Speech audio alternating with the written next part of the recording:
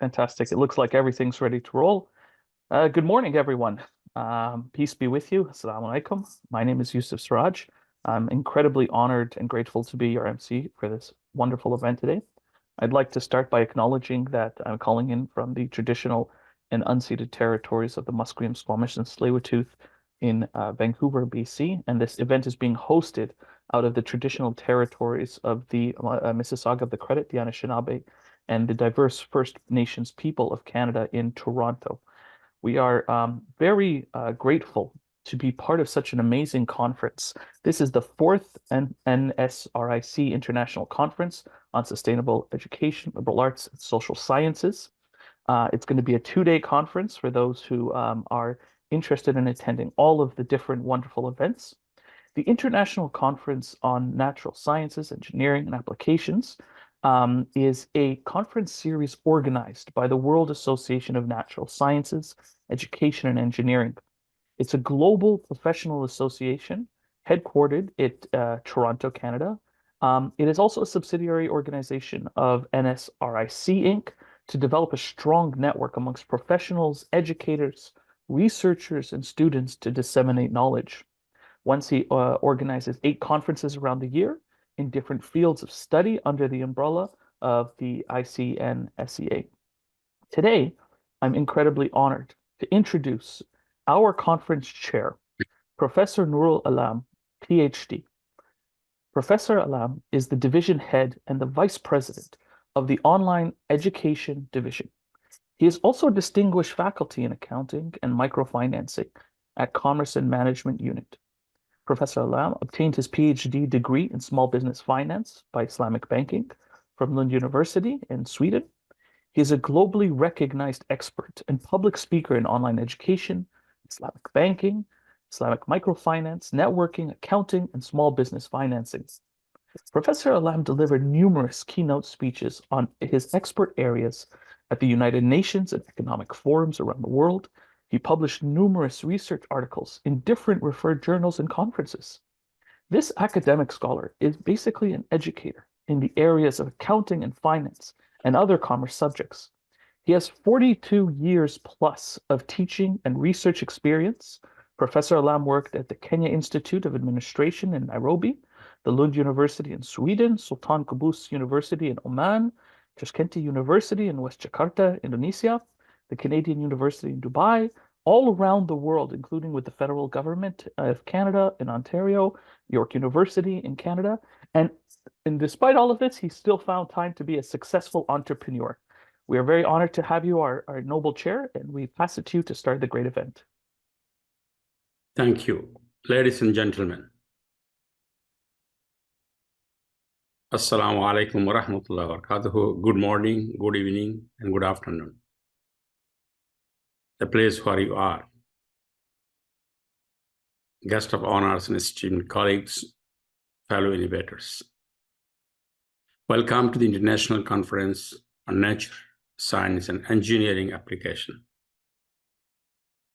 Your presence have today made a wonderful appearance from the globe, all of our friends. It shows that our shared commitment to advancing knowledge and fostering collaboration in these critical fields.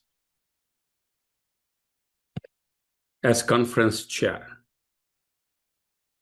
I am thrilled to kick off this event, which brings together a mix of scientists, engineers, researchers, educators, industry experts, and policymakers.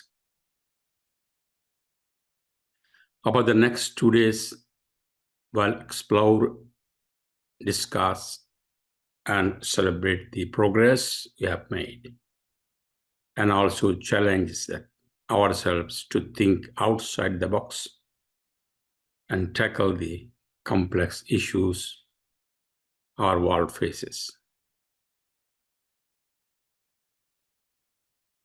At ICNSEA, we know that natural science and engineering is where some of the most exciting innovations happen. It is where we find solutions to big problems like climate change, energy sustainability, environmental protection, and public health. By combining different areas of expertise, we can create a brighter future for everyone. During the conference, you can attend inspiring keynote speeches, paper presentations, and contributory talks showcasing the latest research and applications. I encourage you to jump into this series of presentations and in every sessions and ask questions and share your thoughts.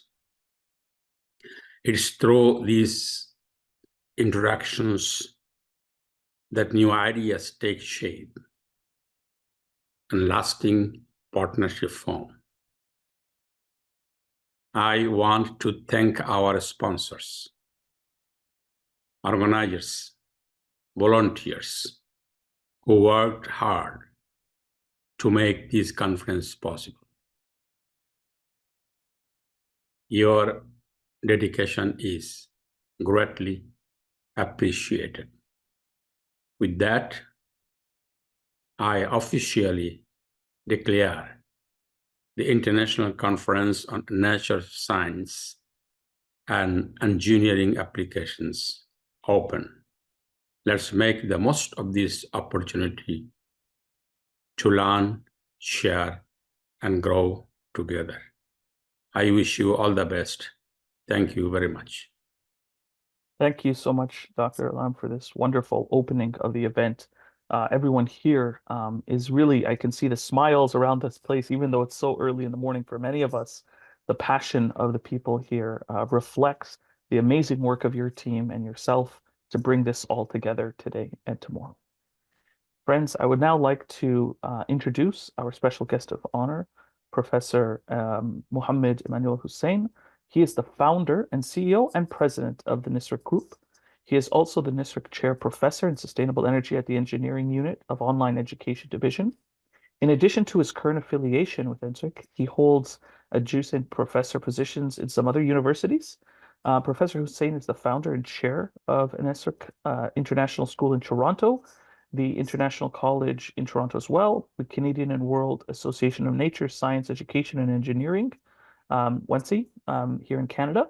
He is also the CEO of NSRIC Green Supplies Incorporated in Canada and the founder of International Conferences on Nature Science and Engineering Applications Canada, as well as conference series associated with that.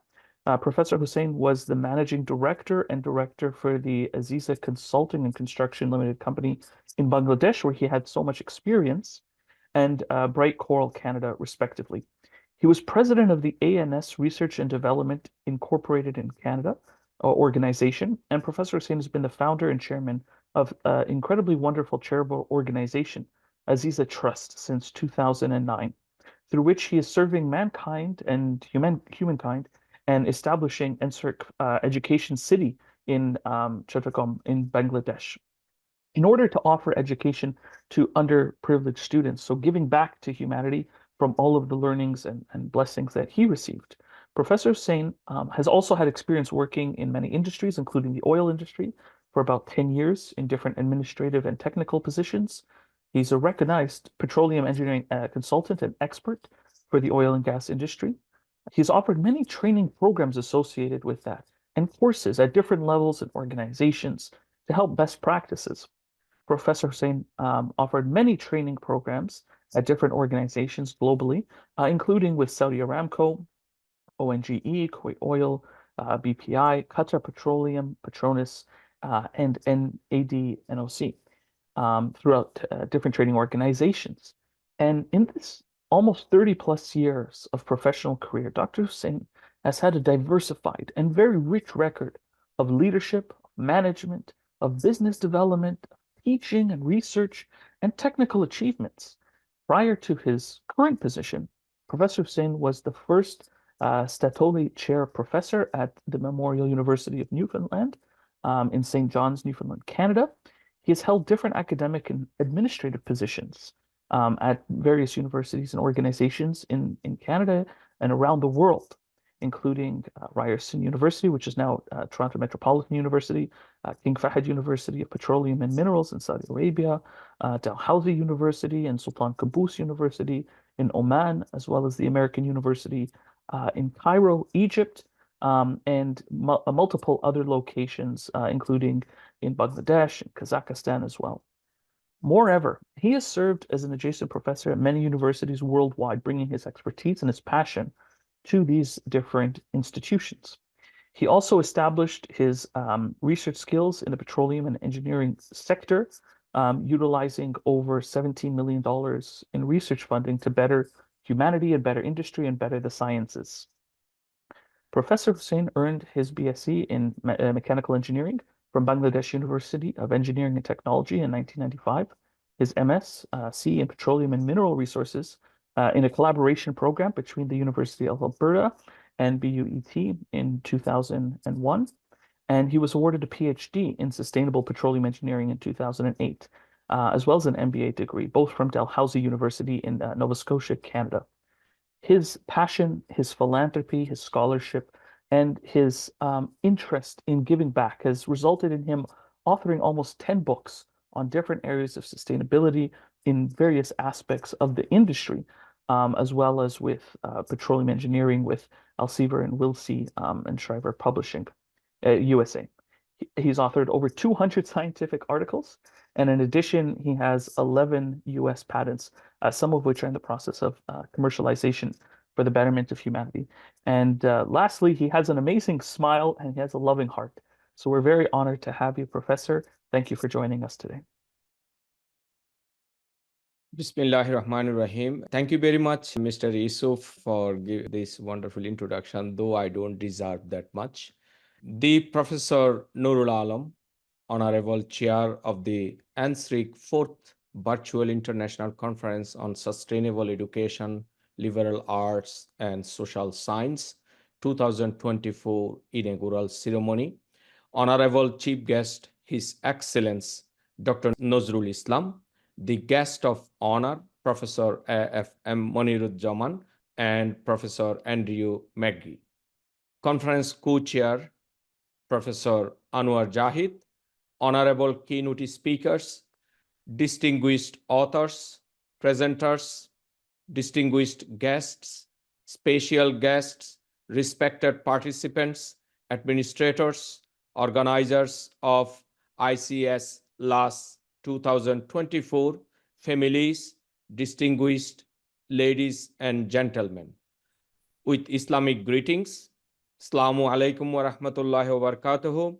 Good morning, good afternoon, good evening for those who are in the other parts of the world. On this auspicious occasion, please accept my sincere thanks and gratitude for inviting me to be among you this morning at this prestigious international conference. On behalf of NSRIC family, let me take this pleasureful opportunity to extend a warm and cheerful welcome to you all. We are delighted to have you join us. Your presence will give us light and strength through our future journey in organizing a series of conferences every year in the coming years. Under the profound leadership of Professor Anwar Jahid, Vice President, Conference and Publications Division at NSRIC. Let me reiterate the theme of the conference, which is promotion of peaceful and inclusive societies for sustainable global development. Dear honorable guests, speakers of the conference, and respected audiences globally who have joined through our Facebook Live, subscribers, students, and professors. I wanted to deliver my talk within the context of conference theme. In today's information era, NSRIC as an organization is committed to working on the fundamentals of and applications of nature science and sustainability in the context of education, liberal arts, and social science in order to establish a solid foundation and progress toward a green planet. Indeed, the pioneer of NSRIC started to address the issues for more than 2 decades now, and thus numerous scientific articles, dozens of books, and many patents are documented and published as evidence of our efforts. Let me elaborate a little bit on what does sustainability means in social science. It can be addressed as specifying and managing both positive and negative impacts of systems, processes, organizations, and activities on people and social life. The three social factors of sustainability are thus social equity and inclusion, community engagement and participation, access to basic services and resources. Example includes foster inclusive urban development, managing growth and change in ways that reduce pollution, protect natural resources, create sustainable communities, and improve quality of life for everyone, including vulnerable people and people with disabilities. In liberal arts, sustainability can be defined as the creative practice of making artwork that are not harmful to environment, as well as works that addresses topics such as climate change, waste management, and social challenges issues. I am very happy to share with you today at least 2 research works that are going to be presented in this 2 days long ICSEA 2024 conference. To address challenges, we need to understand and convince ourselves on one fundamental truth, which is nature is perfect and nature is the best source of knowledge. Thus, considering these facts is a requirement as an assumption for our study, which is, of course, a valid assumption.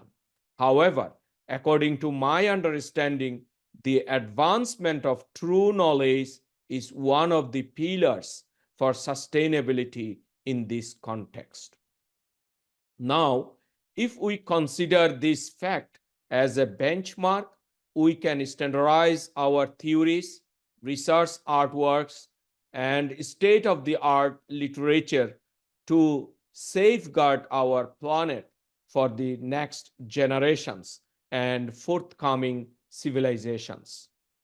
The importance of this knowledge lies in establishing a social framework that is multiracial, non-biased, and upholds justice, including the absence of genocide, equal rights and justice, freedom of speech that is truthful and factual, and without harming nature and the creation in general. Considering the fact that our actual existence in this world is based on sustainability, and thus future generation can live only if we understand sustainability in all its dimensions and acts accordingly in this present era. Some efforts toward this direction have already been in place, such as the reasons behind global agreement moves towards a sustainable future through energy transmission initiatives, reduction in global warming, that is, protocols on climate change, such as effects are being added by allocating the large budget of the current US administration and other development countries along with their efforts. Further, I can extend some example. Expo 2020 was delayed by a year in Dubai, which is exclusively focused on sustainability. Now let me highlight what should be our roles as a living entity. Sustainability is the key in every aspect of securing a better future. From the beginning of the creation of human being, humans rely on nature and natural resources for day-to-day needs, business activities, and survival. In addition, nature is a great educator and source of knowledge. Sustainability is directly related to nature and natural resources. Therefore, ignoring sustainability can lead to toxic environments to the living entities in this planet, and most importantly, to the collapse of natural cycle of nature and natural resources. Sustainability is important to study because it is directly or indirectly related to our daily lifestyle and life cycle. Not necessarily that someone should be an environmental scientist, technologist, economist, social science experts, philosopher, and so on. I can just put one example to short my lecture. Here, for example, a student with business majors need to learn about sustainability because it aids in attractiveness to customers and in fulfilling corporate social responsibility, and so on. So let me take this opportunity to highlight NSRIC's institutional responsiveness toward sustainability. NSRIC took an initiative by introducing sustainability courses for the NSRIC International School in Toronto program, starting from kindergarten to grade 12. Similarly, NSRIC has taken a bold step for its subsidiary organizations to follow the core value of sustainability. In K-12 school, NSRIC Immigration and Visa Consulting, the most recently approved college, NSRIC International College, and the forthcoming NSRIC Sustainable University in Toronto. NSRIC has designed a series of sustainability courses in every program at the undergraduate and graduate level of NSUD.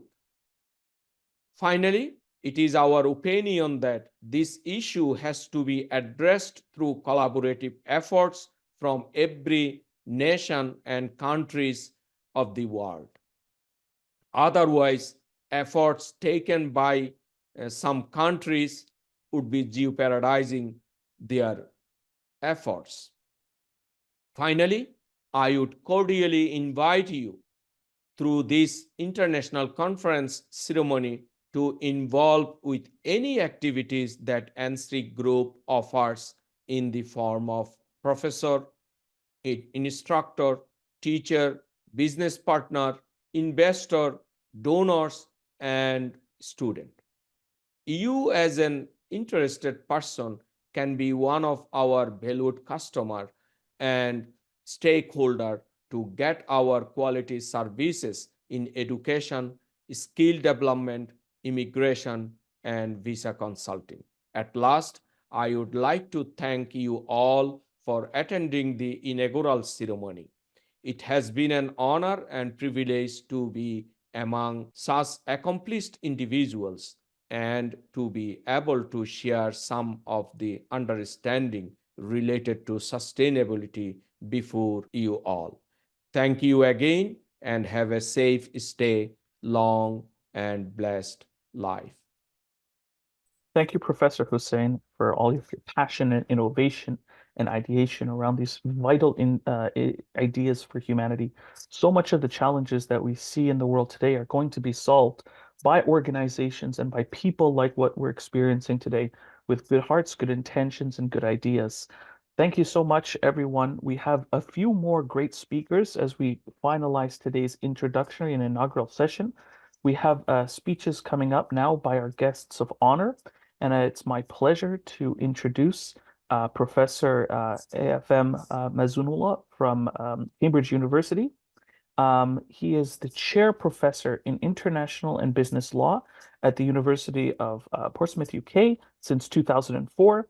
He has acted as a tribunal chairman, an arbitrator, a counsel, an expert, a consultant in multi-million-dollar international arbitrations, including some very high-profiled ones for ICSID, ICC, and IICRA cases.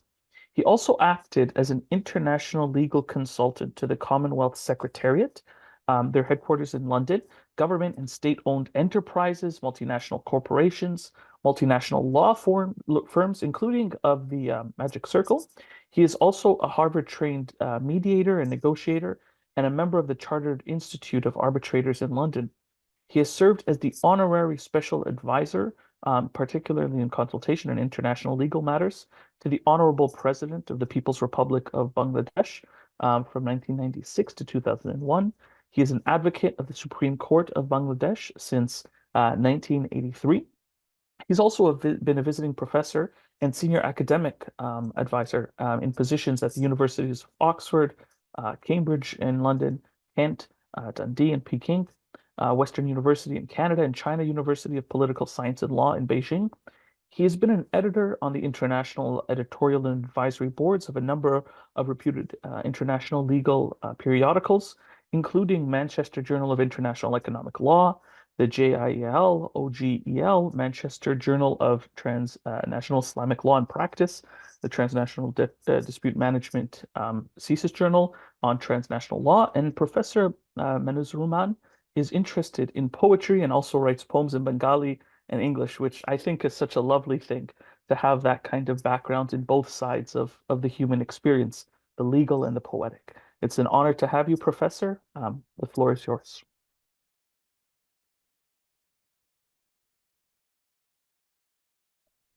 So thank you very much, the chair of the conference and the attendants from the rest of the world. Sorry, I shouldn't just go by the list to save the time, but it's an honor to be invited to, say some words, few words to this august occasion.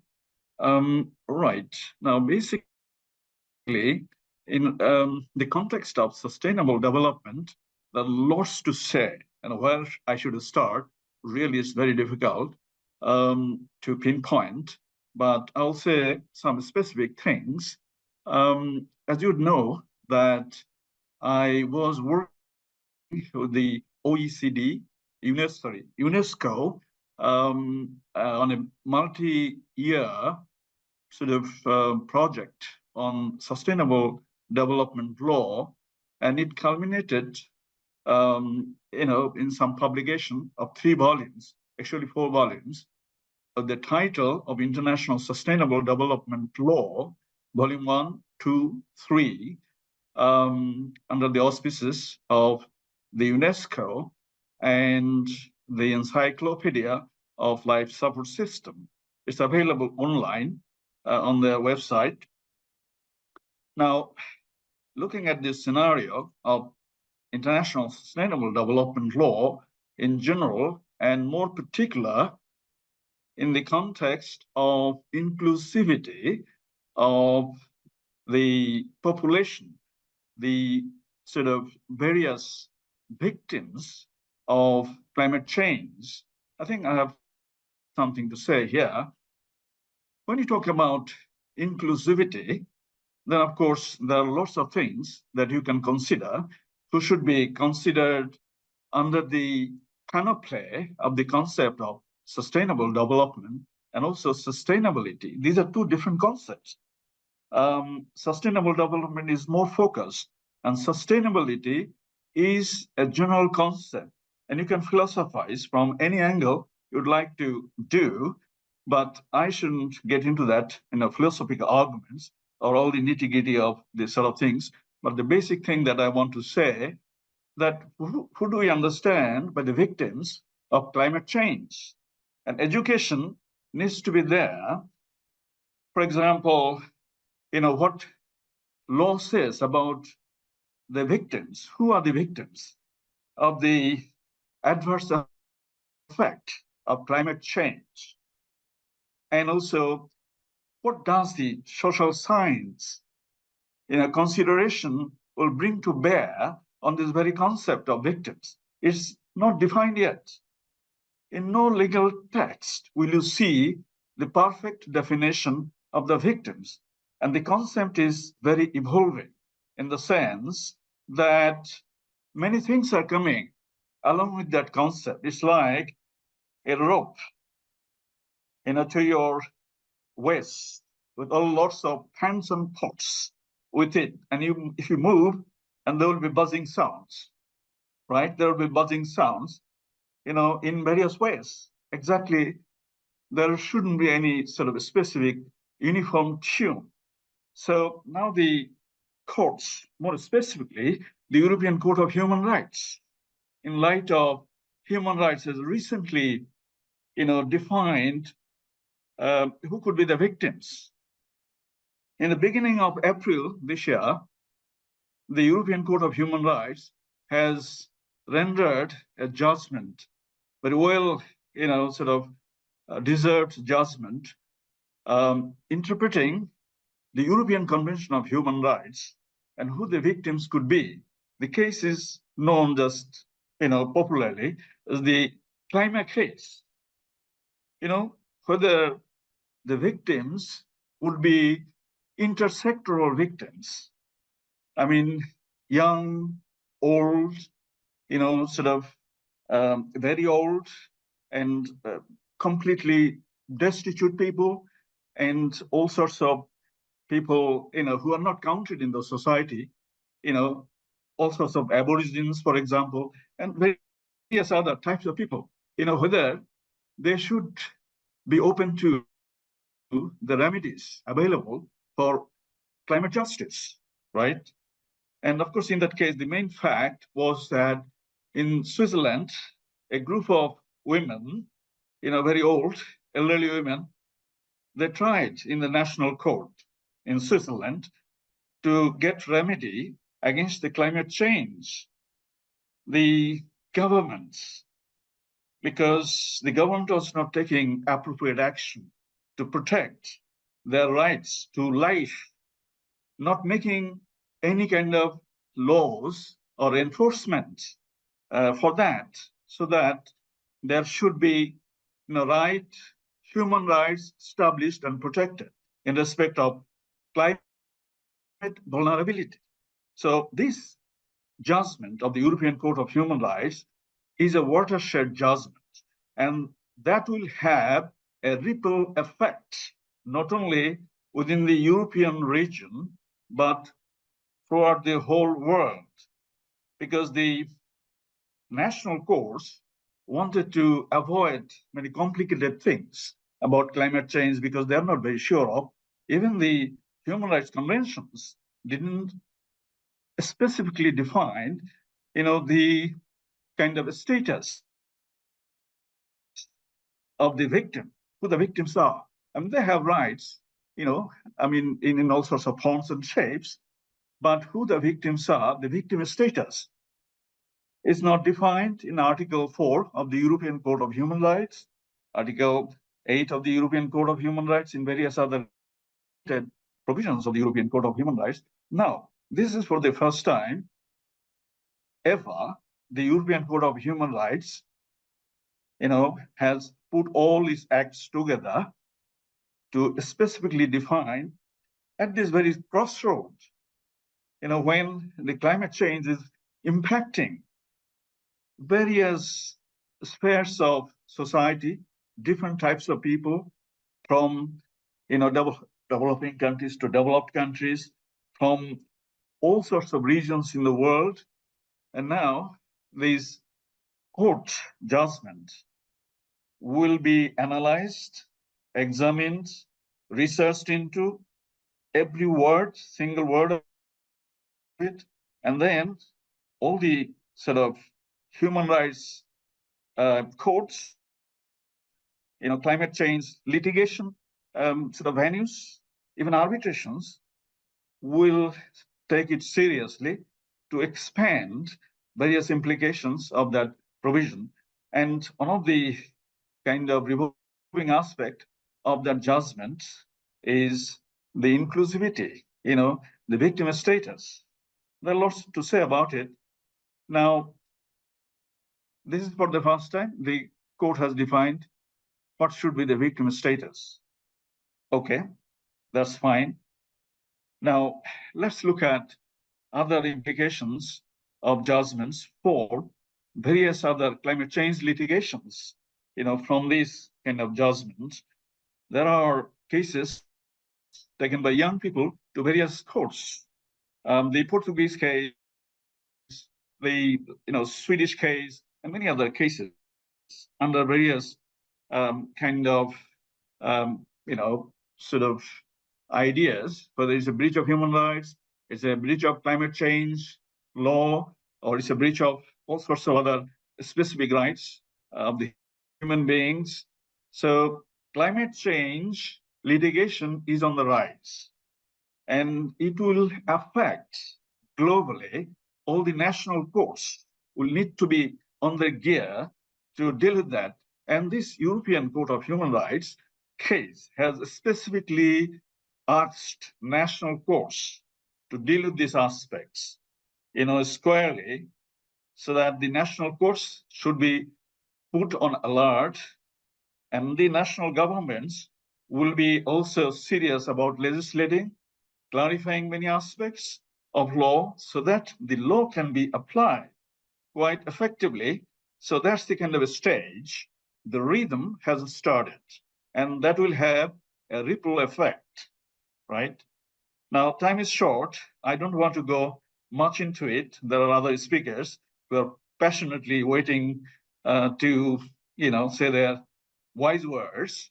So I stop here, just, putting the setting the sort of tone where we should be from now on, in light of the Klima case decided by the European Court of Human Rights. Thank you so much for your kind patience. Thank you so much, Professor Manurzaman. Again, having the care and the passion for humanity as a whole is vital in how we approach these issues. And the legal angle is something that many people outside of our conferences and our events might not think about, but it's so vital for the long-term success of how we approach climate change and these issues and challenges. So thank you for your work, and thank you so much for highlighting that very important aspect. Our next speaker is also a guest of honor, Professor Andrew McGee, a barrister at law. He is a former professor of business law at the University of Manchester in the United Kingdom, with a BA in jurisprudence and BCL from the University of Oxford. Professor McGee is a retired practicing barrister at law. He is an authority in company and commercial law, and in particular, insurance agencies and securities regulation. He appeared in a number of leading cases on commercial agency law, and he was a member of a highly rated King Chambers cost team, and it dealt with points of principle on costs as well as detailed assessments. Professor McGee is an acknowledged expert in the highly technical area of limitation. He's a regular consultant in limited financial matters in every case around this issue. Apart from the numerous articles he's published in highly prestigious journals, Professor McGee has written a number of books, such as The Limitation Periods, Modern Law of Insurance and Share Capital, and The Law of Life Assurance Contracts, having a wide range of expertise as well as a deep level of knowledge in these fields. Professor McGee, it's a great honor to have you with us. Thank you so much. We look forward to hearing your wise words. Thank you very much. Can I just start by saying to everyone, good day, whatever time of day it may be where you are. It's lunchtime here for me, rather earlier for you, I think. Previous speaker, Yusuf, mentioned something, and indeed the speaker before him mentioned something that I was almost going to start with, which is the fact that it seems to me that very often in conversations about sustainable development, the role of lawyers gets ignored. And I think that's rather a shame. Now, I'm biased, of course, because I'm a lawyer. You would expect me to say that. But I do think that lawyers have a certain amount to contribute to this. We've had some stuff already this morning about cases in the European Court of Human Rights, the importance of which cannot be denied. But I want to take it from a slightly different perspective. One of the strands of this conference is peace, justice, and strong institutions as a sustainable development goal. And what I want to say is this. We can all see that the lack of peace and the lack of justice can damage the sustainable development of the world. You don't need me to tell you that across the world now, as I'm afraid at most times, war and injustice damage economic development and damage health and happiness. And these are things that we all ought to be working to reduce, if not entirely prevent. And the question for me as a lawyer is, what does law have to contribute to that? Now, if we look at some of the papers that are coming over the next couple of days, we can see that there are topics in there which are very relevant to lawyers. And I just want to pick out some of them. One is the general one of human rights violations. Now, human rights, of course, are a very contested subject. It's not purely a matter for lawyers, though it is a matter for lawyers. It's a matter for philosophers and economists and other social scientists as well. But lawyers must have something to do with identifying what human rights are and thinking about how we can get them to be respected. We'll come back to those questions at the end. There's human trafficking, which again is both a legal question and a social phenomenon. And there's also freedom of expression, and I want to spend just a little more time on that, because it's something which is of particular interest to me. I see many places where the necessary freedom of expression to discuss properly issues surrounding sustainable development is undermined, if not completely prevented, by ideology. And those ideologies are sometimes political ideologies, and they are sometimes religious ideologies. And what I want to say is that we cannot be serious about sustainable development unless we insist very firmly that free criticism of both political dogma and religious dogma is essential. There are many arguments to be had, many very important arguments to be had, and all have to be free to talk about them. And I have my ideas, no doubt you have yours, we may well differ, but we've got to be free to talk about those. Now, all these points are easy to talk about. It's taken me only 2 or 3 minutes to stress to you the importance of the things that I'm talking about so far. The question is, how can we achieve those objectives? And linked to that, what do we as lawyers, I as a lawyer, have to contribute to that? There have to be strong institutions, hence the point in the title of that strand. And that's clearly so. Strong institutions, including strong legal institutions, are important throughout the developed world. Anywhere on the planet, any developed or indeed developing society needs to develop strong institutions which can protect the weak and the disadvantaged. The world is full of strong actors. Some of those are political. Some of them are commercial. And the commercial ones are the kind of organisation that I dealt with for many years in my work as a practicing barrister. Now, these actors are well organised, and they are very willing and very able to act in ways which benefit themselves and the interest groups that stand behind them. But I'm sure I would get general support in this conference if I said that the interest groups that stand behind them and the agendas pursued by these organisations are often not compatible with ideas of sustainable development. Development, possibly, but often not sustainable development, indeed profoundly unsustainable development. But of course, this is not a level playing field. The side of the political and commercial organisations, actors, have their agenda and they have a lot of money and a lot of power. The weak and the disadvantaged cannot readily compete. And it must be part of the function of law and lawyers to do something to even that balance and to achieve that peace and justice through strong institutions. What I say about all this is that lawyers and political scientists, though obviously I'm more interested in the lawyers, need to do three things. We need to have our own agenda, our own structure for what we can contribute to sustainable development. And my three things are these. I've reduced these to be three bullet points. We have to argue very strongly the need to respect law and to use it.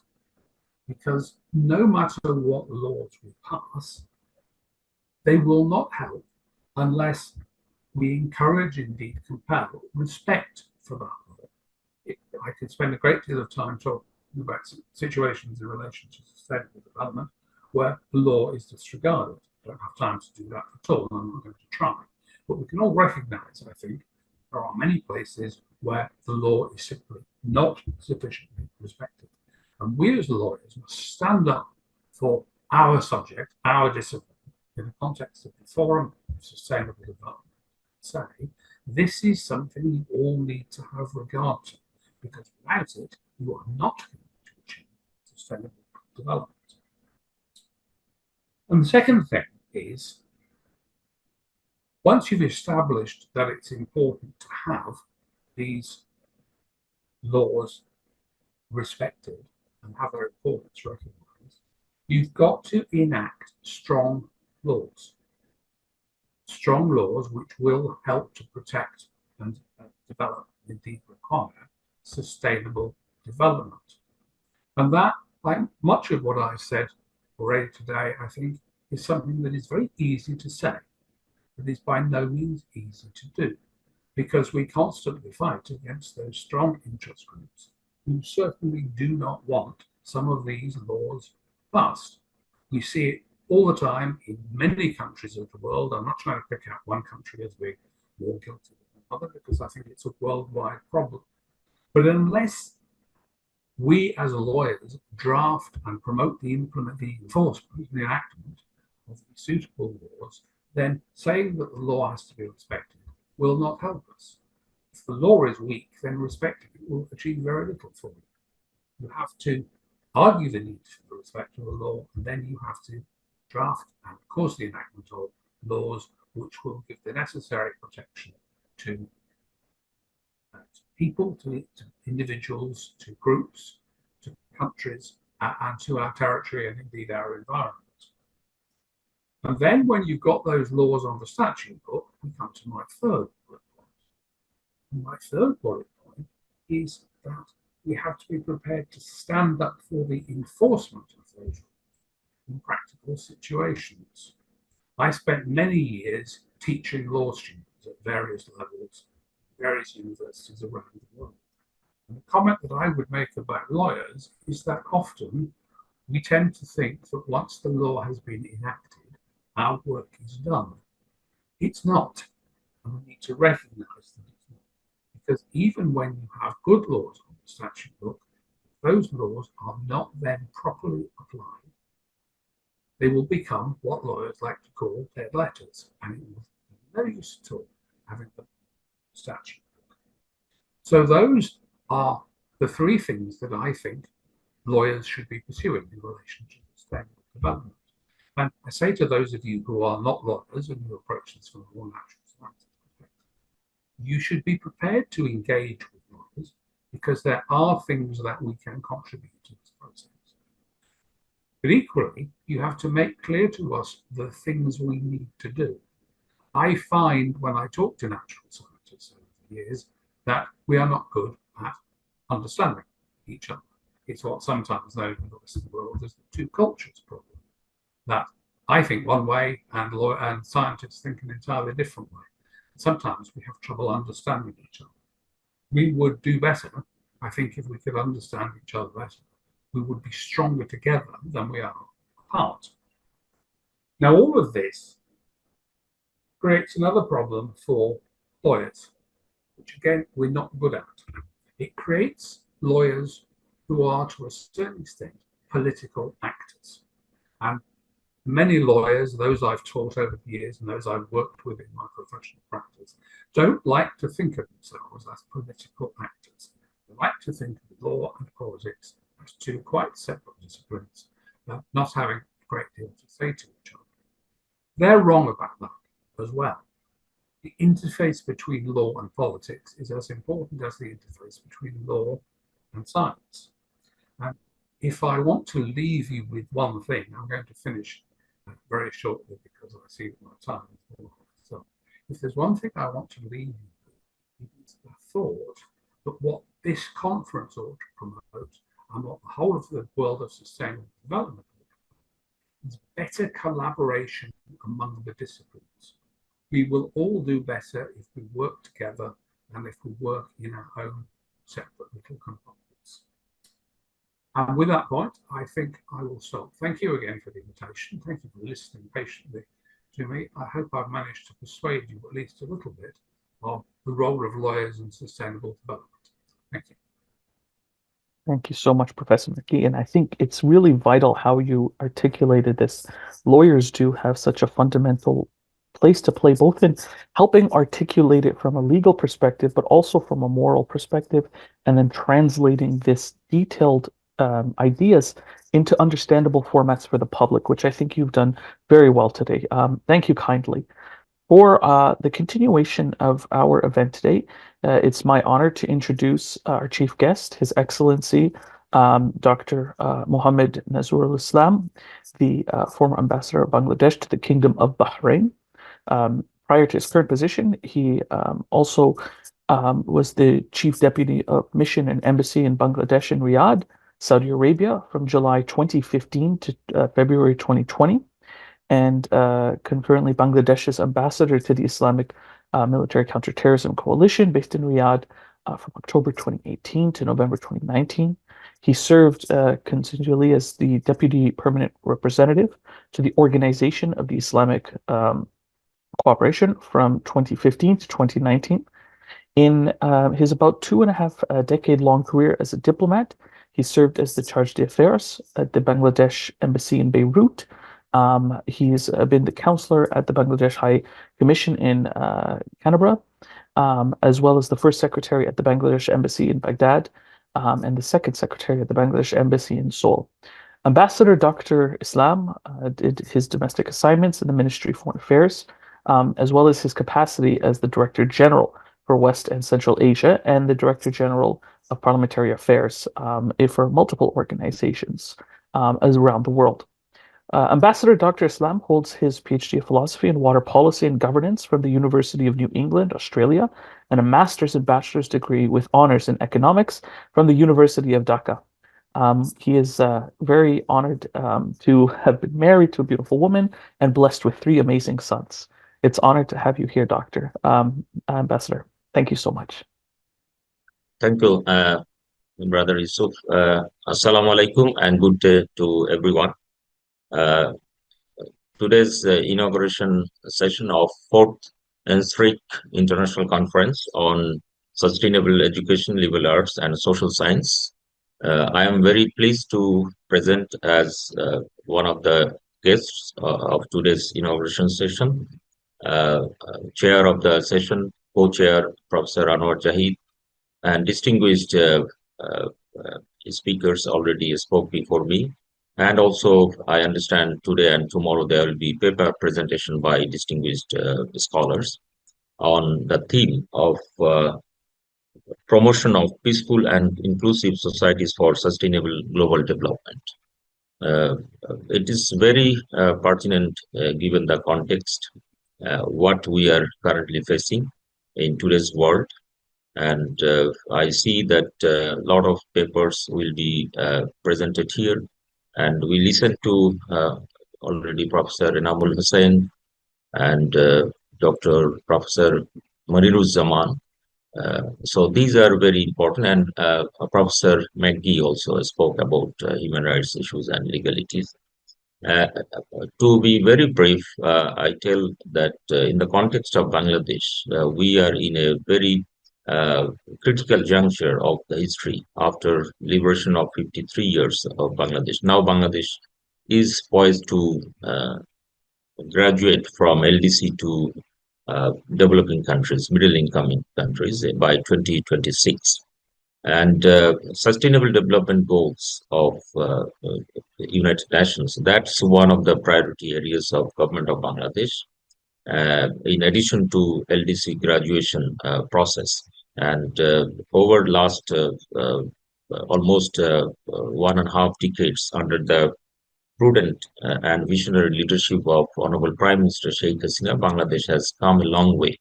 And now it is actually one of the model countries in the context of sustainable development issues. And we actually did very good in Millennium Development Goals achievements.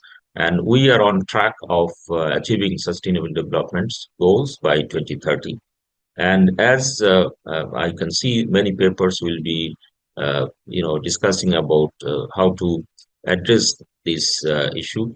And today's inauguration session, we already listened to distinguished scholars. And I see that Bangladesh face few challenges. In addition to achieving that SDGs, we have a formidable challenge for climate change. And I'm very pleased to listen Dr. Professor Maniruzzaman. He spoke about a verdict of European Court of Human Rights, and you will be happy to learn that under co-sponsorship of 132 countries who are victims of climate change, including Bangladesh, we passed a UN resolution last year at the United Nations General Assembly.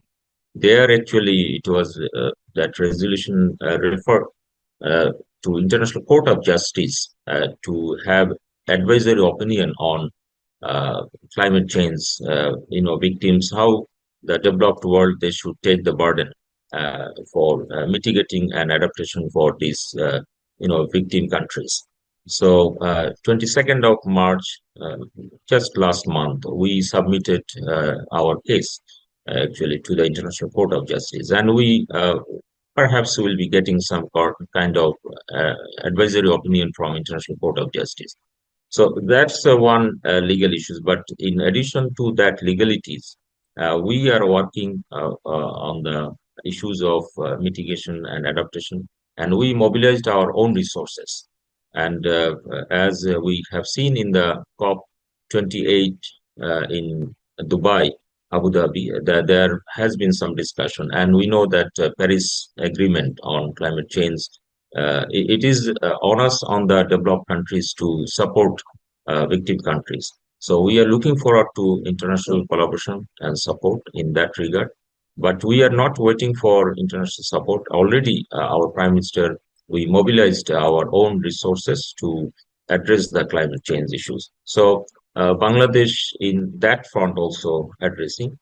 And I see value for this kind of international seminar. Those who are in the developed world, like you are based in Toronto, Canada, we see that developing countries like us, we can have a greater collaboration in STEM, science, technology, engineering, and mathematics. As well as, apart from that, we have now artificial intelligence, robotics, ICT, ITS, many more things. And scientific and technological research issues actually, global south like Bangladesh, we need collaboration and cooperation from global north, who are much advanced in scientific area. So this kind of seminar will be very helpful, as Professor McGee also was telling, that we need to have greater collaboration and cooperation among the parties involved. So I wish this conference a very grand success.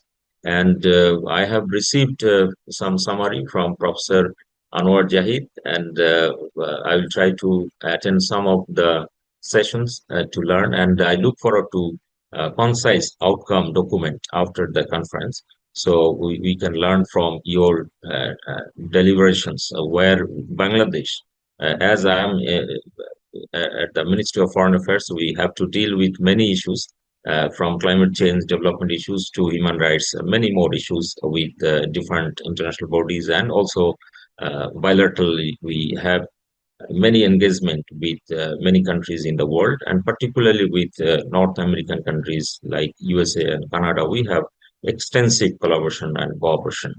And so I look forward to your outcome, and I wish again this seminar, this conference, a very grand success. And again, I would like to thank all organizers, all audience who are distinguished audience who are present here, and thank organizer, particularly chair of the session, Dr. Muhammad Nurul Alam, and co-chair, Dr. Professor Anwar Jahid, for inviting me to be present in the inauguration session. Thank you, and assalamu alaikum. Walaikum salam, and thank you so much, Ambassador. Again, it's an amazing experience to hear your perspective on this, and I'm sure everyone is excited to get all of the learnings from this event disseminated across, both stakeholders as well as honored guests such as yourself and the public in general. I'd like to now invite our final speaker for this morning's opening session, our conference co-chair and keynote speaker, Professor Anwar Zahid. Dr. Zahid is a professor of international business and Islamic law, currently on leave at the Faculty of Law in Eastern University, Dhaka, Bangladesh. He is also the vice president, Conferences and Publications Division of the NSRIC, Canada. Dr. Zahid received his PhD from the University of Manchester in England, preceded by an LLM from Dalhousie University in Canada, and an LLM and LLB with honors degrees from the University of Dhaka. He also received a Certificate of International Alternative Dispute Resolution from the Institute of International Commerce Law, Pace University, New York. Earlier, Dr. Zahid was an associate professor of law at the National University of Malaysia and also in the University of Dhaka. He is the director of the Center for International Law and NSRIC, Islamic International Law, at UKM as well. He is extensively published in various acclaimed and respected international journals.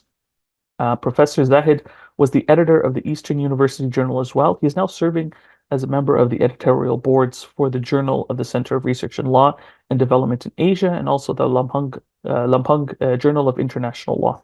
With postgraduate thesis supervision experience, Professor Zahid has acted as a PhD examiner for Marquis University, as well as the National University of Malaysia and Taylor's University in Malaysia. Professor Zahid has received an honorable mention award from Shujing, a social cultural organization in Bangladesh, in recognition for his contribution to legal education. He is also a poet and a blog writer, and I've actually enjoyed quite a few of his poems and blogs personally. Recently, he has published a book of poetry called The Divine Mercy, which is now available on Amazon Kindle. Thank you so much, Dr. Zahid, and we are honored to have you wrap up today's event. Thank you. Thank you so much, Yusuf Al-Shiraj, for giving this opportunity, calling up to speak on this occasion.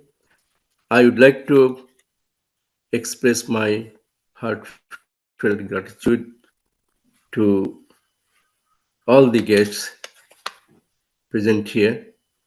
To name number one, His Excellency Dr. Nazrul Islam, who has kindly agreed to inaugurate this session, and guest of honor, Professor Munir Jaman. He is a special person to me. He was my direct teacher and my mentor. And Professor Andrew McGee, he is no less important. He is also my teacher. He was the supervisor of my PhD thesis at the University of Manchester. So I am so happy to have both of them on this occasion, and I'm thankful to both of them that they have responded to my request to attend this program. And I'm thankful to Professor Inamul Hussain as well. He has given his special speech today, and he has given very valuable words on the theme of the program. This session has been chaired by Professor Nuri Alam. He is a very special person to us. He has been leading us to organize this program, this conference. So gratitude to him, and we are thankful to him as well. Then comes our honorable keynote speakers. Professor Hasnat Dewan, Professor of Economics at the University of Vancouver, Canada. Despite his busy schedule, he has given his valuable time to us, and kindly he has been. And then Professor Mahmoud Hassan of National University, Malaysia, Sir Hasnat Dewan, and they have kindly agreed and responded to my request to give their keynote speech. So from my own behalf, and also on behalf of the organization, I would like to express my thanks and gratitude to them and all of our guests. Our respected moderators, they all are busy. Yeah, they are established in their own life, busy. They are busy with their career. Still, they have given us time.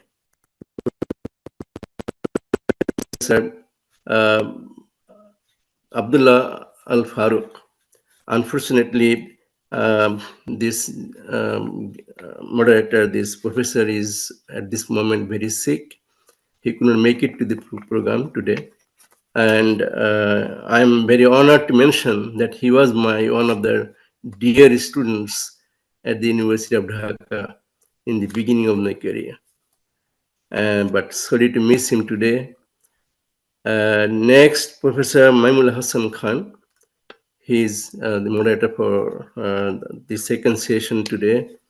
He was my honorable colleague at the University of Dhaka, and he has been kind to me to agree to be a moderator for one of the sessions. Then comes my colleague at the National University of Malaysia, which is in Malaysian language called University Kebangsaan Malaysia, UKM. He was one of my very close colleagues, and he was a deputy dean when I was there. I served the university for 10 years.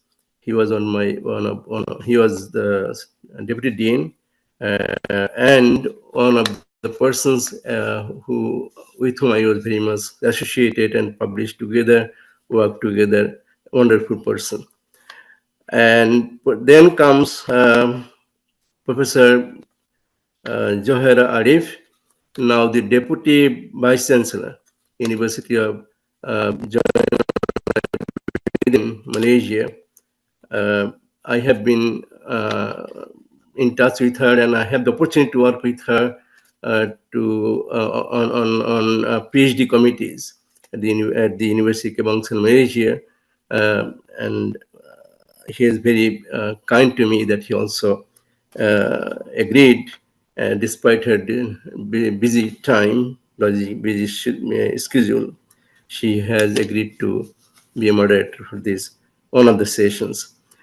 I am grateful to all of them, and I am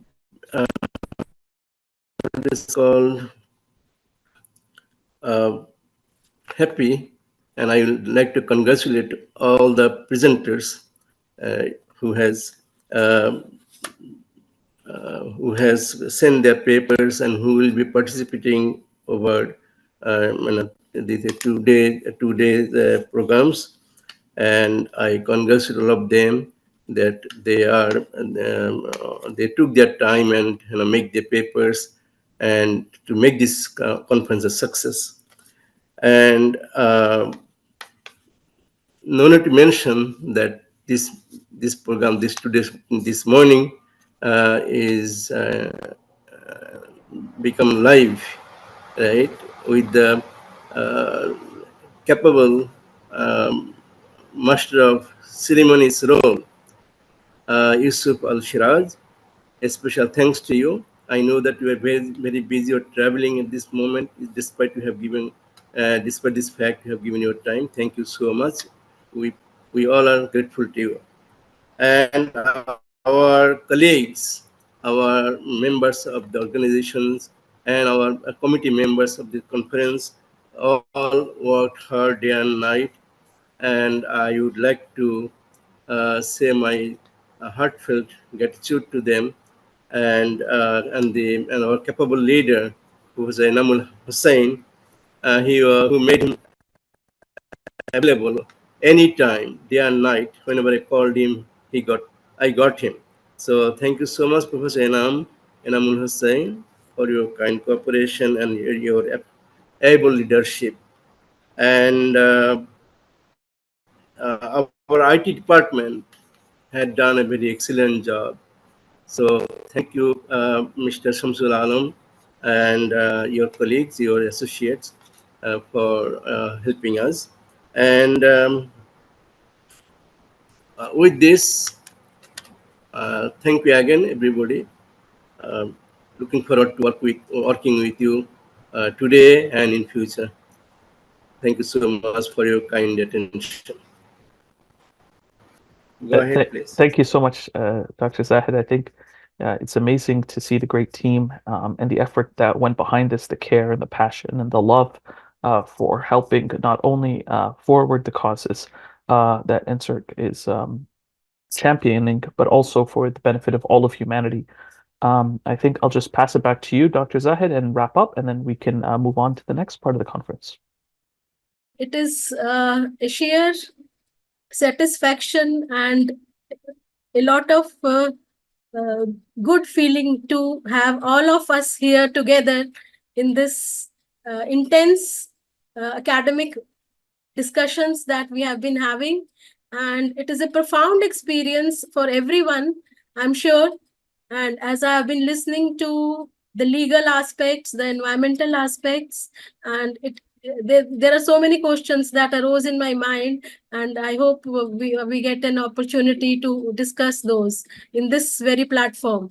And we make it a lively session, and then the learning is great because so many insights have emerged in this brief discussion that we have been having. And my name is Dr. Professor Poonam Arora, and I am looking into the marketing aspects of NSRIC. And my field is basically social work, business, human resources management, and research has been a passion for me. And before we start with the session, I would like to thank our mentor, guide, and philosopher to whom we always look forward to whenever we are in, into such programs and wherever we are in even in a crisis situation, Professor Alam. And we really, he's a role model for all of us, I suppose. And the learnings have been dynamic and great. Every time, even though it is a brief encounter with him, but there's a lot to learn and take up. So thank you so much, sir, for your inspiration. And we hope and pray that you always bless us with your good energy, and that we stay happy and satisfied, and then we work together as a academic community. And it is, and we, it is a satisfying experience for each one of us. And I'm really grateful to our president, Professor Hussain, who has given us a lot of space to work, to be autonomously functioning, and he is very receptive to our suggestions. And it is a very satisfying experience whenever we work together on a project as a team. So that being said, we are also grateful to all other faculty members and support staff who have been actively working around the clock to make this event a successful one. I'm really grateful to Professor Zahid because he has taken up all the responsibility onto himself for managing and organizing this conference wholeheartedly. And we are also doing our best in that process. So it is really a satisfying experience. We have all the distinguished persons here, guest visionaries who are concerned about future aspects of our lives and who want, who want to instill creativity into our lives. So this is a very enriching and empowering experience at the same time. So as Dr. coming on to, I will not take much time, but then coming on to our session, as Professor Zahid said, the moderator, I think he's not feeling well, sir, as you said. So, but I was going through his work. He is a prominent young academician who has done some promising work, and he has written so many papers. We'll briefly go through his the summary of his work. And basically, he is currently working as a professor and dean, faculty of Chittagong, Bangladesh, and he's also serving as director of the research and publication cell, University of Chittagong. He was a visiting fellow at the Macquarie University, Australia in 2017, and he taught there public international law for 1 year. He has also served as a dean for 2 consecutive terms from 12 to 16, and he's a former head of, he's into he's LLB and LLM, and then he also holds a PhD with Commonwealth scholarship. And he was also a postdoctoral fellow at the Dundee University. And he has also published many 3 books basically, and published around 70 articles in national and international journals. He is a gold medal recipient, and his outstanding contributions in the legal field have been, cherished by the fraternity. Some of his publications I was going through that Dr. Lata passed on to me, and they are basically in the field of it will be interesting to note that he is a renowned at the Department of Law, and then he is into public international law, human rights, energy, environment, legal ethics, and access to justice.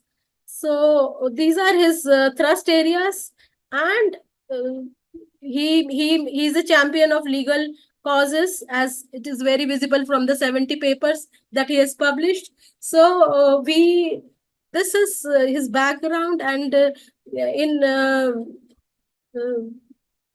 and we move on to the session, and I would request our keynote speakers to please come forward and then start with the next session. I would like to welcome Professor Diwan, and I am really pleased to see him.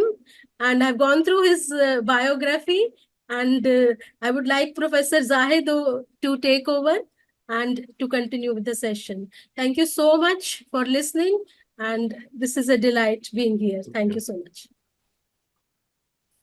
Everybody is welcome to this session. We'll start with the speech by our speaker, Professor Hassan Dewan. Let me briefly introduce him to you. Professor Dewan has 30 years of teaching experience in economics at universities in the United States of America, Canada, China, and Bangladesh. Currently, he is a professor of economics at Thompson Rivers University, a member of the Thompson Rivers University Board of Governors, and chair of the Bob Gagliardi School of Business and Economics. He also served as the chair of economics, the coordinator of the School of Business and Economics International Programs, Thompson River University senator, a director of the University Faculty Association Executive Board. Professor Dewan's exemplary leadership was recognized with the Thompson University Chair Leadership Award. Over 20 awards of academic, teaching, research, and service excellence from institutions in 4 countries highlight Professor Dewan's achievements. As a Fulbright scholar, he earned his MA from Yale University and a PhD from University of Texas at Austin. He was also awarded the University Gold Medal for securing the highest marks among the graduating students from all undergraduate programs of the University of Jahangirnagar, Dhaka, Bangladesh of that year. Professor Dewan's primary research area is sustainable development, alongside publishing articles and contributing chapters to respected journals and books. He has presented his work at over 30 conferences and seminars across Asia, Europe, Australia, and North America.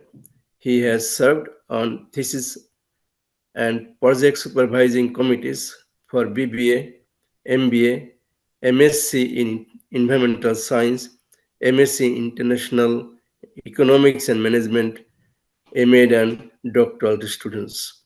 With this brief introduction, I am honored and pleased to call upon Professor Dewan to give his space. Thank you. Thank you, Professor Jahid, for this flattering introduction. I am really honored. I will share my screen if I can. I will see. It will be easier for you to follow.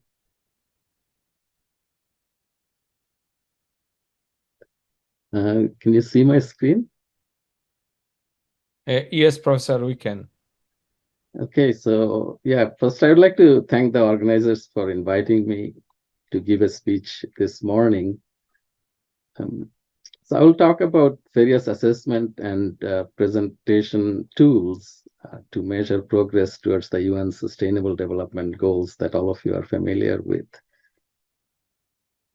So here is a brief overview of the presentation. I'll talk about various dimensions of sustainable development and the 17 Sustainable Development Goals. And after that, I will explain the various tools that have been used to measure those Sustainable Development Goals and various presentation techniques that researchers have used. And after that, I will talk about a few global initiatives And I'll also look at Canada's performance in achieving those goals. So that's a brief outline of the presentation. Now, there are many definitions of sustainable development, as you know. Now, the most popular one is, of course, the one by Brundtland Commission. Let me just use my pen. Yeah, so the most popular one says sustainable development is meeting the basic needs of the present generation without compromising the ability of future generations to meet their needs. So without compromising, that's one thing, the ability of future generations to meet their needs. But it also mentions that we should not forget about meeting the basic needs of the present generation. So for example, if you have an exhaustible stock of natural resources, let's say we have 100 units of natural resources, then we want to allocate it between the present and the future generations. How do we do that efficiently? I'm an economist. As an economist, we use what we call the hoteling rule. And that just gives us this formula. I'm not going to go over that. That's the formula for dynamic efficiency. Now, if you look at the variables here, so it looks at the present price, the price of the resource at the present time, and the price of the resource in the future, and the cost of resource extraction. Now, one thing that is controversial is the discount rate. What discount rate should we use? Okay, if we want to allocate resources, because as you know that $100 today is not the same as $100 10 years later. But again, in finance, we can use bank interest rate, bond interest rate, etc., as the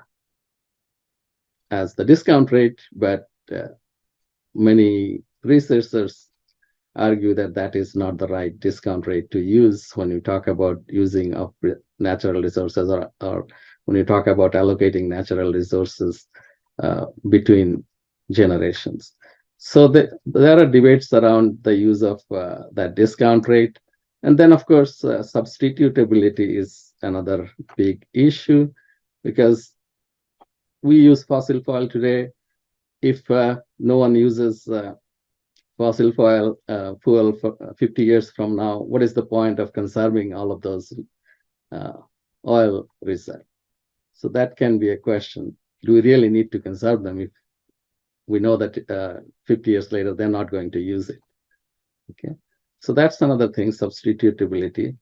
And of course, we know that technology improves. All of you have seen the advancement of AI and all those things. They can also hopefully help achieve some of those sustainable development goals. So we'll talk about some of those in a little bit. Okay, I'll go to the next slide.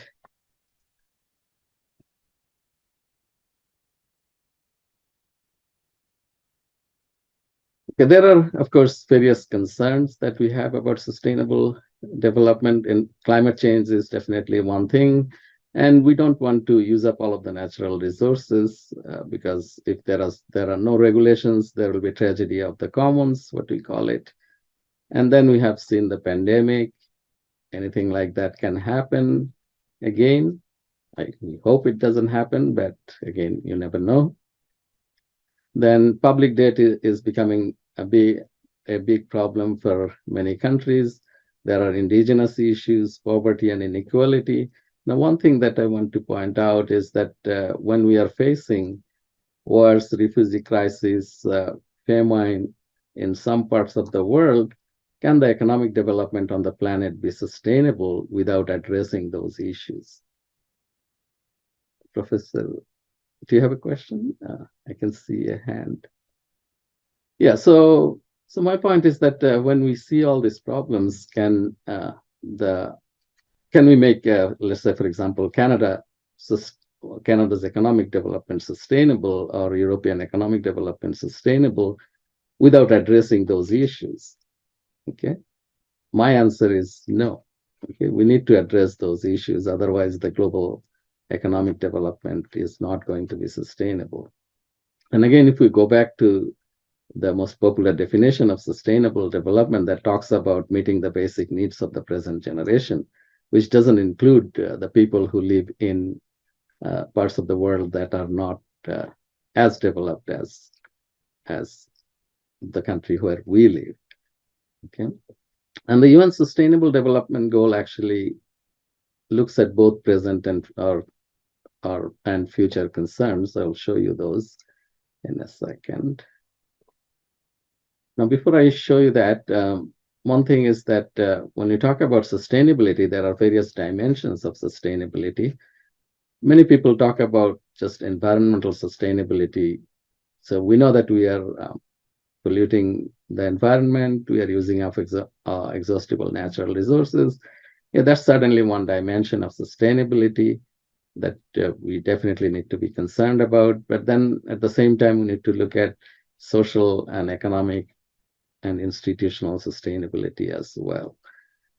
Now, in the business world, the triple bottom line approach is becoming more and more popular, which talks about people, planet, and prosperity. Okay, so instead of prosperity or profit, sometimes we call it. So instead of just profit, many businesses now want to look at people and planet, okay, which talks about social responsibility and also environmental stewardship. Okay. In addition to those three, now some researchers are adding two more P's, peace and partnership, with that. So they call it 5 P's. So we need to look at these 5 P's when we talk about achieving sustainable development. Now, these are the 17 Sustainable Development Goals. All of you have seen that picture, I believe. Okay. Now, it looks at economic, environmental, and social sustainability. Now, the question is, how do we achieve those goals? So this is called the 2030 Agenda for Sustainable Development Goals, and countries agreed to achieve those goals or at least get closer to those goals by 2030. We have only 6 years left, and I'm sure that most countries will not achieve those goals. Okay, but again, as long as we move in the right direction, that's an achievement. And again, I'm sure they will be revising those goals before 2030. Again, they will meet, countries will, their representatives will meet and try to define new goals. Now here I'll be looking at different indices that are used to measure those goals, and also how different researchers present those things. Okay, so data dashboard is one. I'll talk a little more about it in a little bit. Okay, Sustainable Development Goal Index score, which puts equal weight on each of those indicators. That's the limitation of it. It's been calculated for some cities. Okay, distance to the Sustainable Development Goal targets, that's another approach. And now, Genuine Wellbeing Index is something that was used in a city in Alberta. They calculated it, the Genuine Wellbeing Index. And there are some researchers who use mathematical modeling to define the weights of different indicators, okay, that is appropriate for a particular region, and try to calculate composite indices. Okay. In one of my papers, I used Sustainable Development Trajectory. I will show you that. Okay. And of course, these days there are talks about using big data, the satellite data, mobile phone data, and other data, micro level data. Okay. But there are problems with that too. And AI is becoming a big thing, of course, as all of you know. And we'll see how AI can affect the achievement of those goals very briefly. Okay. So considering the time limit, I'm not going to go over every single point from my slides. I'll show you a few, I'll talk about a few things. The wedding cake approach is one thing that many people like. Okay, if you look at this wedding cake model that was used by Stockholm Resilience Center, it has 3 layers, as you can see at the bottom. Let me just make it bigger. Yeah, at the bottom we have biosphere, which has these 4 indicators out of those 17, and then society in the middle. There are 8 indicators there, and then economy, 4 indicators there, and the last one, 17th one, is the partnership. So that's the way they layered those indicators, okay, and try to see how much progress they made in each of those categories. Okay. And Sustainable Development Goal Index score is calculated for many European cities. As you can see here, Oslo, Stockholm, Helsinki, and these are some of their index values of the scores. Okay. And when the score is more than 70, it's dark green, as you can see. Okay. So that's the best if it becomes green or dark green. And then again, when it's red, that means it's less than 50. You can see one here. Okay, so what they did, they tried to put equal weight on all those 17 indicators and try to calculate a composite index and see how a particular city or a region has done in terms of achieving those goals. This is another approach which talks about the distance to the Sustainable Development Goal targets. Now, as all of you know, that each of those goals have many targets, right? We measure those targets to see how far progress have been made to achieve those goals. So if you take any of them, now this one uses a 5P approach, as I said before. As you can see, people, planet, prosperity, peace, and partnership. So that those 5 P's, and I showed you the indicators for each of those P. And then again, when you look at any of them, let's say this one is no poverty, the first one. Then we look at the indicators here. Okay, so they look at these indicators, and as you can see in some of the indicators, well, if it is for a country has done very well, but it hasn't done very well in terms of another particular indicator. So that's the way they try to measure this, measure the performance of a country. Okay, so that's distance to the Sustainable Development Goal target. If it reaches here, that's the best. That means they have achieved that goal. And as I told you before, that the Genuine Wellbeing Index was calculated for a city in Alberta, and it shows the performance of the city, this yellow part, relative to the performance of the province. So let's say the province has achieved the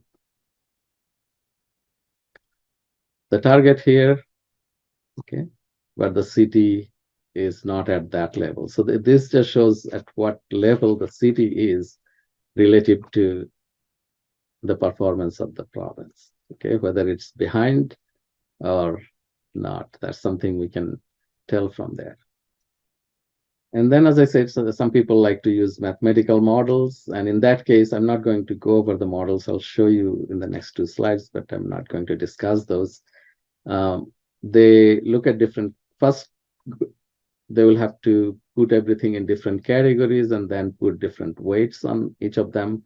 And the weights are calculated objectively. These are not subjective weights, or these are not equal weights. So if the 5 P's approach is used, then we know that these are the goals that are goals 1 to 5 is in this category, and then like 17 is in the last category. If the wedding cake approach is used, then there are 3 categories, and we have those different goals. And if we use a different framework like social, environmental, and economic goals, then again, we can categorize them accordingly, and then put weights based on the mathematical models. I'll show you the models in a second, but as I said, I'm not going to discuss that in detail here unless you really want to. And the weights are calculated, and then we can get we can evaluate the performance of that particular region. Now, it was used to calculate the performance of Fujian, for example, in China, okay, by some researchers. And this is one model that I used in one of my papers. So I'll just briefly talk about that. Here we have, I looked at Human Development Index, and when Human Development Index is 1, that's the best, of course, and here Human Development Index is 0, and you can use economic growth or anything. So this is the best possible outcome. In Tops's model, we call it positive ideal solution. That's where we want to go to. And this is the negative ideal solution, or that's the worst possible outcome. We want to be away from that point. Now, the question is, if we think about two countries, let's say country A and country D, if you look at them, so country A has achieved most of its sustainable development goals, so they have done very well in terms of achieving those goals, but the damage to the environment that they caused is relatively low. On the other hand, if we look at country D, they haven't achieved much, but they have already damaged the environment quite a bit, and they have used up a lot of their natural resources. So that's a risky situation. So they need to be more conservative in the use of natural resources, exhaustible natural resources. They need to have stricter environmental regulations compared to this country. Okay. So what I'm suggesting is that the cost-benefit analysis, the monetary cost-benefit analysis that we use in economics, that may not apply or may not be appropriate for these two countries, because these two countries are in two different situations. Okay. So this is my personal opinion, and I'll move on to other ideas.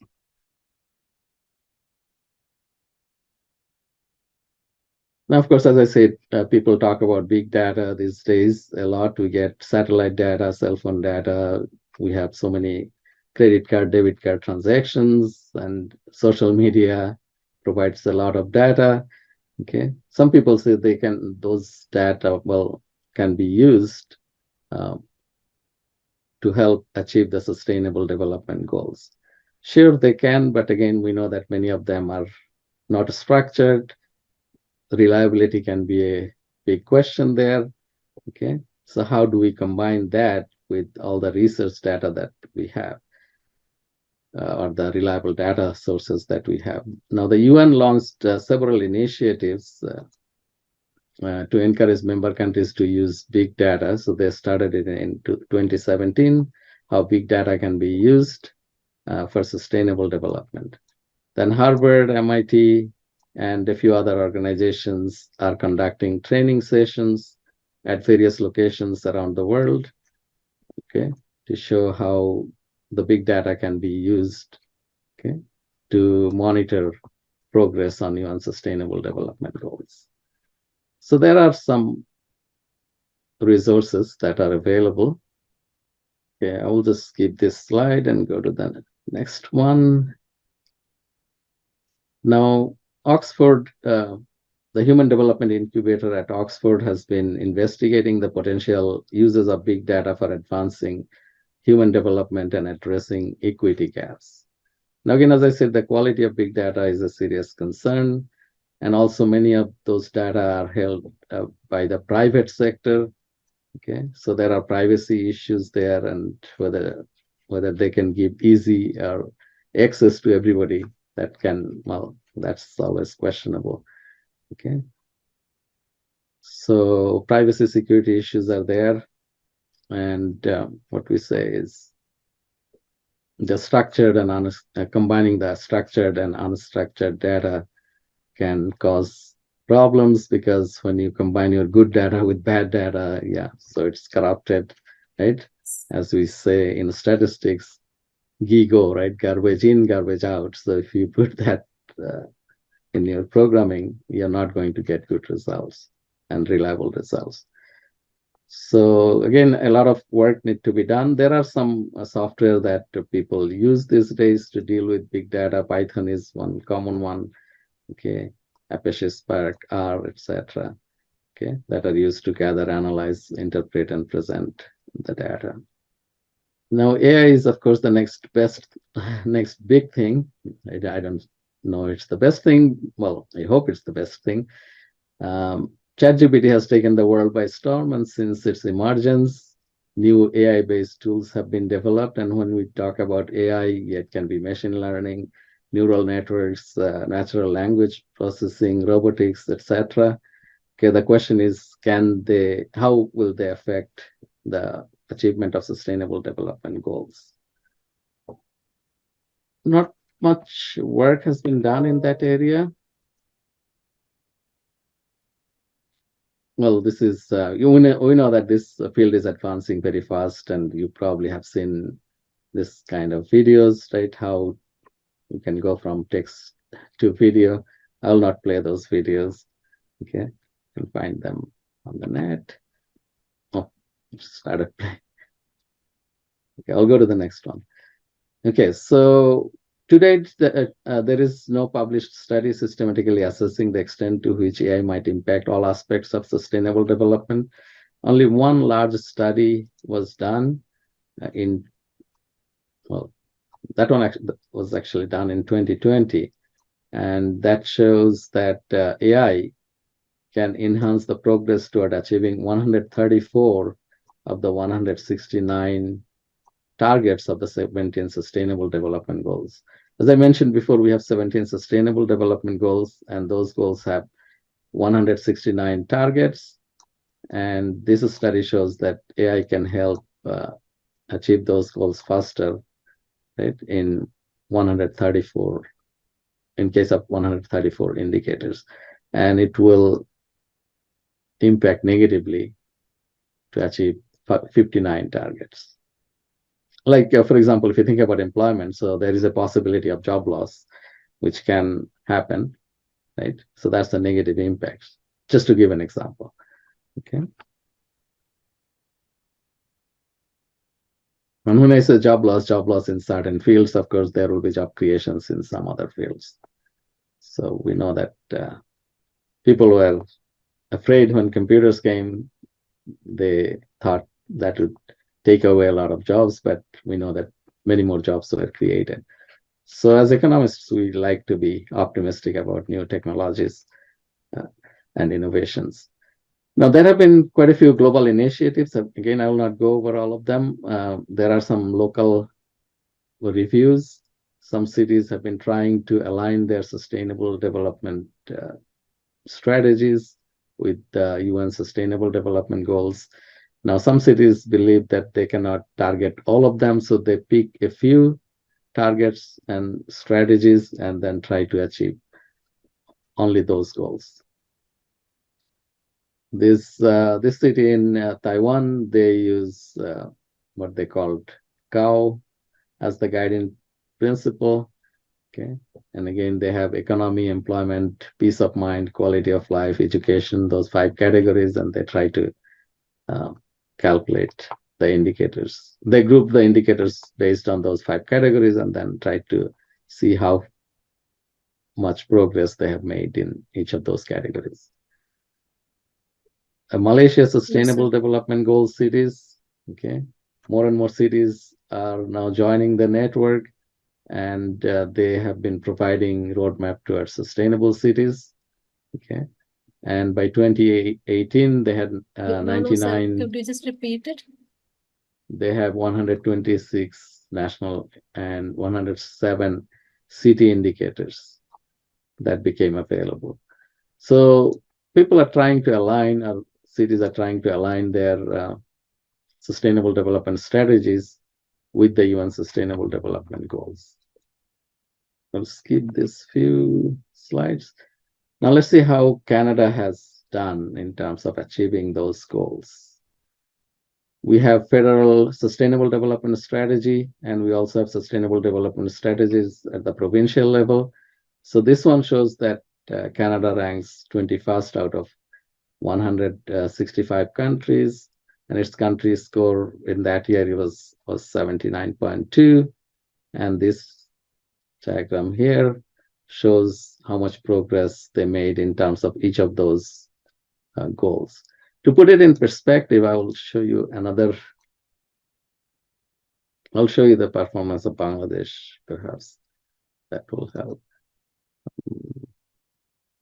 This might want to stop sharing this. Okay, I'll show that at the end. Okay, so this one is 21st. Okay, if I want to show the performance of Bangladesh. Okay, now these are the 17 Sustainable Development Goals. Professor Chaid, do you have something to say? Honorable Professor Dewan, We are running out of time, I think. may I invite your attention, please, Professor Dewan? Yes, please. If you kindly Okay, I'll wrap it up in like 2 minutes. finish it up in a minute. Okay. Okay, so as you can see, All right, Canada thank you. has done well in Very some well. of them, like no poverty, quality education. It's not doing well in terms of responsible consumption and production. Okay. Okay, and this is where I live. This is a small city in Kamloops, small and nice city. Okay, as you can see. But if you look at the next slide, then you will realize what we face during the summer, in some summers. Wildfires, haze, flood, etc. So that shows all the environmental issues that we face. So it goes from here to there in some summer. And in Kamloops, yeah, we have sustainable development plans, sustainable Kamloops plan, and they are focusing mainly on homelessness and affordable housing. Okay. And I guess this is my last slide. And I would say that we need to focus on achieving the optimum sustainable development path. Countries need to define that. Big data and AI can be used for that. Okay. And peaceful and inclusive societies are essential for sustainable global development. So I cannot emphasize enough the importance of SDG 16, which is peace, justice, and strong institutions, and partnership for the goals. And that's all I have. But then, as I said, I wanted to share the performance of Bangladesh with you, but I don't know if we have time. Or maybe if you have questions, I can just show that to you just in 1 second. I said, okay. Okay, I should stop sharing this. You see my screen? Yeah, so Canada ranks 21st and Yes. You can see it. Yeah, so this is the ranking of Bangladesh. So we can see how much progress we have made. We are 101, right, out of 166 countries. So our ranking is that. And this is the Sustainable Development Goal Index score. Okay. And in many of these cases, as you can see, we are going backward. So we need to work a lot, right, to achieve those 17 Sustainable Development Goals. Okay, so thank you for your time. Okay, I'll just stop here. Thank you, Professor Dewan, for your wonderful speech. Or if there is A no word of time, appreciation to Dr. Professor Devan. Wonderful. You've triggered an inspiration and an existing interest in me to look into. Suppose we would like to do a similar small project for a state in India. Maybe have a copy of how you did the calculations And what are the indicators you used for the people, to measure people, especially prosperity? Yes, planet we also know, but people, is it the skill, or is it the kind of unemployment? What exactly are the criteria you used as indicator to measure the development goals? Yeah, that's a very important and very good question, because one is the overarching thing, which is the Sustainable Development Goals. Like, that's the high level goals that we want to achieve, but how do we materialize it? How do we implement it at the local level? So what the suggestions are, or what many regions or cities are doing, they're trying to see which indicators are more appropriate given the socioeconomic condition in that particular region. Instead of looking at the targets that the UN has set for each of those goals, which targets are more important, or is there any other target that's more relevant? Okay. And if you can justify that, you just look at those indicators only to measure progress in achieving a particular goal. Let's say if you're talking about employment side, yeah, so what kind of jobs people do there? And if you talk about environment, yeah. So you just look at that particular sector, and as a local person, you probably know better what the problems in that region are and what kind of environmental issues or resource issues that particular region faces. And based on that, you decide what would be the more appropriate indicator, which may not be the appropriate indicator, for example, for Toronto. So it may vary from country to country. It may vary from country to country, location from region to region. Okay. But when we compare global, well, when you make country comparisons, then we need to have some kind of consistency, right? But at the local level, yeah, you can, those indicators can vary significantly. Because I was looking forward for NSRIC to have a consultancy, just in case we follow your path or guidance of how you did for a particular, we could do it for a particular state as a consultant, from NSRIC on behalf of NSRIC. Yeah. So we would love to have, if you could share your research work with us, we'd be very glad, so that we could further discuss and seek your guidance. Sure, I would be happy to. Thank you so much. Yeah. Thank you, Professor Divan. Thank you. It was really inspiring. Thank you. Thanks. Question, sir? Can I ask a brief question? It is like, are we really serious about monitoring and evaluating, information based on big data, or most programs are left in between? Like, we put great ideas, then we just leave the projects in between, because monitoring and we look for objectivity, but we don't cherish it much, and so we leave the monitoring and evaluation part in terms of statistics. That is my experience with social development projects. So what is your opinion, sir? No, I definitely agree with you. The issue is big data can be used, but we don't have the tools or resources to evaluate them properly. So I'm sure, well, many people are working in that area, and there are so many computer scientists and others. Okay, and eventually there will be processes available to get reliable data from those unstructured and unreliable data. We need to be able to sort them out, right?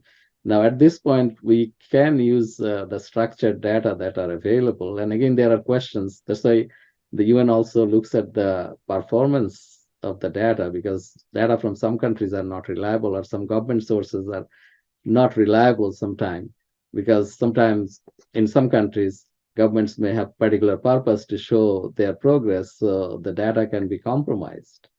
Okay, so we need to keep all of those things in mind as independent researchers, okay, to what we use and what we should not use, and how much weight we should put on those data that are available. No, I do agree with you that, yeah, when we implement those things, when you try to monitor those things, we always have problems, but we need to achieve some of the goals. So that should be the main target. Thank you so much, Professor Divan. And we would like to move to our next presenter in this session. So I would request him to join us, and then we can, quickly. I will not go into the detailed introduction, because we are running short of time. So we'll start with the session, with the presentation. Please, you are most welcome. Thank you very much. Honorable Session Chair, the distinguished guests, and dear participants. So thank you very much for inviting me in this session. So the title of my presentation is From Fragmentation to Unity in German AML Reform, Anti-Money Laundering Legal Reform, a blueprint for administrative style financial intelligence unit in Bangladesh. One of the reasons why I chose this topic, because financial crime is closely related to the corruption, and corruption is closely related to how we understand and how we want to achieve sustainable development goal in every country. So I will focus on the financial intelligence unit, those who are responsible for monitoring the financial institution so that they do not become part of the anti-money laundering process in any jurisdiction. So financial intelligence units are a public institution or agency located sometimes in the central bank, sometimes on the police force, sometimes it is close to some tribunal or court. Their job is to collect financial intelligence related to different types of financial crime. And that is how they monitor the health of the financial sector of a country. There are different types of models. So it's a very quick overview. There could be a judicial model. Sometimes financial institutions and financial intelligence units are part of some judicial body. It could be close to the court or some tribunal. Or it could be a law enforcement model, when there's a specific part of the police force. For example, they work with the financial institution. Their job is to monitor financial institutions and their suspicious transaction reports or cash transaction reports. And if they find anything suspicious, then they go for action. And there's another type that is administrative model. Sometimes they are located within the main financial policy making body of the country. In case of Bangladesh, this is the Central Bank of Bangladesh. So the Bangladesh Financial Intelligence Unit is the administrative style, and they're part of the Bangladesh Bank. So that is administrative in a sense that they do not investigate, they cannot prosecute anybody, but they can collect information and disseminate. So what's the impact of financial intelligence units? Different model. Which country will select which model? That depends on the priority they have. And the main purpose is to combat financial crime of all types. But if a country chooses only one specific type, it could be the administrative model or judicial or law enforcement. It has certain limitations. For example, coverage is often very limited and they have limited resources. For example, when they have something like administrative model in Bangladesh, they face a lot of trouble investigating some of the crimes because they need to rely on other law enforcement agencies. So this is a resource constraint clearly. And also legal hurdles. For example, they do not have the legal mandate to do some of the things. For that, they need to rely on other public agencies. So, of course, and there's a coordination challenges. A lot of research recently found out that there's a coordination challenge. That's why a single type model could be law enforcement or administrative or judicial model. They face a lot of trouble in doing their job. So in order to overcome this problem, some of the countries, they focused on kind of hybrid model. So when it comes to a hybrid model, often they wanted to combine at least two of these models, maybe law enforcement with administrative or administrative with the judicial model, etc. The experience is mixed in different parts of the world, and it still has some limitations. And this is the process that we saw all across the world, that different countries are trying different things because the whole idea was new. Everything started with the September 11 incident. And after that, countries are trying to control this vast area of financial institutions. That includes all the banks and then insurance companies. And nowadays, even they are looking into the bullions, and then also the professionals like lawyers, those who are dealing with clients of different types. So the core function of a financial intelligence unit, if you just go into the very basic, is that the financial intelligence unit, they will collect different types of financial intelligence from the market. So the type they collect is suspicious transaction reports and also cash transaction reports. So every country has a specific legal regime that will determine what are the areas they want to cover. For example, in Bangladesh and many other countries, they want to cover mainly the banking sector because it is easy to bring black money, so-called illicit profit, into the financial system, and then use the financial system to launder the money and make it white or legitimate. So banking sector is the focus in many countries. So the financial institution require the banking sector to transmit suspicious transaction reports and then cash transaction reports. If you are a service holder, for example, but if you are then conducting a lot of high value or high volume transaction in an account which doesn't have any match with the declared income, source of income, then that cash transaction report, significant cash transaction report, could be reported by the financial institution to the financial intelligence unit. And that is how they will then look into this and they will analyze the information.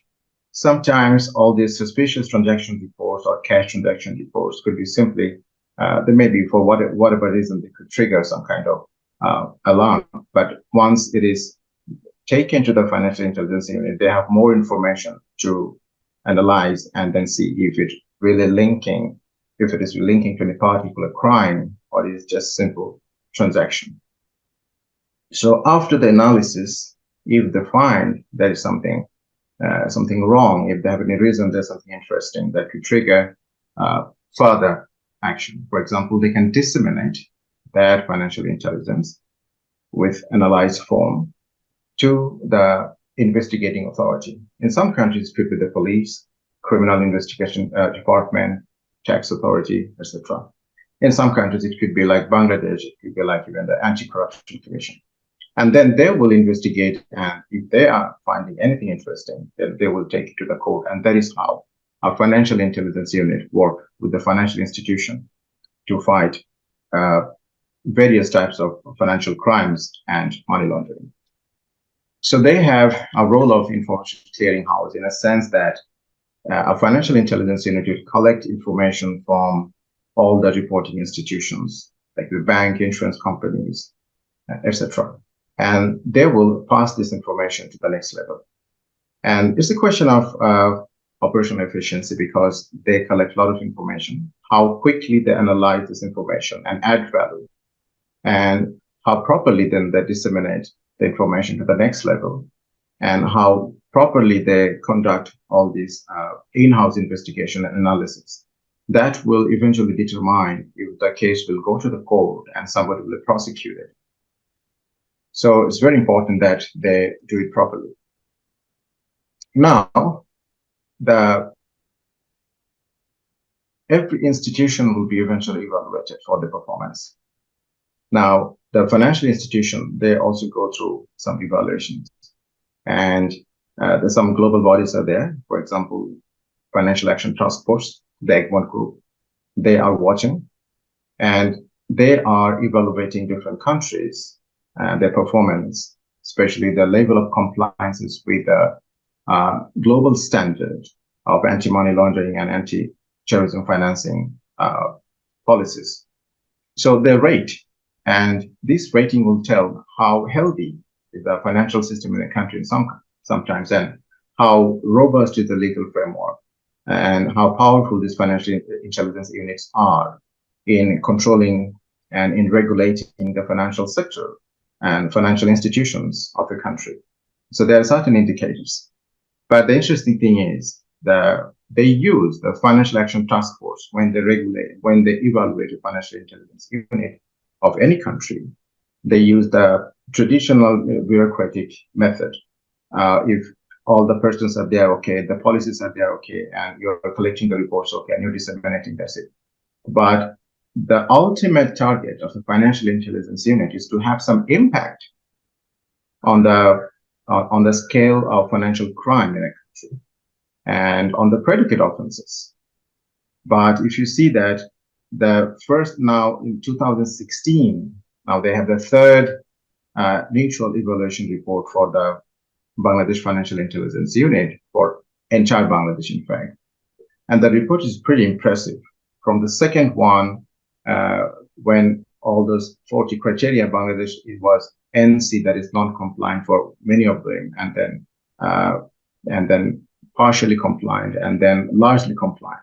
So most of the 40 criteria, Bangladesh was NC that is non-compliant or partially compliant. Only 2 or 3 of them were fully compliant or largely compliant. But if you compare the previous one, the third mutual evaluation 2016, you'll see that impressive development. So from this report, you can say that Bangladesh Financial Intelligence Unit is performing very well. But then when you look into the sectors, financial sectors, and the level of corruption, for example, the report we have from Transparency International Bangladesh, you see that the corruption index is still there. In some cases, even it is worse. Then if we say that the financial intelligence is doing well in regulating the financial institutions so that financial crime stays at a controlled level, and their performance is evaluated by international body as they're doing very well, then why the corruption is rising? So there's a mismatch between this evaluation that says that they're doing very well, but then the level of corruption in a country that is reported by Transparency International. So this is alarming. There is a mismatch. So that is one area that we need to consider. So what we have in Bangladesh is the administrative style financial intelligence unit. Is located within the central bank, and it has certain limitations. For example, they cannot investigate any crime. They can only collect information from financial institutions and the reporting entities, but they cannot investigate the crime. They cannot prosecute anyone. For that, they need to rely on police, anti-corruption commission, CID. So that is one shortcoming, because anti-corruption commission, CID, police, they have different priorities. And as we understand that, this is not their priority.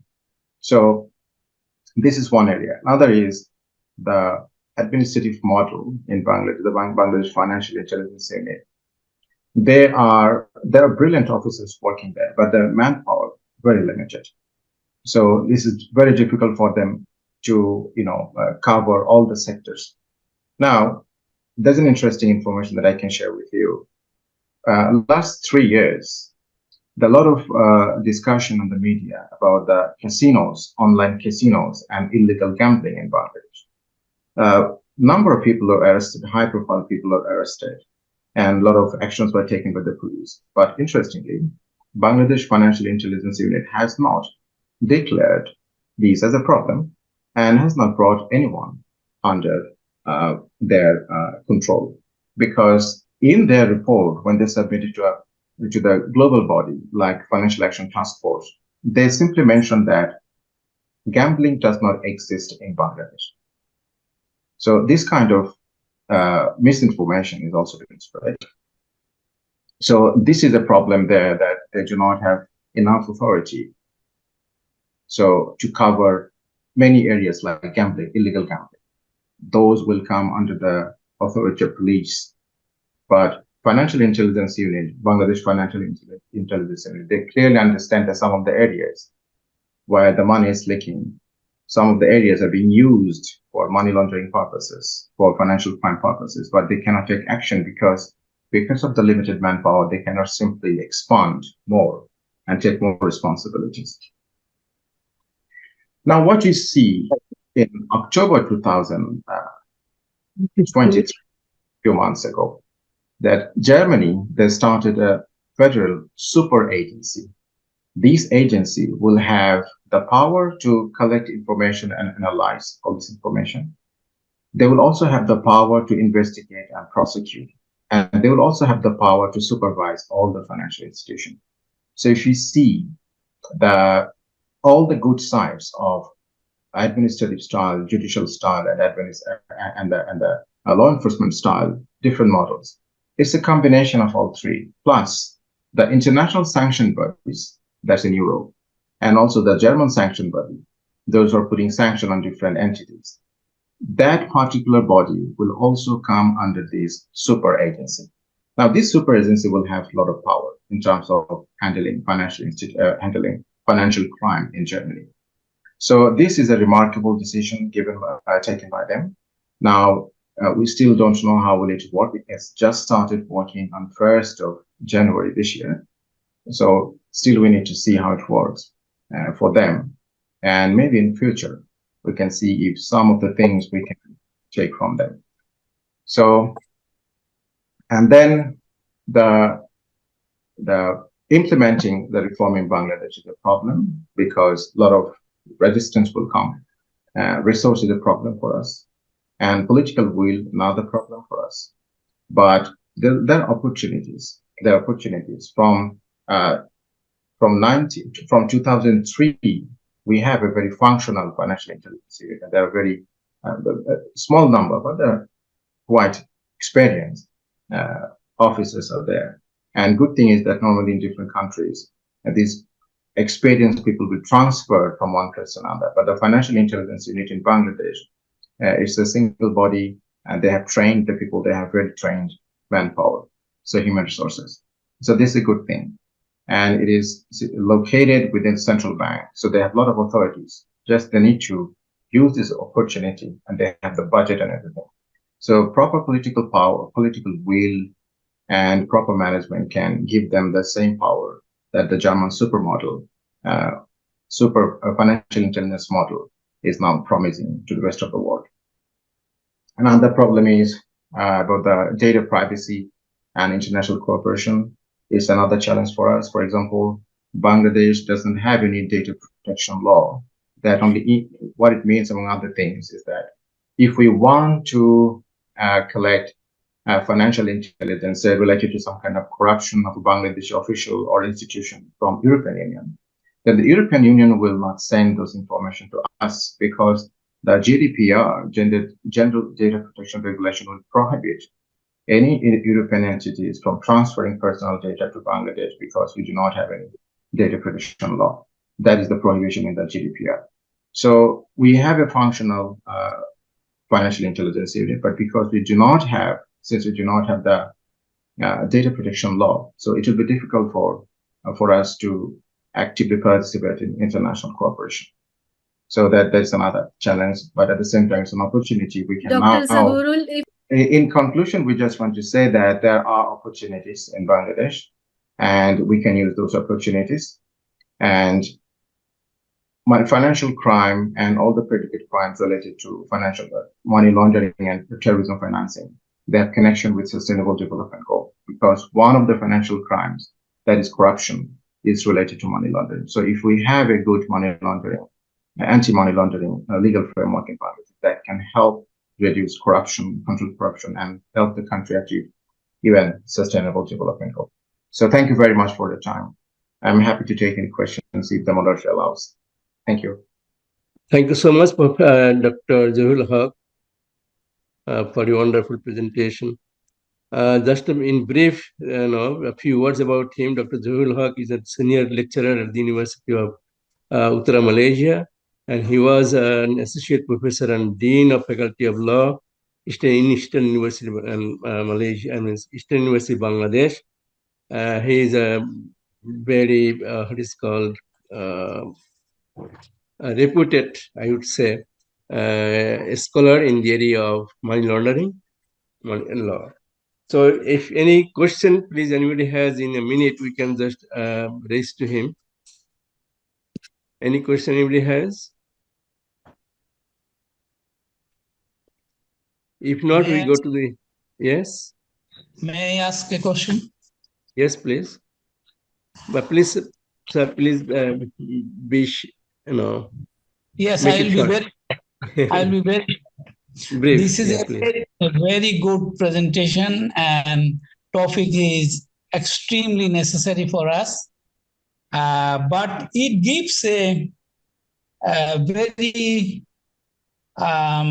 opposite picture of each other, as if the same paper is giving me very good hope on the one hand, and on the other hand, I don't see any light at the end of the tunnel. Because if I say there are very brilliant officers, they started working, they are doing very good, they are collecting information, and legal constraint is only we cannot execute them.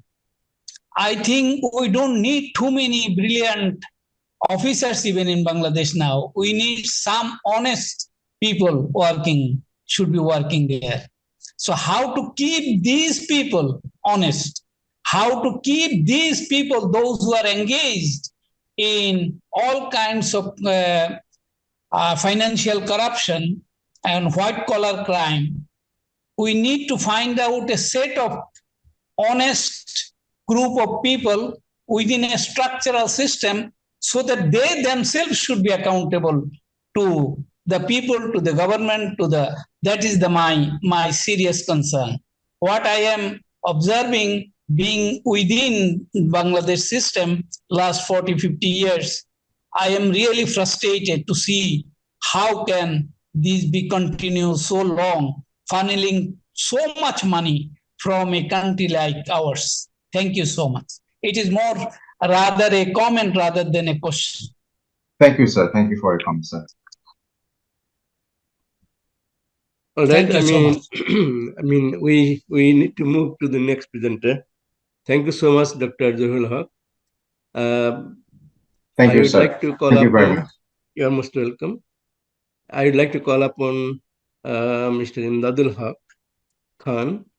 Mr. Khan is presently the Dean of Law, Faculty of Law, Eastern University, Dhaka, Bangladesh. He used to be the chairman of this Department of Law at the same university. He is a rising young lawyer. He has, to his credit, a few good papers published in good journals. May I call Mr. Imdadul Haq to present his paper? Thanks. Thank you so much, sir. Thank you so much, may sir. May I request you to make it, please cut down your time. I'm sorry about it. Make the presentation shorter. Sure, sir. Thank you so much, respected session chair and all the audience. Very good evening from Dhaka. Well, I'll be talking about the domestic law of Bangladesh. Basically, though the law is domestic, but the issue is very global, very much global indeed. That is the Prevention and Suppression of Human Trafficking Act 2012. Basically, I will be discussing under the three criteria throughout my sessions. First of all, the basic feature of our law, and then the challenges we face, and then the recommendation what I can offer. First of all, at the very inception, if we see that the objective of my research, that is, at the very inception, I'll try to explain the nature and feature of the act, and then, as I mentioned, that I'll be discussing the challenges and some recommendation how we can improve the law and the stakeholders. So, at the very inception, if we see the applicable laws in Bangladesh, the principal law regarding the human trafficking is the Prevention and Suppression of the Human Trafficking Act 2012. To support this principal law, Bangladesh has enacted two ancillary laws. That is the Human Trafficking Prevention Rules of 2017 and the National Anti-Human Trafficking Authority Rules 2017. And after that, though Bangladesh didn't incorporate any other new law, but they have incorporated a fantastic guideline, along with this guideline, if we supplement the existing law, like the Constitution of the People's Republic of Bangladesh, the Penal Code 1860, the Evidence Act, the Extradition Act, the Territorial Waters and the Maritime Zones Act, and the Bangladesh Passport Order 1973, the Passport Act 1952, the Money Laundering Prevention Act 2012, we see that basically there are a number of enactment that may complement the human trafficking offenses and the Human Trafficking Act. At the same time, we can see the basic feature of the at the very inception. I'd like to give the definition of human trafficking. Basically, we see the definition is we have taken from the Protocol to Prevent, Suppress, and Punish persons, especially women and children. This definition we have hired from international instrument. At the same time, we also ratifying state of the UNCTAD, the UN Convention Against the Transnational Organized Crime, in 2021. So if we define the human trafficking, basically, generally in an offense, we see the actus rea and mens rea, but this is a different type of offense. In order to define the human trafficking, we need to prove three things: acts, purpose, and means. The act itself says some examples. Act means selling, maybe buying, maybe recruiting. The purpose includes sexual exploitation or oppression, and the means includes threat, use of force, like this. So if we combine these three steps, acts, purpose, and means, only then we can say that offense of human trafficking has been committed. At the same time, there is an exception in our law, which is also exists in the international instrument as well, that for the children, for the child, that means the use of force element is not required to be fulfilled. This is one exception regarding this offense. If we see the basic feature of the enactment, we'll see some of the fundamental things. First of all, our enactment says about the extraterritorial application of this law. That means whatever the offense is being committed, the law will be, the 2012 enactment will be applicable. If we see the nature of the offenses, they all are cognizable, non-cognizable, and non-compoundable offenses. And under this enactment, we get both types of relief. That means we can claim the compensation under the enactment. At the same time, we also file the criminal cases. If we see the stakeholders, okay, before going to the stakeholders, I can say something more about the enactment. That is the admissibility of the digital evidence. That is very fantastic provision we have incorporated in our 2012 enactment. That means the digital evidence would be admissible. That is described in section 29 and 30 of the enactment itself. Though after 2020 enactment, the Evidence Act also provides the complementary provisions regarding this digital evidence. If we see that these enactment also say about trial in camera, the victim protection. At the same time, it provides that the case has to be filed either in the police stations or before the tribunal. So before going to this, that the tribunal would be constituted would be constituted by the virtue of the session judge or additional session judge. That means only the session judge or the additional session judge can be the judge of this tribunal. So in order to prosecute the crime of human trafficking in Bangladesh, we see three stakeholders. One is the law enforcement agencies. They basically do the investigation, and for the human trafficking, only the PBI and the CID is empowered to do so. It has been described and recently amended by virtue of the PRB. And special public prosecutors are being appointed for this, and the judges, as I said, that only the sessions and additional sessions can be the judges.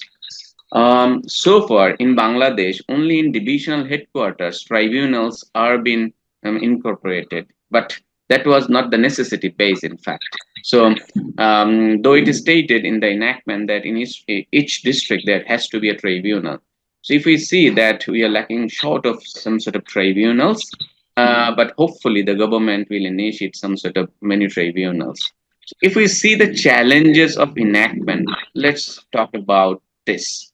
First of all, we see that under this enactment, there are 10 offenses from section 6 to 15. These are the offenses. Other than these offenses, the ancillary offenses cannot be tried. If we compare it with the Nari Shishu Nirjatan Domon Ain or other special law, we see that ancillary offenses are being tried in the tribunal. However, in this tribunal, the ancillary offenses, associated offenses cannot be tried. This is huge loopholes of this enactment. For say, if in order to commit human trafficking, somebody commits a murder or rape, the rape or human trafficking cannot be tried before the human trafficking. For this regard,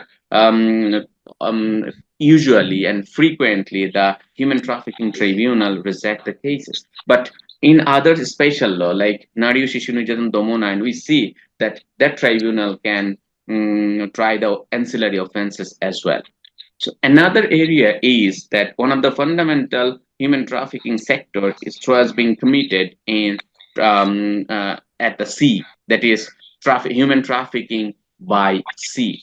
But there is no specific provision, since the issue is very different and dynamic. There is no provision regarding this. We see if we compare it with the drug trafficking, we see that the conviction rate has been gone up around more than 50%, more than 40%. But if we see the human trafficking, the conviction rate is less than 1%. So this is one of the reasons, because the tribunal frequently reject the crime due to the non-identification of the offenses. So here lies the suggestion actually that what can be done for this to improve this enactment. First of all, we need to either get a ruling from the High Court division, or we need to amend the enactment in order to try the ancillary offenses. Secondly, if we want to basically increase the conviction rate, we need to coordinated effort from the prosecutions as well as from the investigation team, because there is a unique provision in the 2017 rules where it is stated that in rules, particularly in Rule 10, it is stated that the investigating officer must or has to take the opinion from the prosecutors before giving the charge sheet.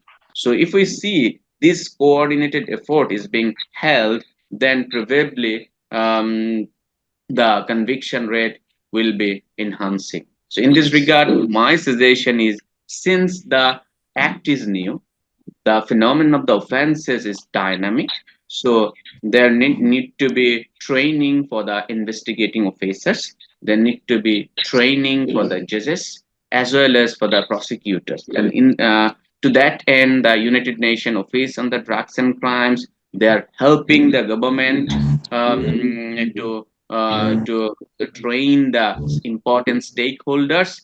But the thing is that the important loopholes is the transnational nature of this crime. More than 90% of the crimes are being committed across the country, outside the country. So we see that transnational investigation is required in order to try the offenses. But so far, from 2024 to till now, no such effort was been made, because due to the very much difficult and stringent procedures to conduct the transnational investigation. So these transnational investigation procedures need to be more flexible, and it need to be more acquainted with the investigating officer so that they can give a perfect investigation report. Only then the conviction rate and this heinous offense would be tried before the competent tribune. So probably I can finish it and repeat it over here. So thank you everyone listening to me, and I would love to give the answers if there is any queries. Thank you everyone. All right. Thank you very much for this nice presentation. Mr. Naimur Razzaq is a young lecturer and researcher. He is now a lecturer in law at the University of Sonargaon and based in Dhaka. Assalamu alaikum, Honorable Chairperson, Vice Chairman, respected Vice Chairperson, and my dear audience, Assalamu alaikum. Good morning, good afternoon, good evening. Very good evening from Bangladesh. Thank you very much to give me the opportunity. Thank you very much to give me the opportunity for delivering my presentation in this great platform. Before starting my session, I want to give thanks to Honorable Dr. Anwar Jais sir. He is very cordial to me. A special thanks to M. Monirujjaman sir, Professor Enamul Haq sir, and respected audience. Today my presentation topic is road accident trends in Bangladesh, a study on sustainable solutions. Road accident is one of the fundamental issues in our country. Mainly, thousands of people are killed or injured in road accident in Bangladesh and leading to significant social and economic cost. Despite various initiatives taken by the government to address this issue, the number of road accidents continues to increase and highlighting the need for a more comprehensive and effective approach. This paper mainly recognizes road accident in Bangladesh, and this study aims to analyze the current legal framework in Bangladesh and regards to road safety and identify potential areas for improvement. The study focus on the laws and regulations that are relevant to road safety. Mainly the objective of my study is to critically analyze the key problems of road accident in Bangladesh and identify the actual reasons behind these problems and provide recommendation to tackle the obstacles. Explore the legal foundation for road safety in Bangladesh, including relevant laws, rules, and enforcement procedures. If I am talk, examine the role of road users in promoting road safety and including their responsibilities and accountability. And another important topic is investigate the role of government and society in promoting road safety, including infrastructure, provision, and technology support. Mainly, our government take necessary steps to solve this road accident problem in Bangladesh in recent year.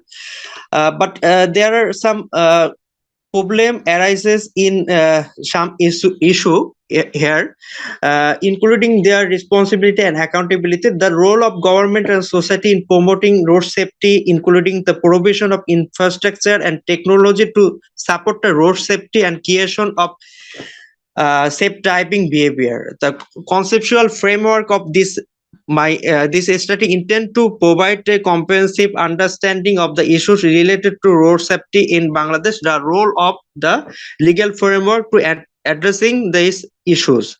If there are some findings here,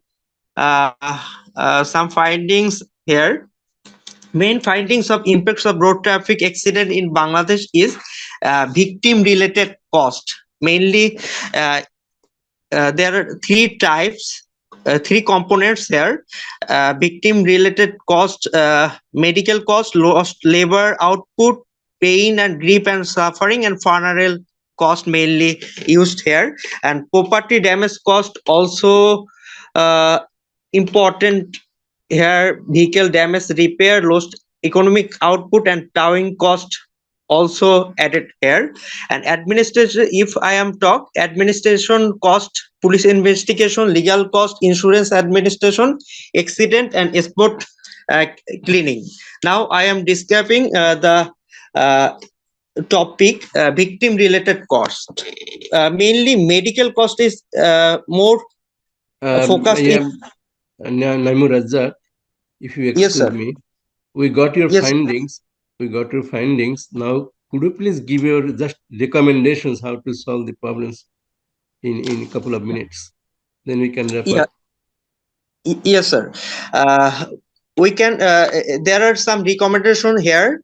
Mainly creating awareness about road safety. The government will have to increase efforts to promote awareness among stakeholders about the road safety issues, their social economic implications, and providing legal, institutional, and financial environment for road safety. Many government organizations as well as various private agencies share the responsibility of the various safety information database. Detail of road accident is essential if the causes of accident are fully understood.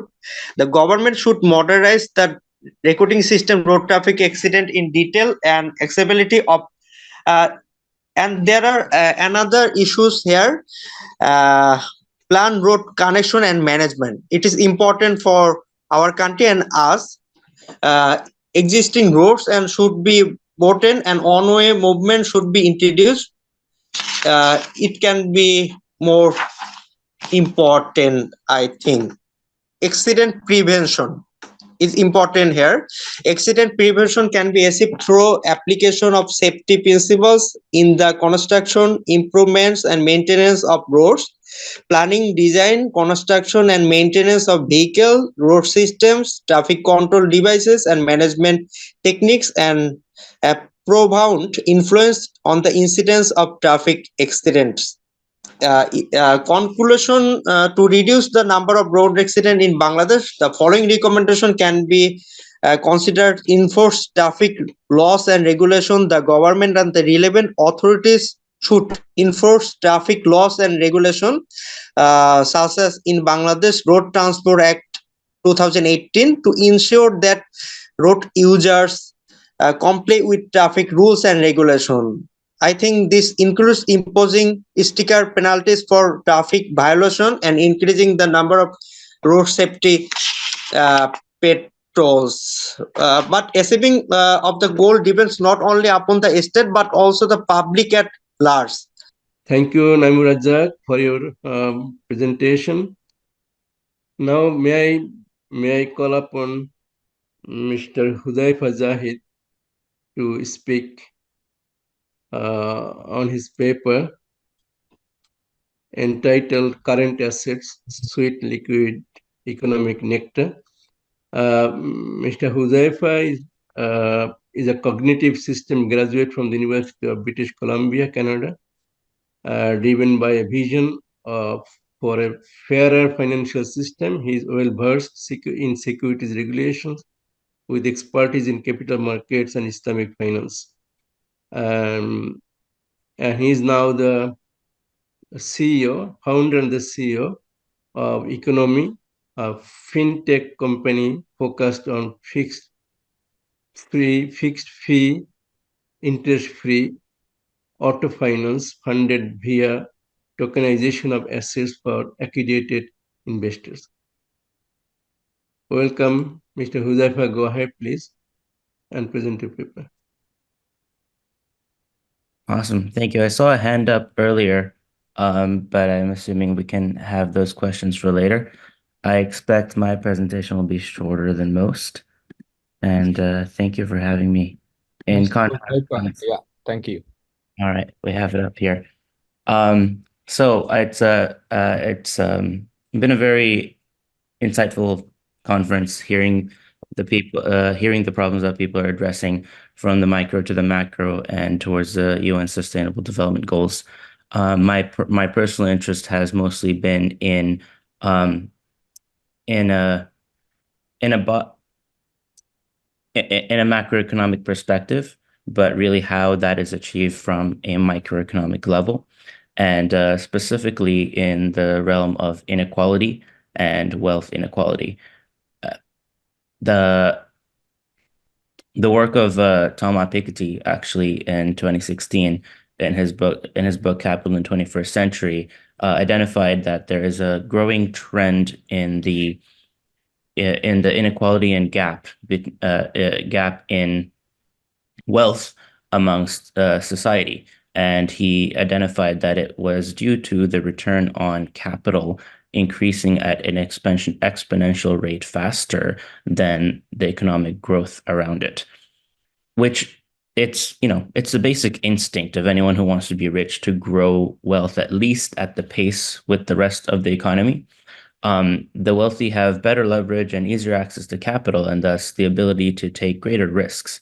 As such, wealth inequality in itself is not a bad thing, and can be expected to always lead economic growth and fuel more economic growth.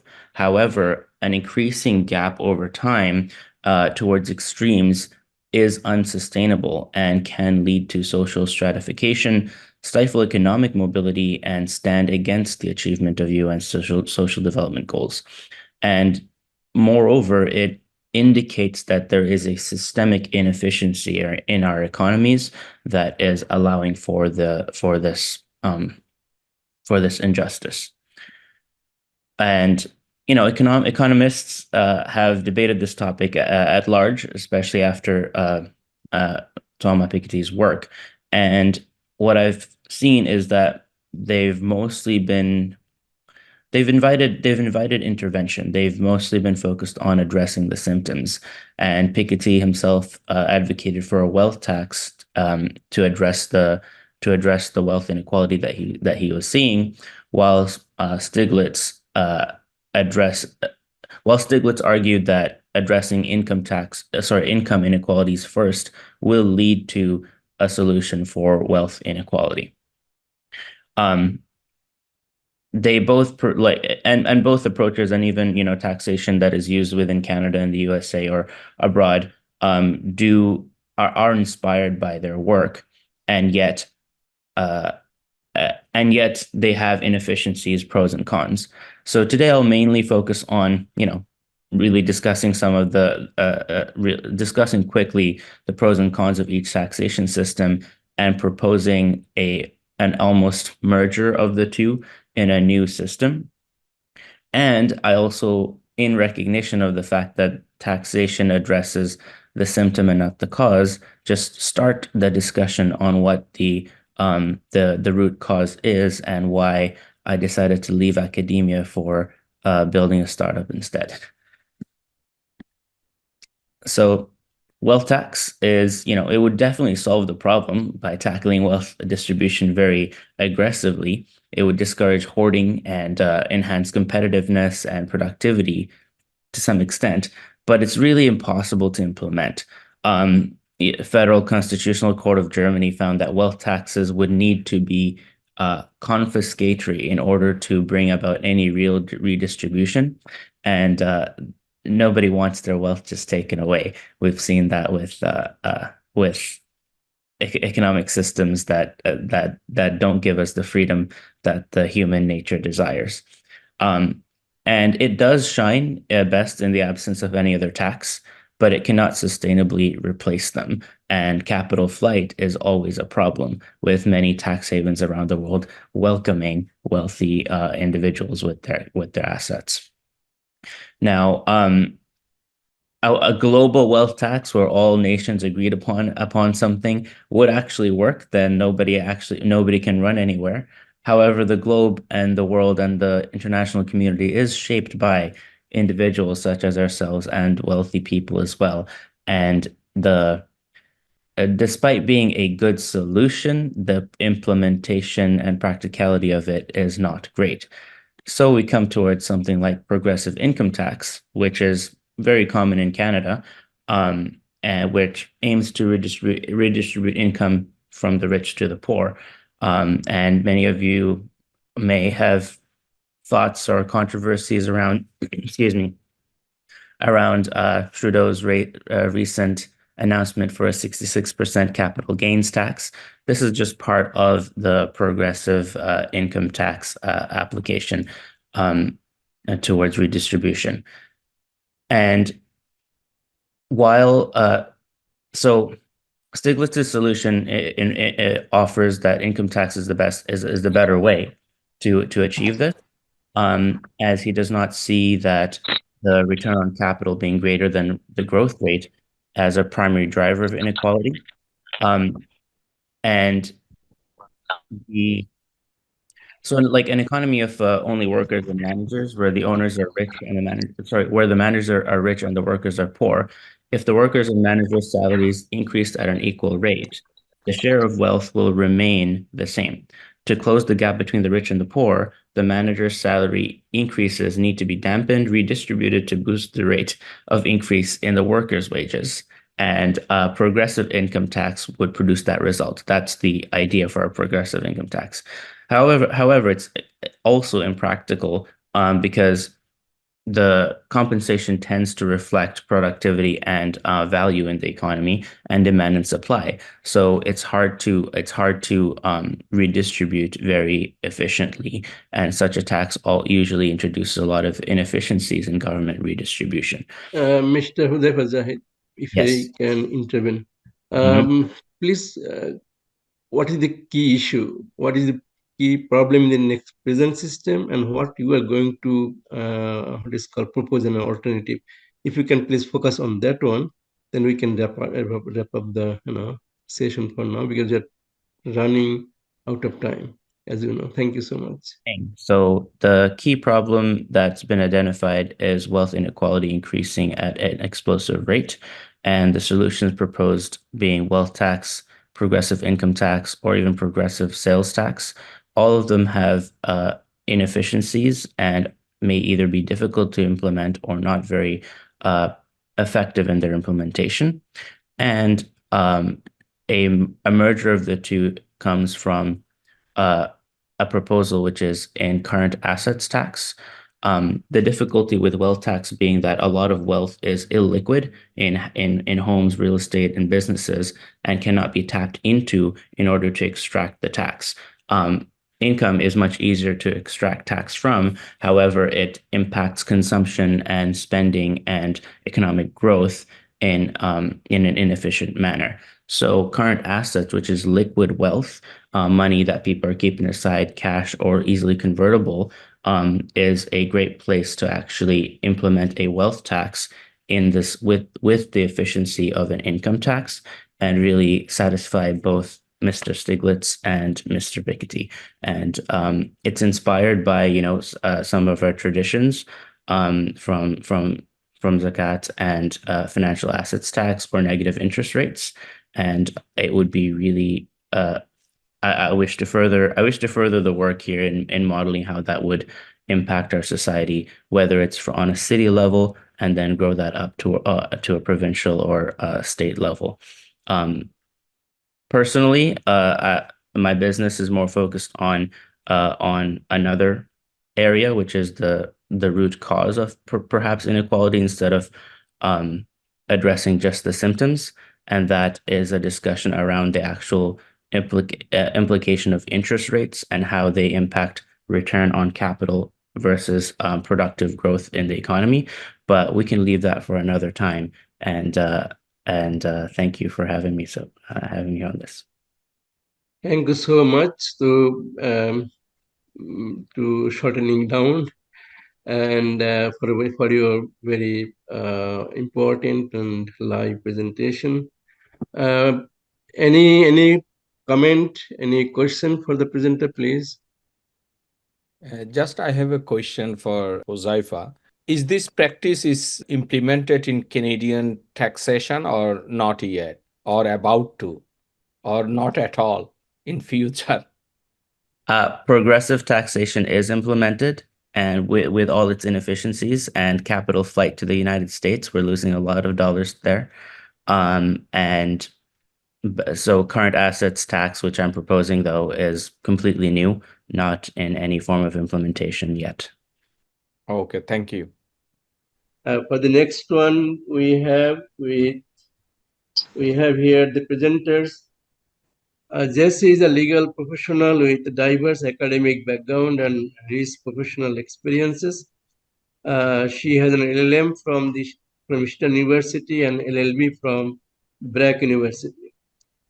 She has a track record of excellence in studies and research. May I call upon Jessie Chakma to make her presentation. Thank you. Thank you so much, sir, for giving me the opportunity. First of all, good evening and good morning, everyone. I am Jessie Chakma. Before presenting my paper, I would like to thank Mr. Anwar Zahid, sir, for guiding me along the way to the NSRIC International Conference. So my topic is on the human rights violation in Chittagong Hill Tracts according to the International Human Rights Law. So this research paper is dedicated to the indigenous people who deserve to enjoy their human rights freely in the Hill Tracts region in Bangladesh through the lens of the International Human Rights Law. It primarily delves into the historical context to the indigenous communities and their cultural heritage, providing their insights, their entitlement to rights, and the rationale behind it.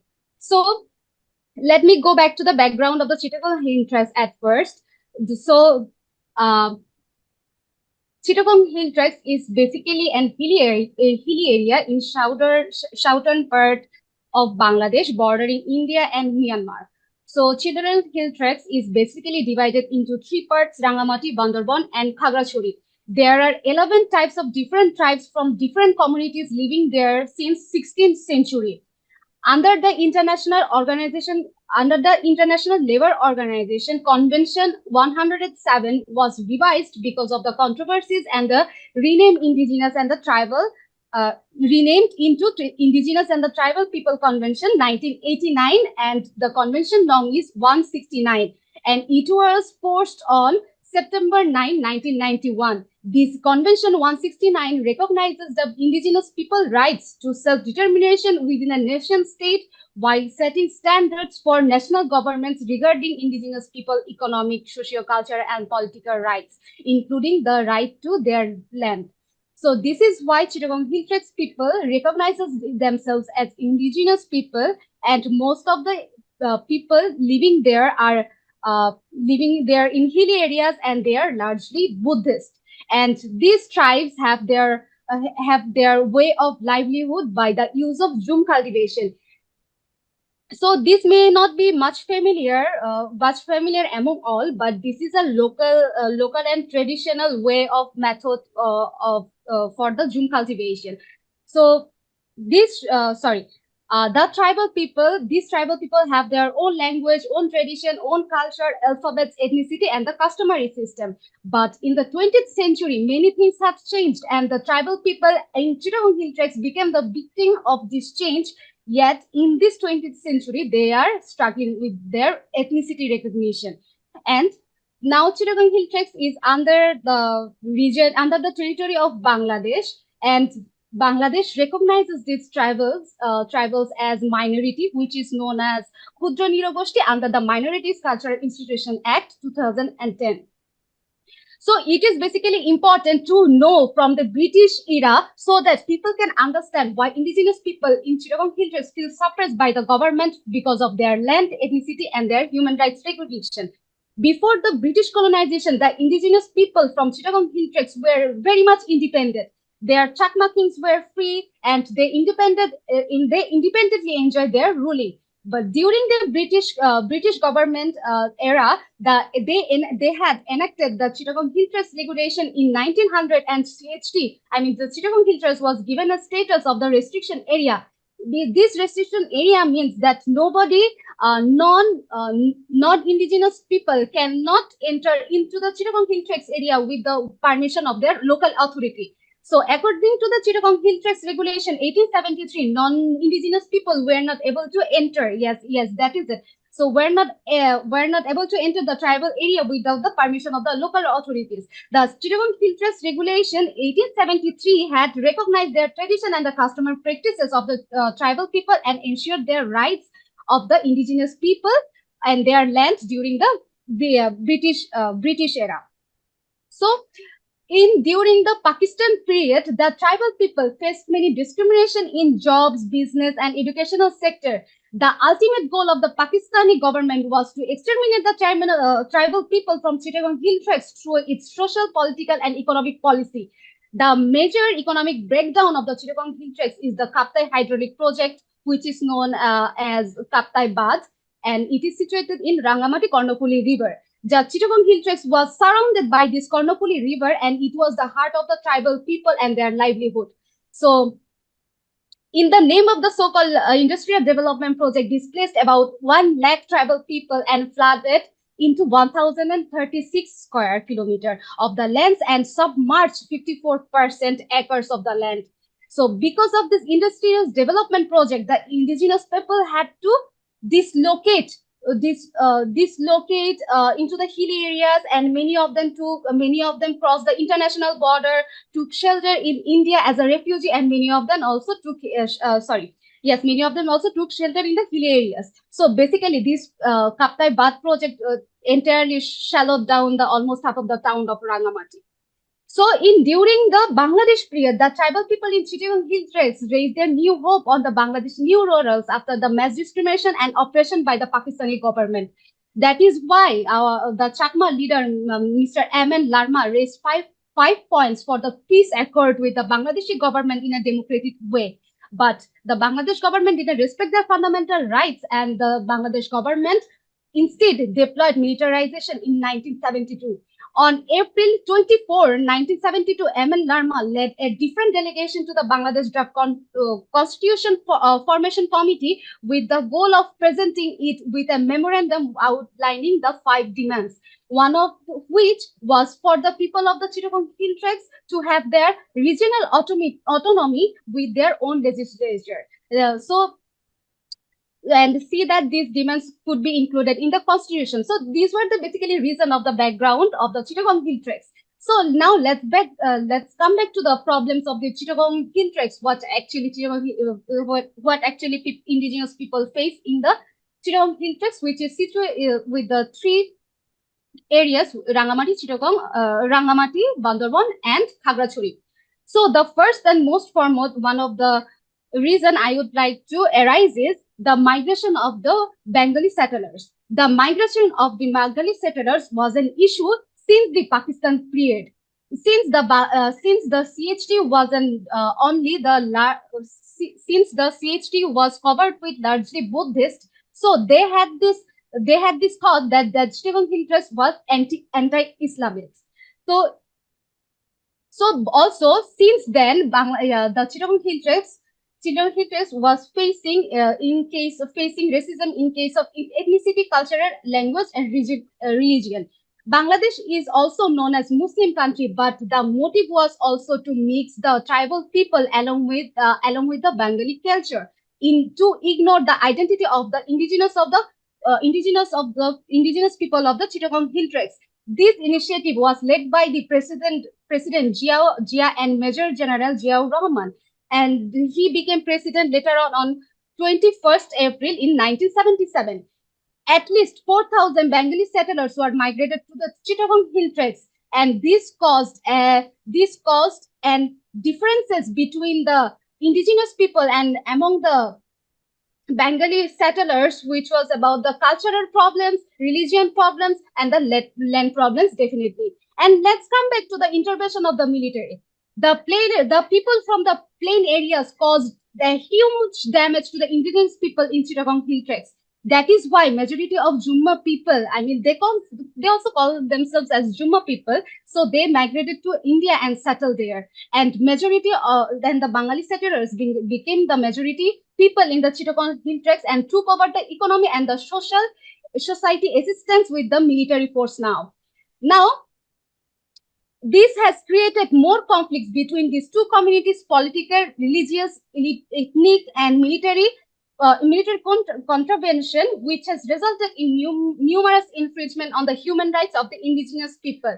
So let me present you a case. Along with this, the indigenous people provisions in the constitutional amendment process constituted the biggest military invention in 2011. The Directorate General of the Forces, DGFI, lectured high-level officials in June 2011 on why indigenous people shouldn't be referred as indigenous, how this harmed the country's sovereignty, and how this grant them a special privilege according to the this news is according to the Jugantar and a daily newspaper published in Dhaka. In reality, the military brought up the solution of East Timor and the South Sudan, stating we should think about the Chittagong. Sorry. Okay. So we should think about the Chittagong Hill Trek so that such undesired circumstances could not arise in Chittagong Hill Treks. This is referencing to a leaked minute of the cabinet meeting conducted in January 26 in 2007. Despite persisting to call to be recognized as indigenous people in the 15th amendment of the Constitution enacted by the Parliament on June 13th in 2011 refers that indigenous people as tribes will be recognized as Upajati or Kudra Nirogoshti, and other ethnic sectors and communities will be addressed as Nirogoshti. So now next coming to the next problem I'm coming to is land grabbing. Land grabbing in Bangladesh is another discrediting civil and political rights of the indigenous people. Right. So people, as well as the idea of free, prior, and informed consent, in addition to the cause of the land. So, please, may I intervene, please? Yes, sir. We are running out of time, as you know. Yes, may sir. I request you to wrap up in 2 minutes, please? Okay, sir. Thank you so much. Okay, thank you. So basically, yes, the people in Chittagong, living in Chittagong Hill Tracts, they are also affected by the land. So I am coming to the next issue, which is political restraint of media. The media has depicted regional autonomy as a betrayal of the region of the nation's sovereignty. Let me give you an example of this situation of the political restraint of the media. So on 2018, there has been an issue that in Lungudu, this is situated in Rangamati. So at least 200 people were homeless because some Bengali settlers has caused a fire on their home, and they were later on given they were compensated by the government only by the 10,000 taka, which is very much less of which they had cost their land. So this was the issue of the political restraint of the media. And the next issue I'm coming to is arbitration. The justice system in the justice system in the Chittagong Hill Tracts has its existence by the dual justice system, which everyone follows the formal justice system in the country, but one another is customary law by the indigenous people. So the indigenous people basically follows two types of justice system. One is formal system in the entire country, and another one is their customary law. So most of the cases reconciled by the informal justice system in Chittagong Hill Tracts, like stealing, money-related, land grabbing, and household dispute, and some other criminal cases. So at least the indigenous women were very active in this arbitration process. So the next one I am coming to is analysis with the international human rights law. Yes. If you excuse me, just say. Yes, can you please put forward recommendations, and then we can go for question and answer session. Okay. What are your recommendations for this paper, please? So for this paper is, as we know that none of the government and the indigenous people are trying to implement the peace record that has been signed by the MN Larma, that has been proposed by the MN Larma and government and the Bangladesh government. That was signed, but the implementation has been done yet. So we all need to, those who we are as a human rights activists, those who knows the issue of between the government and the Chittagong Hill Tracts, we should raise this issue, and we should be more careful about their human rights, and along with the peace record. Another thing I would suggest is that and another one I suggest is through arbitration, since the arbitration is the one and only process we can do where both the parties can sit together and discuss the matters, what they can consider and what they not. That's how I think we can bring a good differences in the Chittagong Interest. That's it. Thank you so much. You are very welcome. Thank you so much too. Yes, if you have any comment or questions to the presenter, please. This is Yes. my mole. I'm interested to say a few words. Yes, sir. Please. Go ahead, sir. See, what I found now, there is a triangle. One is Bangladeshi government, another is refugee interest and the local people interest. On the other hand, involvement of the international organization. In this triangle, there is no real common grounds to deal with the human rights situation. Crime rates are increasing very fast, and there is no real picture at sight to send the refugees back to their homeland. Under these circumstances, as you have asked also, presenter, what is your recommendation? I think that is the most important part of this research as well as presentation. If there are not so much of realistic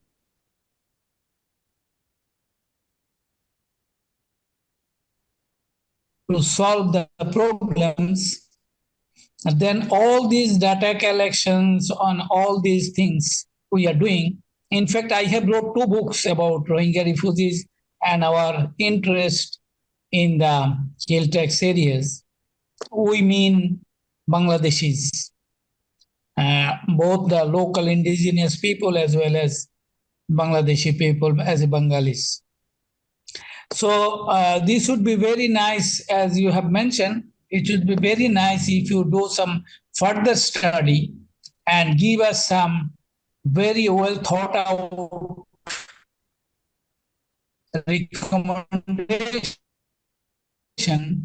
that could be presented to foreign audience as well as other stakeholders so that they can go for some systematic remedy to the alarming situation in that land.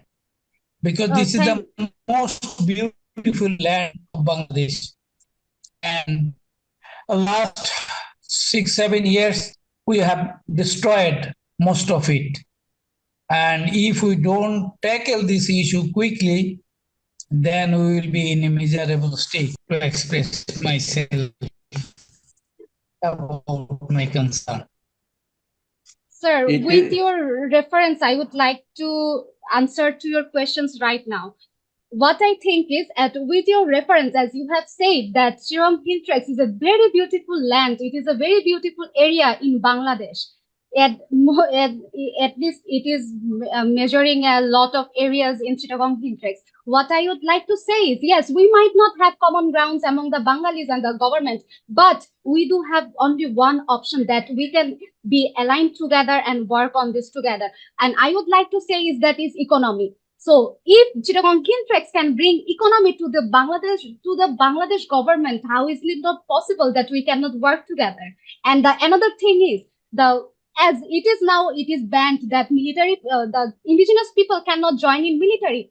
But these military people already do trainings to go on the mountains and whatever they do. But the thing is, the indigenous people living in Chittagong Hill Tracts, this has been their whole livelihood, their childhood, that they have been going to the mountains. They can swim. They are basically physically fit from their childhood, so they can join in the military, on which the Bengalis are already doing the trainings for the military. So what the issue is, that if you can raise this issue and we can work along together with the help of the arbitration, then definitely, yes, we can improve the environment, I would like to say, and the political situations in the Chittagong Hill Tracts. Okay. Thank you, very thank you, much. thank you. May I have one small comment Yeah, on? yeah, please. As long as it is very interesting topic, of course, there might have some controversy. There is no problem. I may not agree with you. Someone may not agree with me, which is fine. This is freedom of speech, which I try to highlight in my speech. So, what I believe, Jesse Chakma, as Professor Moin Khan highly recommended, you dig more and conduct some more research. Let us wrap it up, find out some transparent freedom of speech with truth and facts, right? If I do not speak with fact and truth, then this freedom of speech will go against someone else. And this is a violation of human rights. You see what I mean? So if I say I need to have freedom of speech, it must respect others. I cannot just say whatever I say. It must be respectful, it must be transparent, it must be truthful. So I am 100% agreeing with Professor Khan to you go and dig more, find your research, come with some solid solution and come up and present it in next conference next year. Yeah, good idea. Good So idea. we will promote it definitely, because we are here to establish justice. Whoever is, wherever it is, his or her ethnicity, we don't really care. We only care as a Canadian organization, educational organization, the diversity of the people, the justice in the society. Peace and justice are the key. And all these so-called we are talking about since the morning, the sustainability. These are part of the sustainability. If I do not implement the justice, then everything is going to be jeopardized. Thank you very much. Yeah. Jesse is an LLM, Master of Law, and she is a bright student. She was a student of mine too, and I in line with your suggestion, I would encourage her to go for your PhD studies on this topic. Yeah, and next time we'll hear from you again. Okay, Jesse? Did you hear me? Yes, sir, I did hear you. Okay, so we are looking forward to your PhD dissertation, and see you again in a future conference. May I, on behalf of the chair of the session, request what is called, before I call upon Professor Manoj, the keynote speaker, to give his speech. Let me briefly introduce him. Already he has been introduced in the inaugural session, so I would not like to repeat it. And he is a well-known figure in the legal academia. Professor Manoj is an established jurist of the time. He is a PhD from University of Cambridge, and he did his masters in the National University of Australia. And he is an reputable mediator and arbitrator of the time.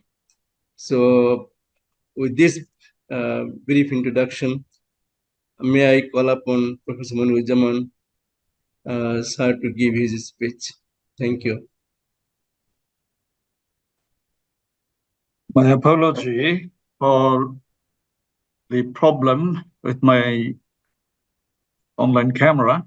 So you will not see me, but you will hear my voice.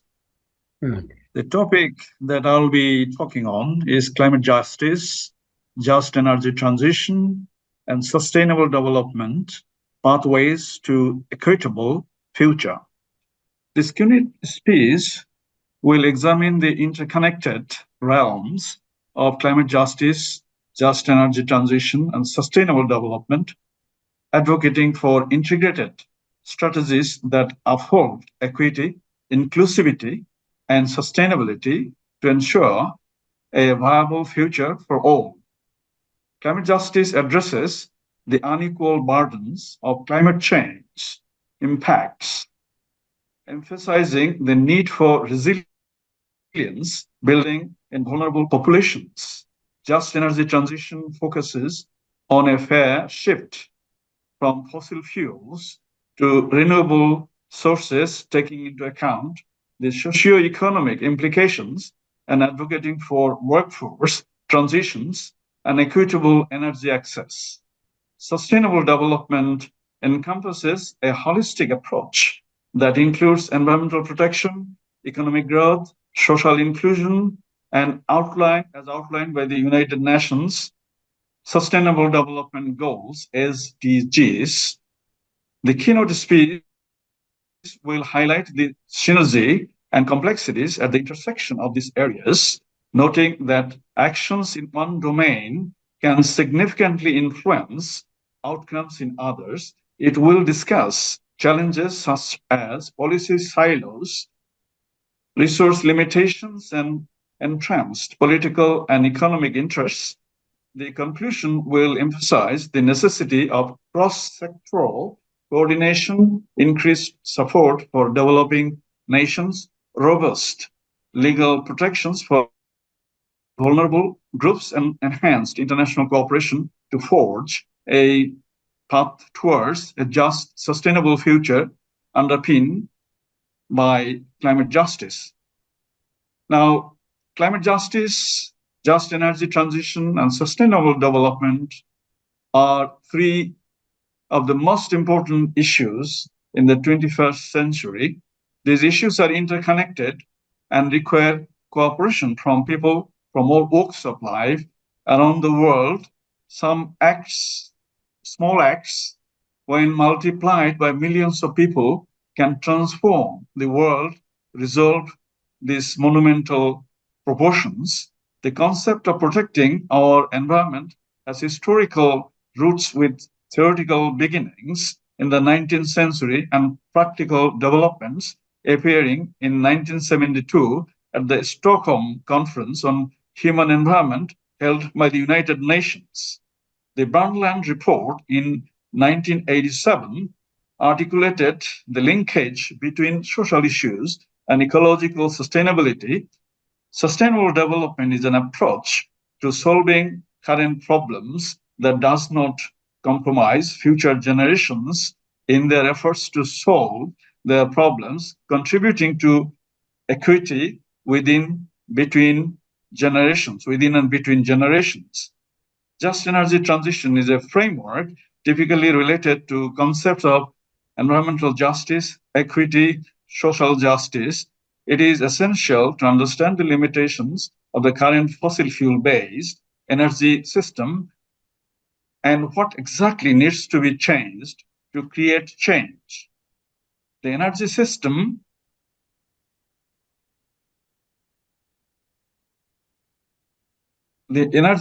should be balanced and quite a good contributor to anthropogenic climate change. And there has been increasing discussion on how to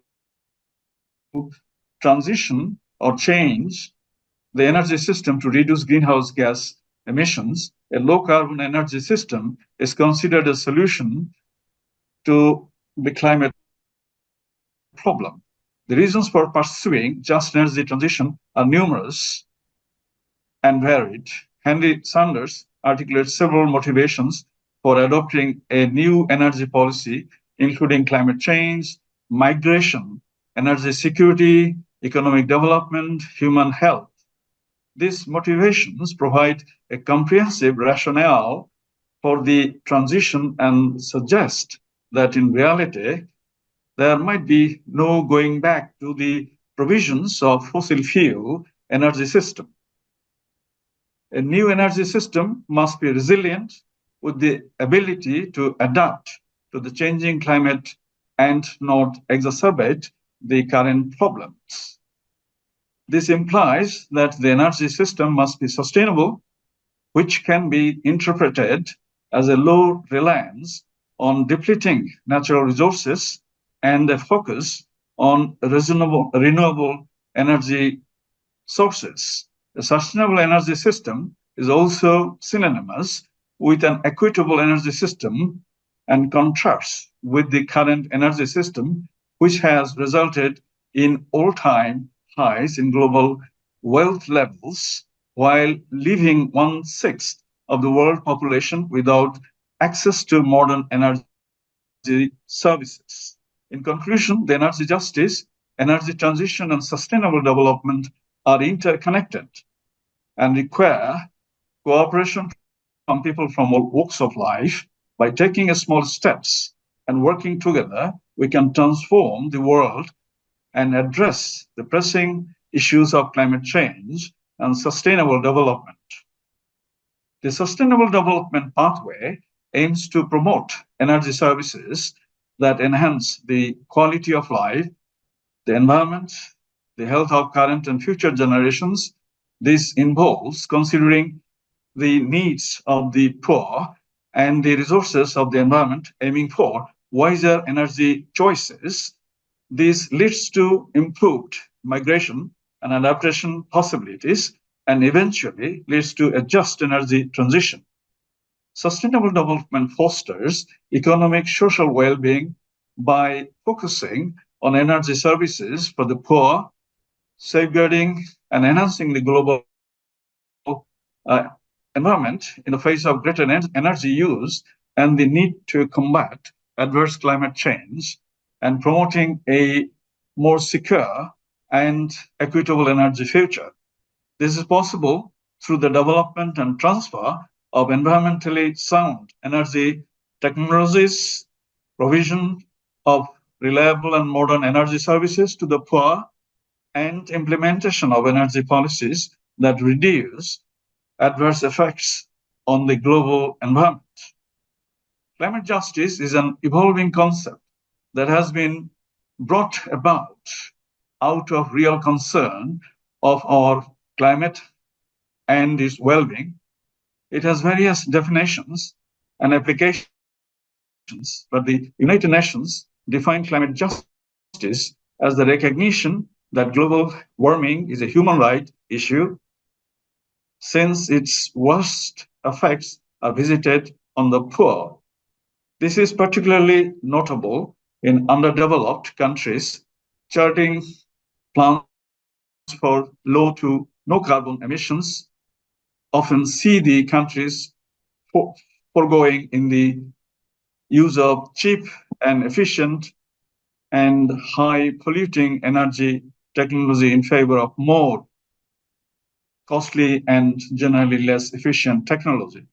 Climate justice focuses on the who, what, when, where, why of climate justice, focusing on who, what, when, where, and why it is affected by all people's actions and policies over time.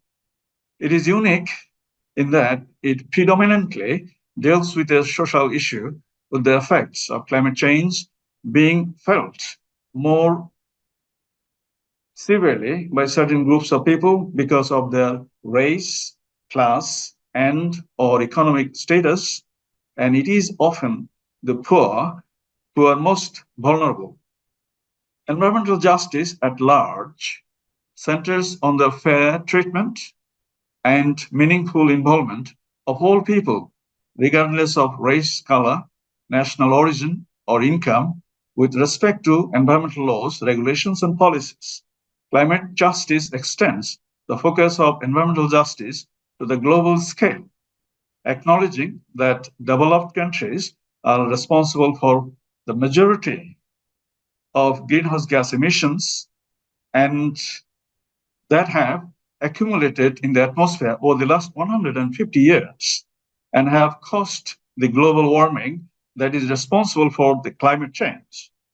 This burden is being felt most heavily by the world's poorest and most vulnerable communities that are least responsible for climate change.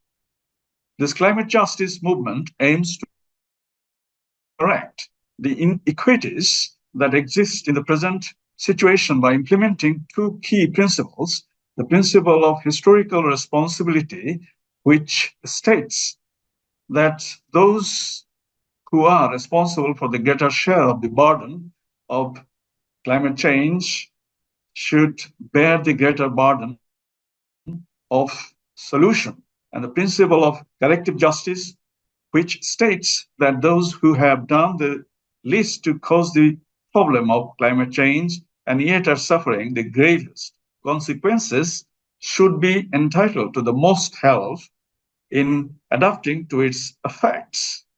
Climate justice is a crucial aspect of development, recognizing that the primary responsibility for climate change lies with the world's rich industrialized nations and most affluent groups in all countries. This injustice is being addressed by the world community as the adverse effects of climate change are already hitting poor communities the hardest. To address this issue, an effective way to understand who is responsible for climate change and how to mitigate it involves analyzing the root causes and effects using the pressure state impact response PSIR framework. This approach can be applied to map alternatives onto both the root causes and the effects of climate change, helping to formulate ways to prevent the recurrence of the same problems. Policies implemented to reduce greenhouse gas emissions have massive potential to generate both positive and negative social impacts. Phasing out fossil fuel subsidies and rapidly transitioning to renewable energy can produce new jobs, reduce localized environmental degradation, which poorly designed mitigation policies can lead to widespread job losses and disproportionately affect already disadvantaged communities. Similarly, many adaptation projects carry both negative and positive social outcomes. It is essential that policymakers consider the social implications of climate policy and ensure that decision-making is inclusive and informed by those who may be impacted. From a climate justice perspective, it is essential to ensure that countries fulfill their obligations to the global community and all the individuals are provided with the opportunity to participate in the decision-making processes that are meaningful to their livelihoods and well-being. A just energy transition is essential due to the adverse effects of climate change and energy usage on the environment and human health. Transitioning to renewable energy sources is a key ingredient in solving the climate change conundrum. Making this change to renewables holds great promise for sustainable development at local, national, and global levels. In political and economic terms, energy is crucial in the development of a country and is crucial ingredient in the production of goods and services. Developing countries should be able to bypass unsustainable practices that many developed nations have undertaken in the past. Participation in the global economy gives a chance for informed decision concerning the types of energy and technology developing countries will employ. Also, developed countries have a chance to change their ways in a forward fashion by adopting renewable resources at every opportunity. A just energy transition promotes the use of renewable energy, moving away from dirty and harmful forms of energy, such as coal and nuclear. Renewable energy is derived from natural processes that are replenished at a rate equal to or greater than the rate at which they are consumed. The United Nations Development Program, UNDP, produced a report that outlines the need for an energy revolution to avoid the impacts of climate change and enable sustainable development. In conclusion, climate justice, just energy transition, and sustainable development are essential components of addressing climate change and ensuring equitable access to clean energy for all. Equitable access to clean energy is crucial for addressing climate change and ensuring equitable access for all communities. However, the current energy caste system often disadvantages economically disadvantaged individuals as they are unable to benefit from public and private investment in clean and renewable energies. Low-income communities already spend a higher percentage of the income on energy costs, leading to increased energy costs and reduced spending on essential goods and services. The economic burden of current energy transition policy will fall hardest on those who can least afford to deal with it. Current cheapest paths to emissions reductions involve increasing the cost of energy, such as carbon taxes and incentive programs for renewable energies. Due to socio-economic disparities in current energy market, low-income communities and communities of color will suffer the greatest negative impacts from climate change while remaining equally disadvantaged in energy transition that follows. To mitigate the disproportionate impacts on marginalized communities, implementing a renewable energy economy can eliminate environmental racism and classism.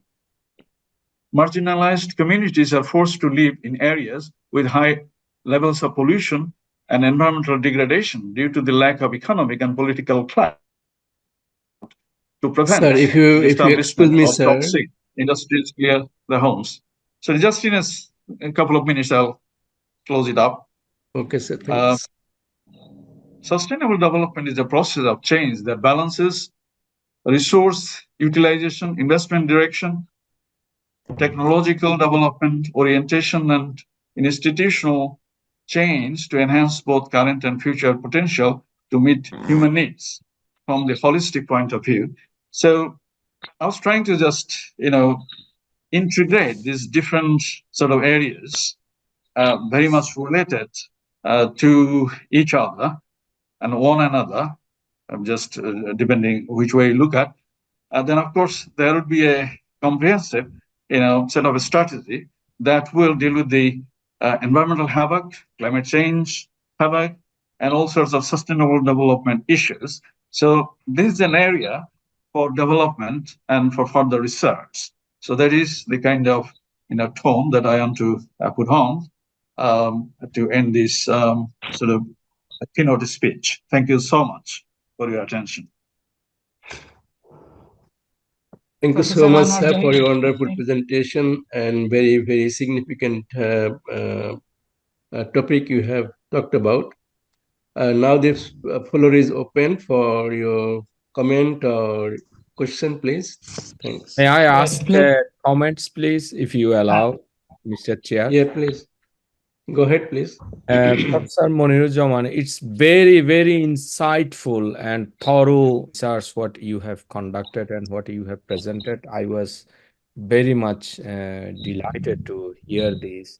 So the request and question I have, I know you are a very busy person being a chair professor in a university. When I was also chair professor, it was very difficult with the socialism. So the question is, are you interested to collaborate with NSRIC and its associates so that we can scale it up and try to get some funding from the Canadian government?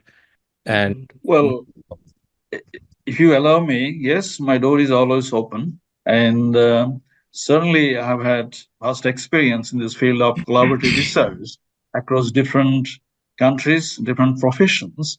And the project that I finished with with UNESCO entitled International Sustainable Development Law, it is an interdisciplinary kind of project, though it's But principally, it's a legal project, but various related aspects from the interdisciplinary, perspectives. This project was very much, sort of ingrained. So yes, I'm interested in interdisciplinary as well as legal research. Yes, of course. We can discuss further if you have any good idea. There will be British funding as well as Canadian funding. Yeah, personally, I am very much interested in sustainability for sure. In that case, thank you so much for your interest. So I would be requesting Professor Jahid from here to take care of it, and we will have some time, another floor, another, we will organize another meeting. Thank you. Definitely, we can work together with our sir. Yes, Professor Manoj, I mean, Mamunathan Sir Khan, please. Thank you so much. I was really deeply impressed and enlightened by your presentation. And I can see the challenge my country is facing and will be facing in this regard. From today, it appears to me challenges are even more complex, even more complicated, and more future looking than we can imagine today. Because in the context of our weak legal system and rule of law, it would be really difficult to address many of the issues. Whatever data, whatever projection you will be presenting us, if our legal system, legal structure, and legal institutions remain so fragile, then how we will be able to face these gigantic challenges ahead? If you could enlighten us in this regard. Well, yes, that's very interesting because I'll be talking the same topic, just to deliver my, sort of lecture called A.K. Khan Memorial Lecture to Chittagong University on the 29th April. So that's the topic that has been sort of sorted, and I'll be talking various aspects of them. But briefly, to mention that, yes, a country's law can be quite weak, quite archaic, may not be fit for purpose, may not be that responsive to modern changes, whatever you mentioned, climate change, environmental justice, new sort of ideas about human rights, then digital transformation in different sectors, and how to deal with those sort of things in a modern way, to be on par with the rest of the world, to deal with these sort of new challenges. Yes, the law of that country must be updated. There must be appropriate reform of the law, so that the law is up to date and it can face the challenges. Now, the laws of the old colonial vestiges, which were more than 100 years old, the time was completely different, when the law was made to be responsive and fit for purpose of these old, centuries. But now, can we live with this and live up to our expectations with this law? The answer is in the negative anyway, and that we can realize in various ways, while doing online transactions, do e-commerce, do sort of online dispute resolution, and the big challenges and the threats, which are just appearing on a daily basis, through climate change litigations. Of course, Bangladesh courts are just trying to, understand the climate change, sort of dilemma, and there will be more cases to follow. And various countries are being overburdened with climate change issues. And I mean, the legal system is not well prepared to deal with those situations. So, there are lots of definitional issues, as I said, in the context of European Convention on Human Rights, that no European court dares deal with this kind of, aspects of, victim status. The Swiss court, said quite clearly that, that's beyond our remit. And then the vulnerable ladies group, by the initiation of NGOs, sort of appeared before the European Court of Human Rights, in 2020, and now in 2024 they have got a positive judgment, and very landmark sort of judgment, and that will have a ripple impact globally. Whether you can say in the sense of new legislation or new court practices and all sorts of things. So things are just beginning to emerge, and these big challenges will be confronted by national courts, international courts, and of course this European Court, human sort of rights judgment will also open door for the International Court of Justice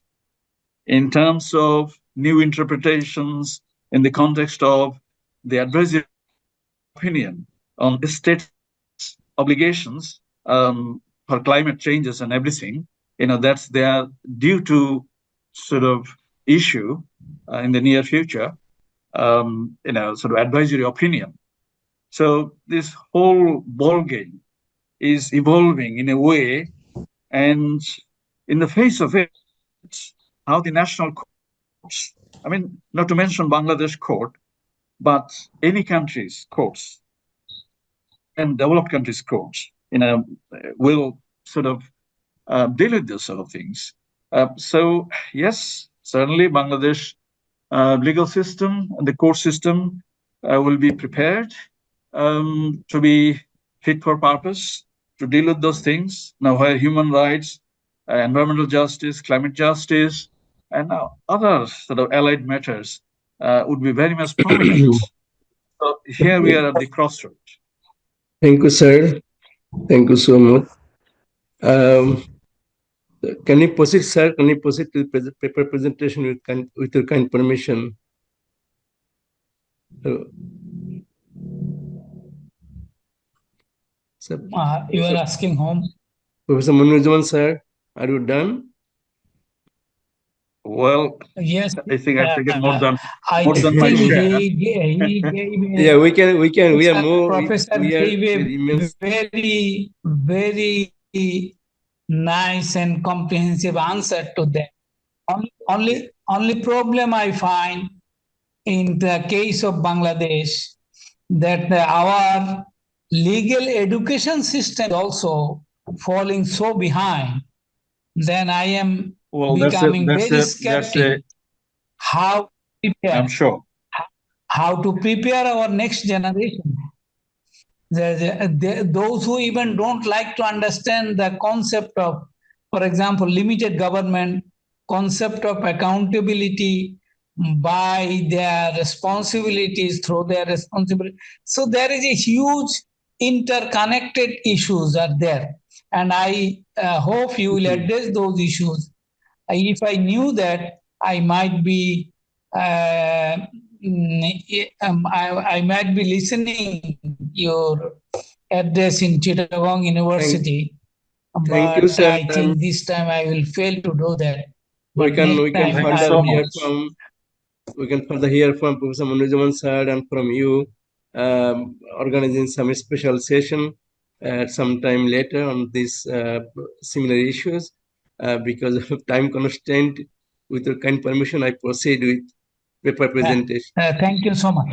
But I would like to present some books to him. If you allow me. That's very kind of you. Yes, certainly we can be in touch. Yeah. Thank you so much. May I request our Honorable Professor Manoj sir to stay with us, please, because there are some young researchers working in the area of arbitration international law. Your comments and insights will be very much encouraging for them. So I request both you and Professor Amul Hassan Khan sir to please help them with your insights. So may I introduce the first presenter, Mr. Khairul Islam. He is a PhD researcher at the University of Ottawa, Faculty of Law. He is a senior lecturer at the University of East West, Dhaka. He's a graduate with LLM and LLB honors from University of Dhaka. After that, he did another LLM from the McGill University. So he is a rising scholar in the area of arbitration law. So I'm happy to introduce him with you all. So may I request the young lecturer, the young researcher, Khairul Islam to present. Thank you, Professor Dr. Anwar Jahid sir. Am I audible? Everyone is listening me? Okay. It's really difficult to speak after legendary Professor Munir Zaman. As I was telling, that it's really difficult to present any topic of international arbitration after the speech of Professor Munir Zaman and my mentor, Dr. Manul Hassan Khan. And I see many of my colleagues, friends, young brothers and seniors here. I made a PowerPoint presentation with a short time as I possible. Okay, my paper is the title of my paper is enforcement proceedings of an arbitral award. Is there any scope for substantive review? I changed my mind to change the title of my paper a little bit. Actually, while I'm working on the presentation, I see that there is some subtle difference between why is a substantive review is imperative and is there any scope for substantive review. Mainly, my paper focused on the second one. Is there any scope for substantive?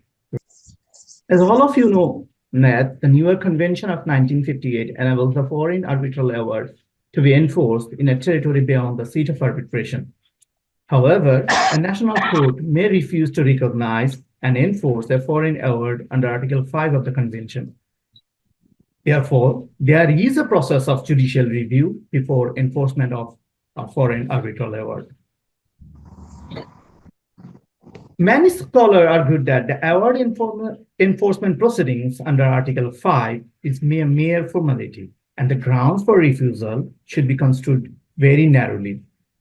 The award enforcing court has a minimal scope to review an award. It has been held in a case, and a Canadian court held that the scope of reviewing an arbitral award is very minimal. Many other courts in several jurisdictions also admit this view that a foreign award should be enforced mechanically without any broad or expansive judicial review. So the key thesis of my paper is whether an award enforcing court can review a foreign award extensively or not. I argued in my paper a national court can reassess the jurisdiction of an arbitration tribunal under Article 5, and this provision authorizes a national court to review an award extensively. I didn't want to put in my slide a long legal provision, but I understood that it would be difficult to understand this topic for many of the participants without knowing the provision. But I have very concise the provision. Before move on to my argument and other issues, I just a quick reminder of what Article 5 of the New York Convention. My entire paper is based on only the Article 5, Subarticle 1, and the Article 2. And I didn't consult with any other articles of the provision. The entire argument is based on only these two articles. Just to remind, quick review, the recognition of enforcement of an award may be refused only if the parties furnish proof that the parties to an agreement referred to in Article 2 were under the law applicable to them under some incapacity, or the said agreement is not valid under the law to which the parties are subject to it.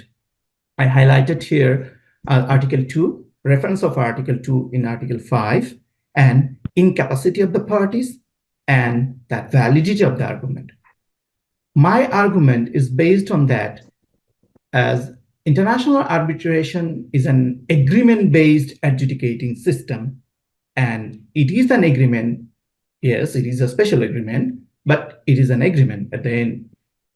So like any other agreement, while the court is assessing incapacity of the parties or the invalidity of the parties, would get the power from this Article 1 to review the award extensively. Again, just a quick reminder of the Article 2, which defines what would be the nature of an arbitration agreement and what should contain in an arbitration agreement. I have just briefly took the key phrases of this Article 2.3. The court shall refer to the parties' arbitration unless it finds that the said agreement is null and void, inoperative, incapable of being performed. So these three phrases, that is null and void, inoperative, and incapable of being performed, give the power the court to review other issues supplement to this provision. And again, the court is able, under this provision, while examining an arbitration contract, an agreement, and court has to examine some other supplementary issues, which I will discuss later. And overall, this allows the court to review an arbitration award again extensively. Just to keep a quick note that I agree that the merit of the award should not be reviewed by a national court. I agree with that point. And here, the jurisdiction of an arbitration tribunal itself is itself an award. So under Article 5, the national court can review that award quite extensively. And as a result, fact of the case, court can enter into the other part of the award. Albeit the court shouldn't, and national court agreed, it is the essence of the convention that the national court should not touch or review the merit of the award. An agreement to arbitrate is crucial for an arbitration, which forms the basis of tribunal's jurisdiction, and if flaws in agreement affect the tribunal's jurisdiction entirely. However, though an arbitration tribunal can decide its own jurisdiction, however, a tribunal award in its jurisdiction is not conclusive.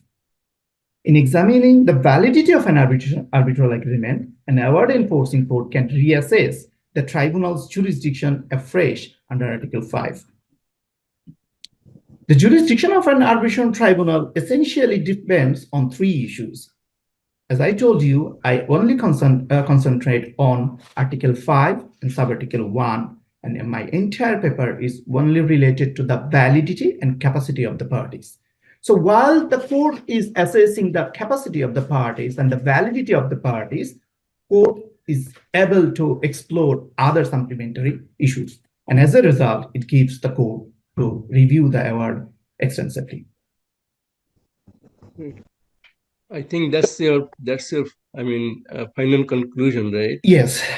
All right. So it means we can go for question and answer session on this. No, I'll gradually. If you allow me some, I understand there is a time constraint. May I beg 2 more minutes more maximum? Okay, please. Okay.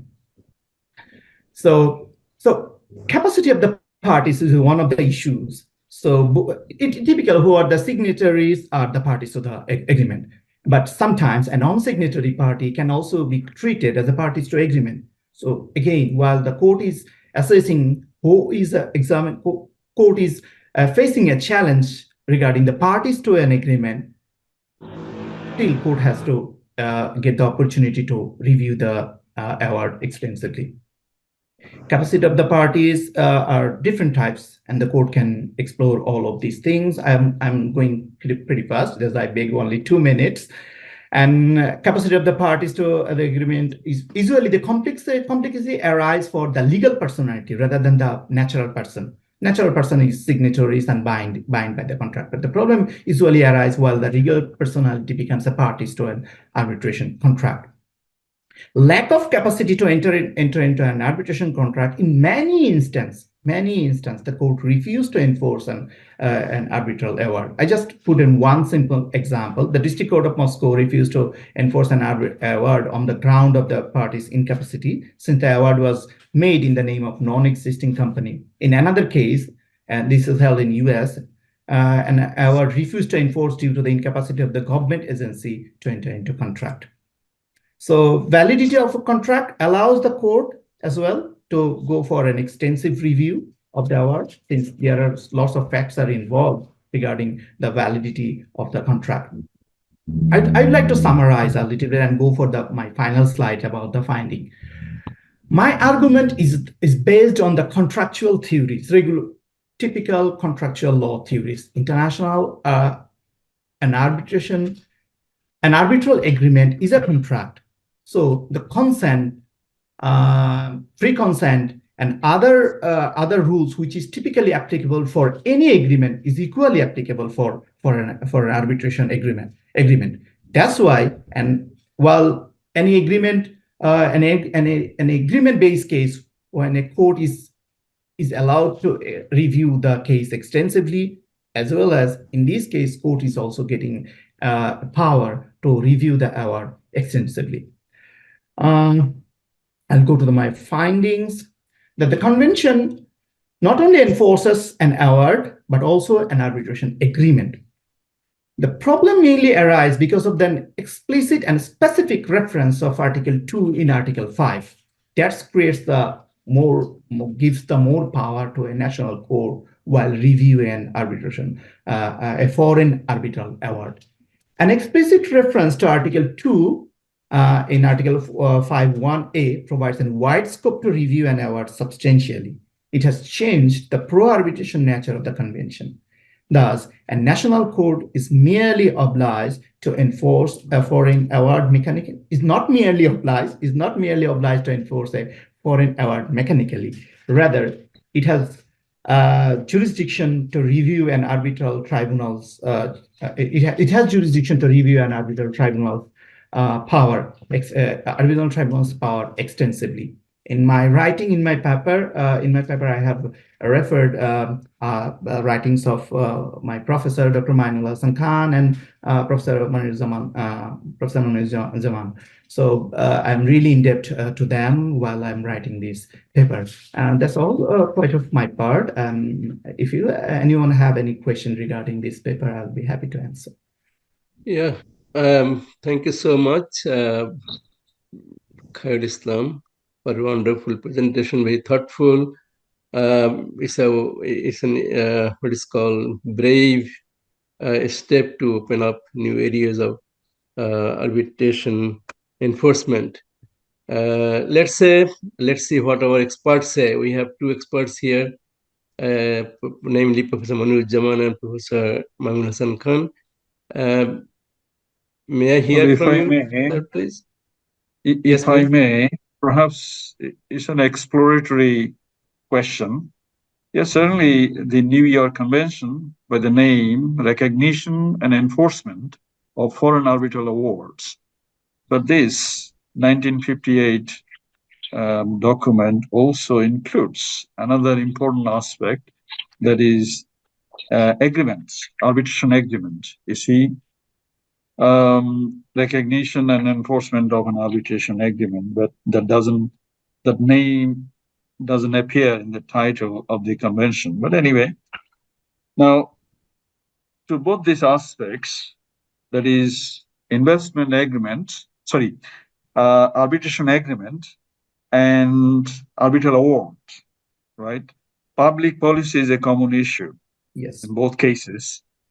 And an agreement could be nullified on the basis of public policy grounds, and also an arbitral award may not be enforced, on the ground of public policy. That's, quite clearly said in Article 5 of the New York Convention, that is recognition on enforcement and enforcement of arbitral awards. Now, okay, and that's a big question. Put two, what do you mean by public policy? Just if you can explain in just a couple of sentences, what do you mean by public policy? And which way you want to blow your winds? National public policy, international public policy, or transnational public policy? I mean, there are denotations and connotations of each, right? And also there are different regimes. For example, the French arbitration regime, the court systems will not bother for any national public policy or even not international, being part of national public policy. They would be respecting transnational public policy in the, sort of very restricted sense. Public policy, not, willy-nilly, whatever a government at any given time would assume to be public policy, they will not be running after it, because French arbitration is well established and well recognized and popular, right? International parties are flocking in. Paris and other sort of places in France, as the venue of arbitration. Now, I don't know, the answer could be a lot. It would be a dozen of PhD theses on its own. But briefly, you're right. Just what is your standpoint? Yes, several national court responded regarding the public policies, the different, as you have already described, that the French court usually reflect. What I try to say, just put you in a frame. Yeah. Not just, throw you into the Pacific Ocean, right? Just put you in a frame. So which way will you go? National way, international way, or transnational way, whatever? Right now, I would say transnational. If you say yes, this one, then the next question will, come. Why? So be prepared. Yes, sir. The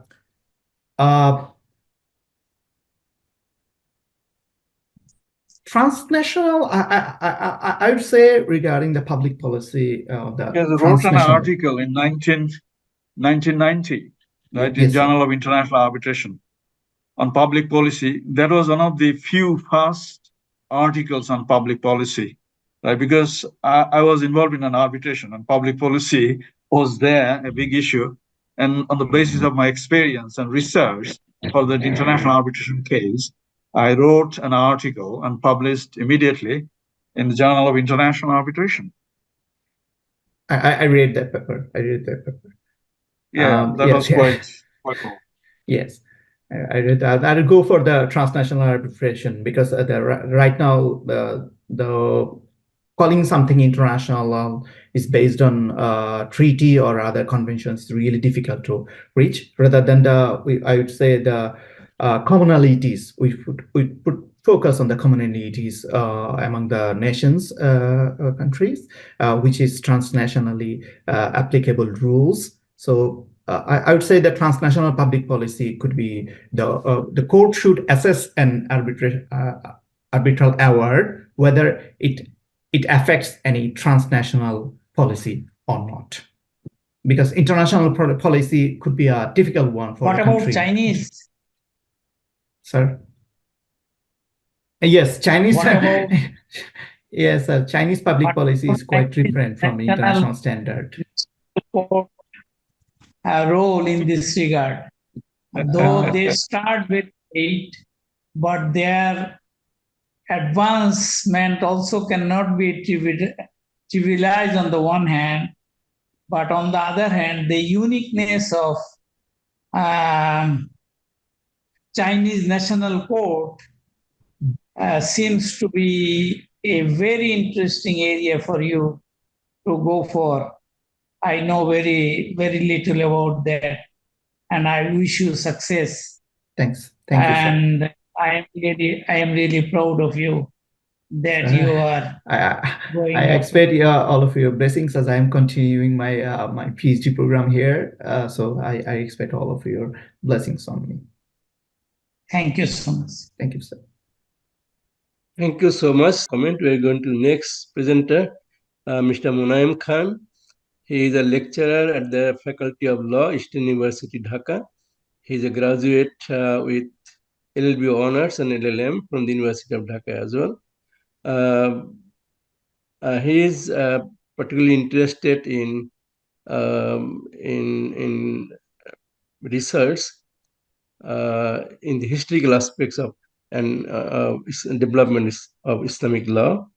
But today's particular the paper is particularly on a different issue. Of course, there's unholy apartheid, the Dalits, civil rights, and access to public place in Bangladesh. So may I invite Mr. Khan to present his paper. Thanks. Honorable Session Chair, distinguished legal luminaries of Bangladesh who are working abroad and within the country, and esteemed presenters. Today, I'm going to present on an issue, which is the plight of the Dalits who are regularly or at times, occasionally, they are denied access to public places in Bangladesh, particularly in South Asian regions. And speaking on this particular issue, I have a very personal connection to me. It was really sparked in me on a particular occasion when I, along with my friends, visited in a Horizon Poli in Bogora, when a Dalit Horizon young man was forced out of a hotel, and his hands were one of his hands were burnt with boiling oil, and it made into the national dailies, the national news and electric medias, and the National Human Rights Commissions to look into the matter, and it was created really an uproar. And we went there to meet them, to sit with them, and even we ate a meal with them. And it was a program we organized with them, at Bela Ahar, kind of, to show that they are not really untouchable. And in my paper, I will argue that untouchability is a mindset which has turned into a psychosocial phenomenon, though it has deep roots in historical factors, particularly Hindu religions. And in my paper, I will try to show why the state-centric top-down approach failed to develop their conditions, and particularly to ensure their access to public places in Bangladesh and in the other South Asian regions. So it is well known that Dalits are untouchable, and it is within the Hindu caste system, which was described by Venerable Ambedkar as graded inequality. They have no caste within the four caste systems, and they are regularly denied access to public places, and they are really excluded from public places. And my aim is to develop a bottom-up approach for human rights implementation for Dalits. And to begin with, I chose a quote from B.R. Ambedkar, who said that rights are protected not by law, but by the social and moral conscience of society. And basically, my presentation will echo his sayings, actually. So my presentation will be divided into 4 parts. First, I would like to show a brief sketch of the legal frameworks in South Asia, particularly where the Dalits are sizable minority. And definitely India will be the first one, where the Dalits constitute more than 200 million minority, and subsequently followed by Pakistan, Sri Lanka, and Nepal. And secondly, Munaim Khan, may I request you to focus on the concept of Dalit and the related legal provisions presently prevailing. Then you go to your what is called your suggestion. I think that way you can save some time and the audience will be interested as well. Okay, sir. Okay, sir. Thank you, sir. Particularly, the topic is relevant for Bangladesh because Bangladesh is moving forward to pass an anti-discrimination bill, which has been laid down before the parliament in 2022, and which is yet to be passed, and where access to public place for Dalits is really aspired to ensure. And my research is basically laid down in that framework. And secondly, I will try to show why the state-centric approach failed and why we should take an approach which is a bottom-up approach. I would like to call, or human rights approach from below, and relying on this bottom-up approach, I would like to sketch a tripartite approach for ensuring Dalits, where Dalits will have easily access into public places. To begin with, some Munaim Khan, who are Dalits in fact? Can you please define who are Dalits? Yes, sir. I'll move now to this issue. Dalits are basically the outcasts in Hindu religion who have no castes within the 4-caste system. The Brahmin, Kshatriya, Vaishya, and Shudra, they are the really caste Hindus, and the Dalits are outcasts who do the really socially less expected jobs or less demanding jobs like scavenging or cleaning or like other jobs, cleaning shoes, similar jobs. So there was a huge debate between B.R. Ambedkar and Mohandas Karamdas Gandhi. Ambedkar was rebellious in kind of nature, who advocated for annihilation of caste system, who said that the conditions of the cannot be improved without annihilation of castes. But Mohandas Karamdas Gandhi, or Gandhiji, said that Dalits can be included within the 4-caste system in the Hindu system. But we see when India got independent, the state actually taken a different approach. They didn't move for any religious reform, rather they relied on state as an arbiter and law as social engineering mechanism, and relied on law to improve their conditions. And human rights discourse, which has roots in the French Revolution, and also, as we all know, it was taken as a liberator ideology. Please allow me a few seconds to chat.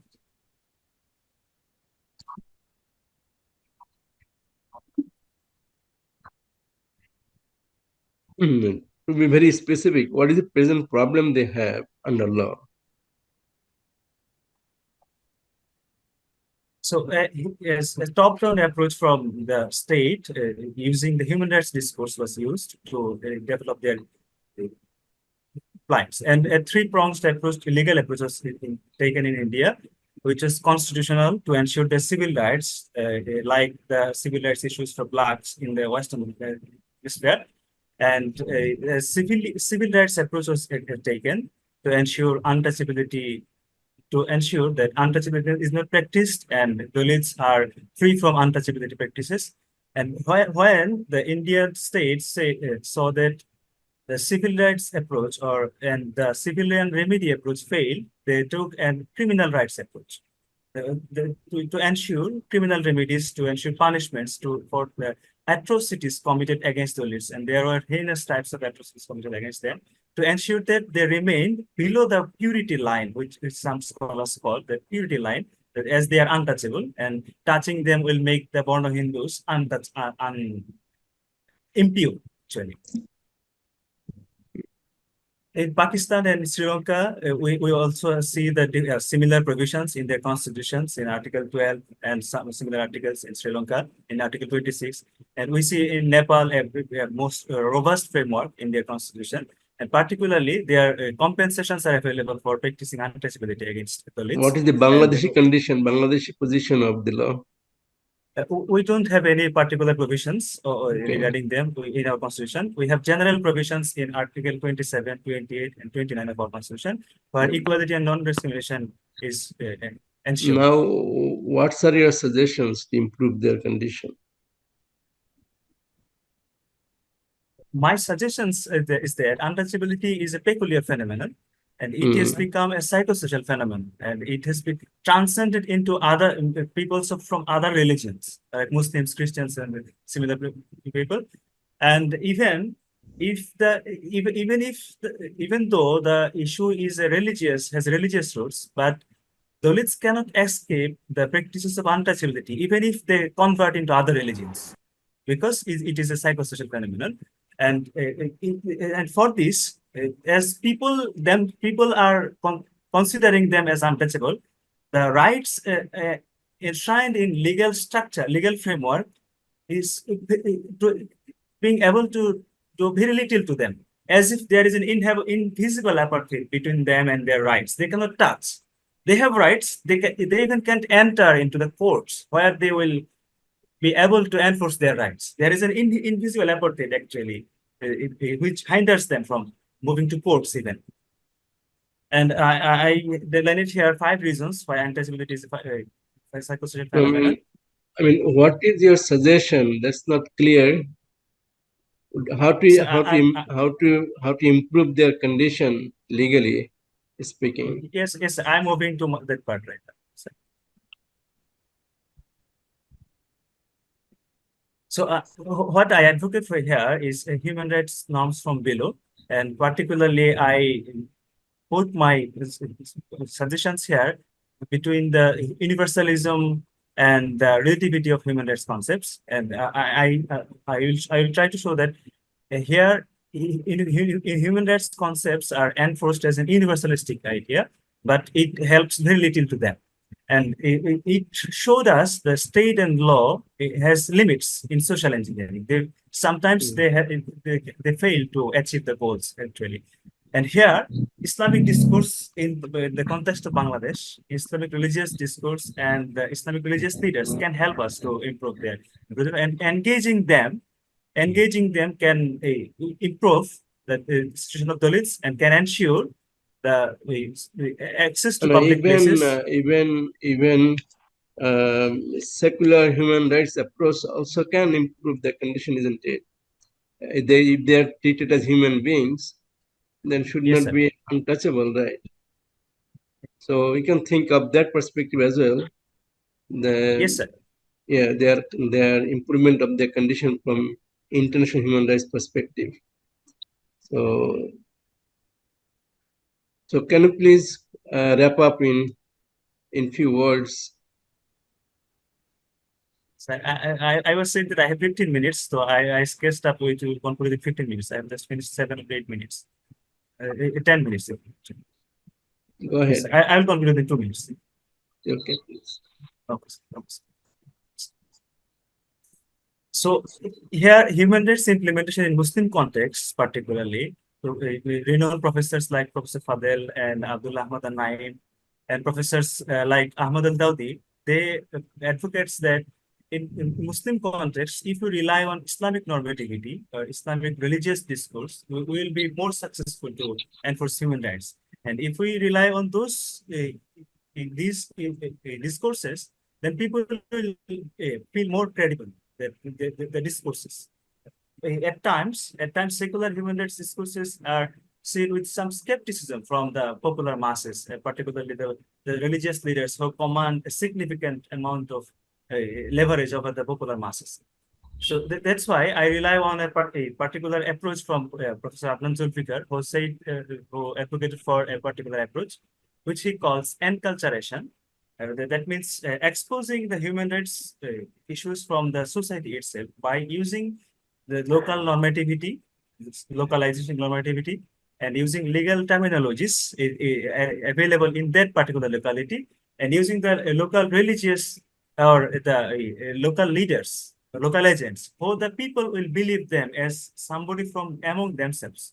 And I argue that ulama in Muslim context in Bangladesh, maybe those local agents who the people will believe. Particularly, people believe them for their afterlife. Maybe they will believe them for this life if they disseminate the issues that untouchables are not, the practices in untouchability are not in any kind of Islamic, or Islam doesn't have any practices like untouchability. And if they disseminate that the ayats and hadiths of the Quran and Sunnah to the people, that we should not practice untouchability, then we will be more successful in ensuring their access to public places. And this particular point, we can rely on OIC Declaration on Human Rights for and consideration of human rights in Muslim context, which particularly help us in particular issues.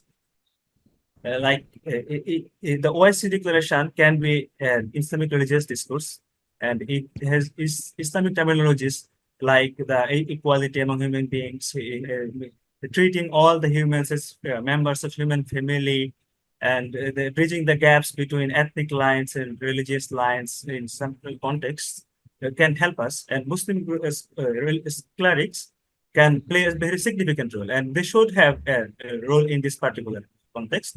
And as it is a psychosocial phenomenon, the law and state alone cannot accomplish this uphill task. The religious and the local social leaders must be engaged to free the people from their untouchable mindset, as untouchability is a mindset.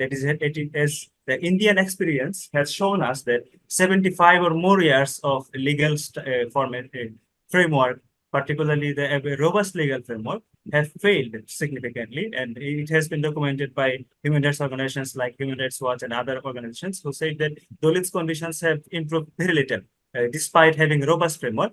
And some scholars like Smith and Narula, who has done extensive research on the Dalits' conditions in India and South Asian regions, has said that Dalits are untouchable, equal by law, but unequal by caste.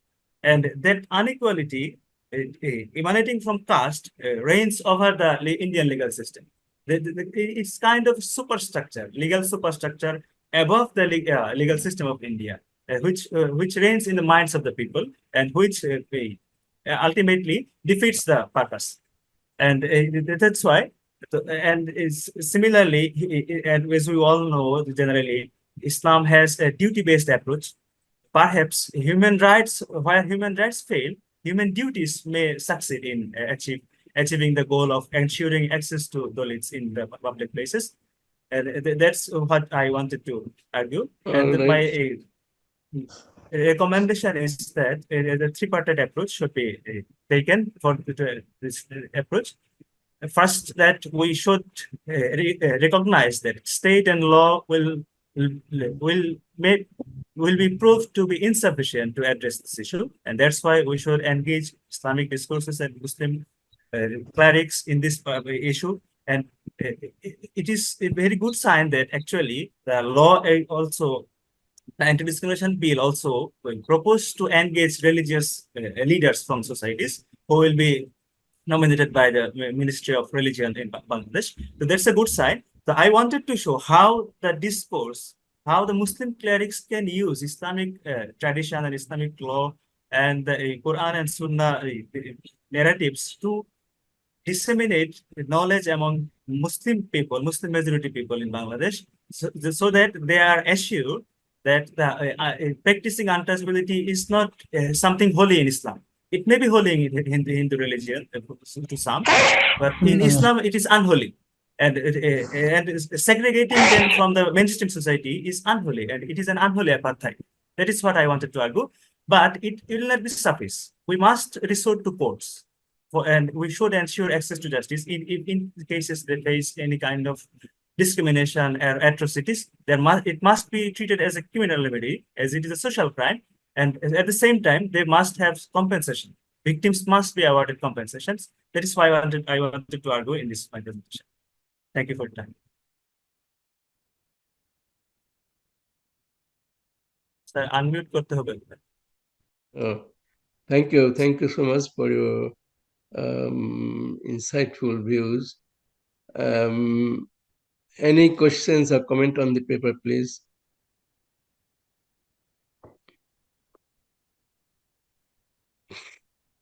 If I can ask you a question, this Dalit issue being a religious issue of Hindu religion, why are you proposing Islamic solution to the problem?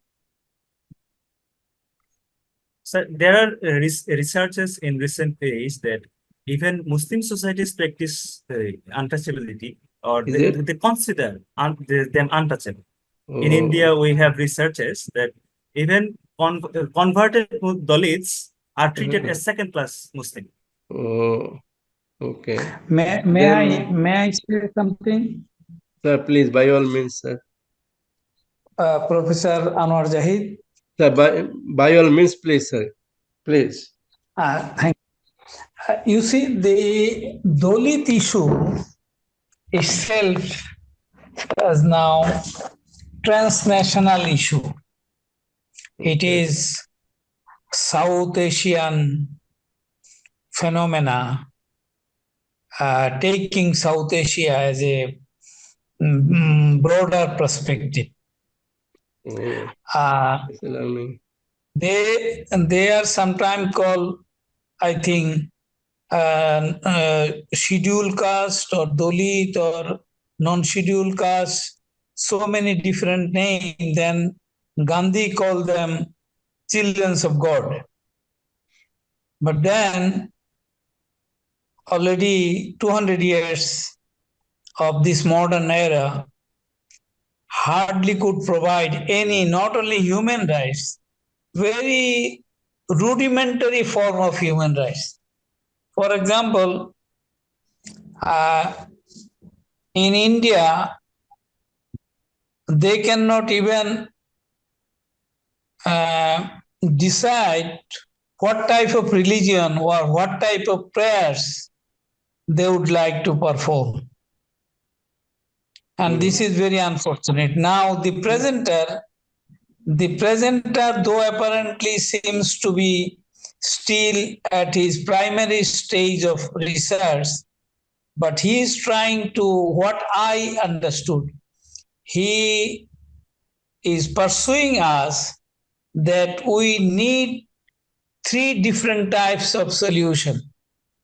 One is legal, another is socio-political, and another must be the religious approach. Without that combined efforts, only from one direction, making some laws would not help much. On the other hand, keeping the caste system, Dalit system in place also will not help much, because the thorough research of Amartya Sen shows that just legal approach or even economic approach cannot help much until you can break the stigma or taboo of ancient hierarchy among the human beings, which are in many cases inhuman, to say the least. So this is a very good area of research, but I don't know, please forgive me, my dear presenter. I think you need to study more, be more methodical, and also to follow the dialectics of research, how you make the thesis to an antithesis, and then how you reach to the synthesis. Because it appears to me it is very difficult to find out good synthesis in your research. So please forgive me and go ahead with your very good area of study. Thank you so much. Thank you, sir. Thank you so much. I think the presenter would be very much benefited by your insightful comments. And you should take note of the comments, Naim Khan, and you can go further with your work. Maybe it can be a PhD research. Who knows? Yes, yeah, definitely. Yeah. Thank you. With this, we are going to the next presenter. She is Arifa Chowdhury Elma. She is an apprentice lawyer working with Imdadul Haq Khan, an associate law firm. She is an LLM and LLB from Eastern University, Dhaka. She's also a good mooter.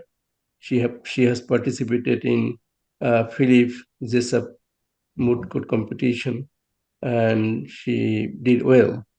So with this brief introduction, may I call upon Arifa Chaudhry Elma to present her paper.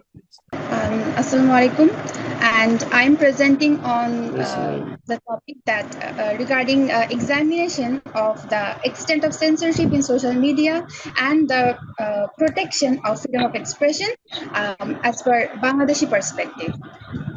To begin with, my presentation is divided under a few subtitles. That is, firstly, I will define about what is freedom of expression and censorship, which are the key terms in this presentation. Next, the extent of freedom of expression offered and censorship offered in Bangladesh, and with comparison of these two terms with Bangladesh and international law, offering a balance between the two, and finally a few recommendations. Firstly, starting with the definition of freedom of expression, that is, which was defined by Mahmudul Islam in his book Constitutional Law of Bangladesh, that freedom of expression is basically a fundamental right in the first place, which is protected under our constitution, our Bangladeshi constitution, and this freedom of expression also consists of rights which expresses which can be expressed through writing, printing, or any other mode, and most importantly, which must be addressed to eye and ear of other persons. That is, other persons should hear and see that thing. In that place, this will be expression. And the other term, censorship, is defined as, it's simply defined as suppression by any authority, suppression of speech, or any form of expression which is considered to be harmful or illegal or sensitive. Let us see what is the freedom of expression in under Bangladeshi perspective. Article 39 of the Bangladeshi Constitution guarantees freedom of thought, conscience, and expression as well. But Article 39 also provides a few restrictions on this freedom of expression regarding state security, public order, court contempt, defamation, and such other cases. But even though under Article 39, freedom of expression is protected in Bangladesh, however, the Bangladeshi government have faced criticism in several instances, which I will be explaining further, where this can be showed that the constitution was grossly violated. That is, the extent of censorship was went further, violating the constitution. And those extent of censorships are that those are the examples in respect of Bangladesh. Firstly, Bangladesh government slowed internet speed. The internet speed was made in 2G, specifically during a protest in 2018, which was named as road safety protest, where the internet speed was made in 2G to prevent online and live sharing. And this is a gross violation of Article 39(2)(b) of the Constitution of Bangladesh, which provides freedom of press. And also a lot of in the same issue, a lot of journalists were arrested, and websites and news outlets these were blocked as they spoke against government. And a cartoonist was also arrested for criticizing government, and he was arrested during the COVID-19, where he criticized government regarding the failure of government to control the COVID-19 situation. And furthermore, a 15-year-old teenager was also sent in juvenile detention for criticizing government in social media. And lastly, and recently, Cybersecurity Act 2022 was enacted, which contains a lot of faulty sections, which actually violates right to freedom of expression and thought, and which went exactly opposite of journalists, that is, which is against independent journalism. So, what are the findings? That is that freedom of expression, even though it is a fundamental right guaranteed under Article 39 of our Constitution, still freedom of expression is not totally ensured, as the extent of censorship went further. To such extent that this censorship suppresses the freedom of expression, which is our fundamental right. Now, as we can see, let us see a comparison with international law. Firstly, freedom of expression and opinion, that is freedom of expression, is guaranteed under UDHR, ICCPR, Article 19 and 17 respectively, and Article 5D7 of International Convention on Elimination of All Forms of Racial Discrimination. And those similar international treaties also restricts, not only guarantees the freedom of expression, but also restricts this right in article, which can be seen in Article 29.2 of UDHR and 19.3 of ICCPR. And in another case, interestingly, in Gundas versus Turkey case, here a speech was delivered as religious commentary, and it was observed by the European Court of Human Rights, that is ECTHR, that that speech, which was the issue of the case, was protected as it was a highly debated topic of general public interest. So, which means we can derive that under this case, that the restriction on freedom of expression was unlawful, actually, which was observed in this case. After seeing the comparison, we can obviously derive that we actually need a balance in Bangladesh, that government should and must impose censorship, impose reasonable restrictions, but the restrictions must be reasonable, so that the right to freedom of expression is not hampered, and the restriction can be given in the interest of the state security or national security, public order, or harming or not harming other right or reputation of others, which was the subject matter of international treaties, those articles which I mentioned earlier. And as I've already said, the restrictions must be lawful and must be necessary, must be reasonable.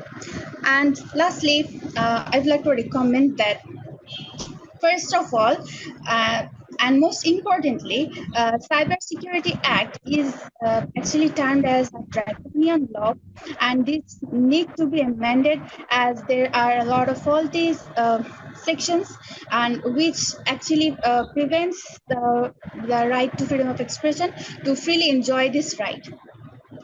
But restrictions should also be given, that is, to suppress illegal contents and which are sensitive contents, to suppress those, to prevent those to spread, restrictions must be given.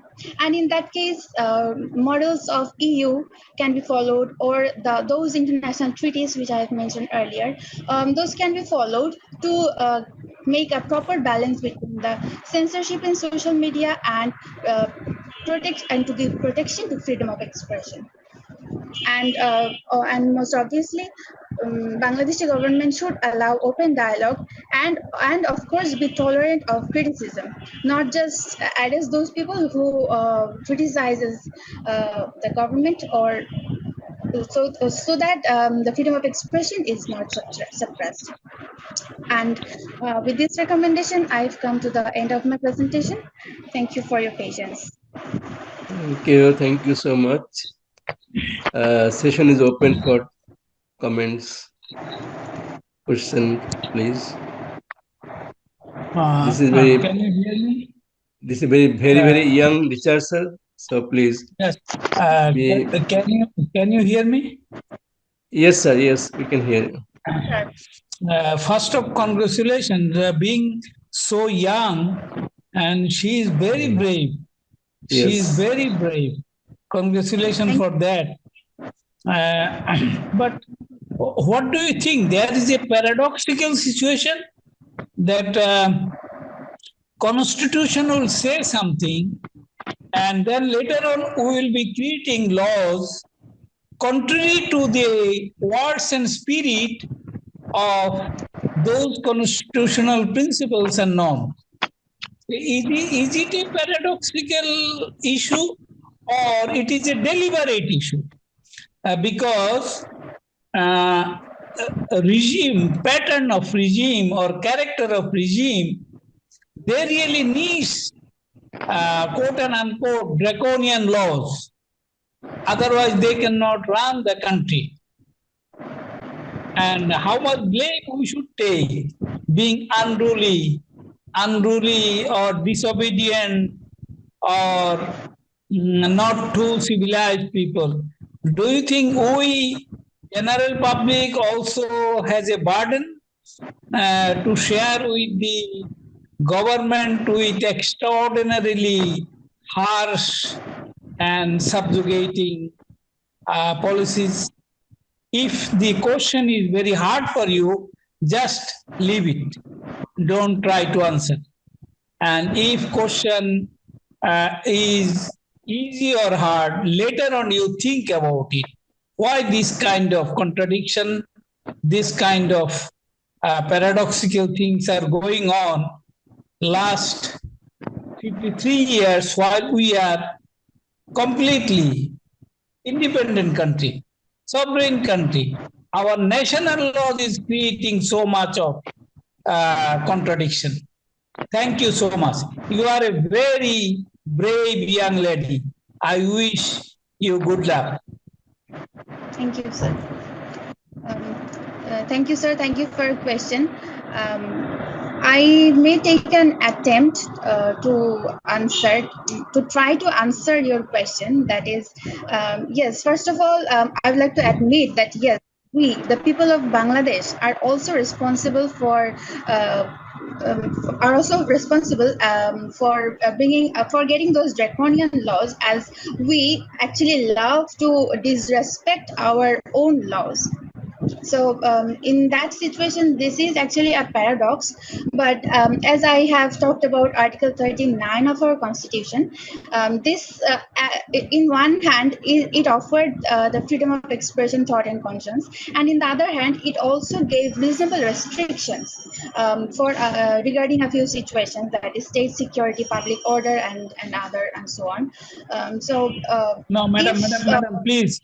Madam, please. That itself is not a big issue. That itself, it is in many constitutions, in many law, you can find it, because you cannot sacrifice your security issues, you cannot sacrifice your public policies, you cannot sacrifice many other things. That itself is you cannot, or we cannot try to have unconditional freedom. There must be some conditions, but that is not the main issue we are talking about. We are talking about why subsequently we are making so many bad laws, black laws, draconian laws. That is the main issue we have to deal. I understand what you are saying. That you can deal easily. That you can later on will be able to deal easily. But why we cannot even nowadays differentiate between good laws from bad laws, black laws from white laws, draconian laws, very strict laws, illegal, constitutional illegality, legality, legitimacy. These questions are at stake now. I am again not discouraging you or criticizing you. Again, I am saying, I am saluting you for your courage. But please go ahead. I think Elma can take some food of thought for further development, and this may not be right forum for her to speak further. Thank you so much. No problem. She can she can send me in email and even show me the structure of her research work. There is some structural problem in your research work. You need to make it more methodological and structured than that way you do it, and make some research question available for you. But creating by your brainstorming, have some research question and then try to address those research questions. Then it will be an excellent job. You can go ahead with our PhD with this. Yeah, that can be possible. Yeah, thank you both Elma and Professor Maimul Hassan Sarkhan.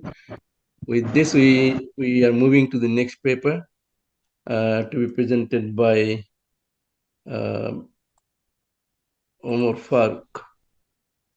He is a lecturer at the Faculty of Law, Eastern University.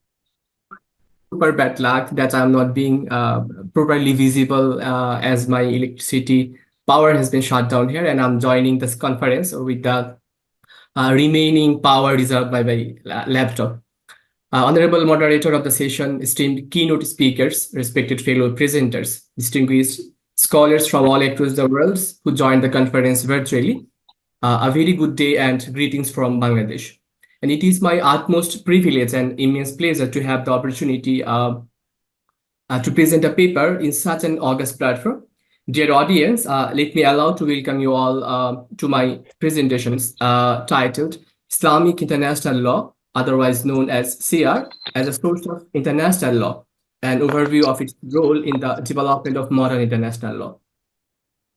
Firstly, I would like to commence the session towards the echoes of the verse aptly remarked by Professor Imran Ahsan Khan Niazi, an authority of international Islamic law, that if Muslim states were strong, international law would be based upon the Islamic law, norms of Islamic law, I should say, and it may recognize the existing international law as customary law waiting to be Islamized.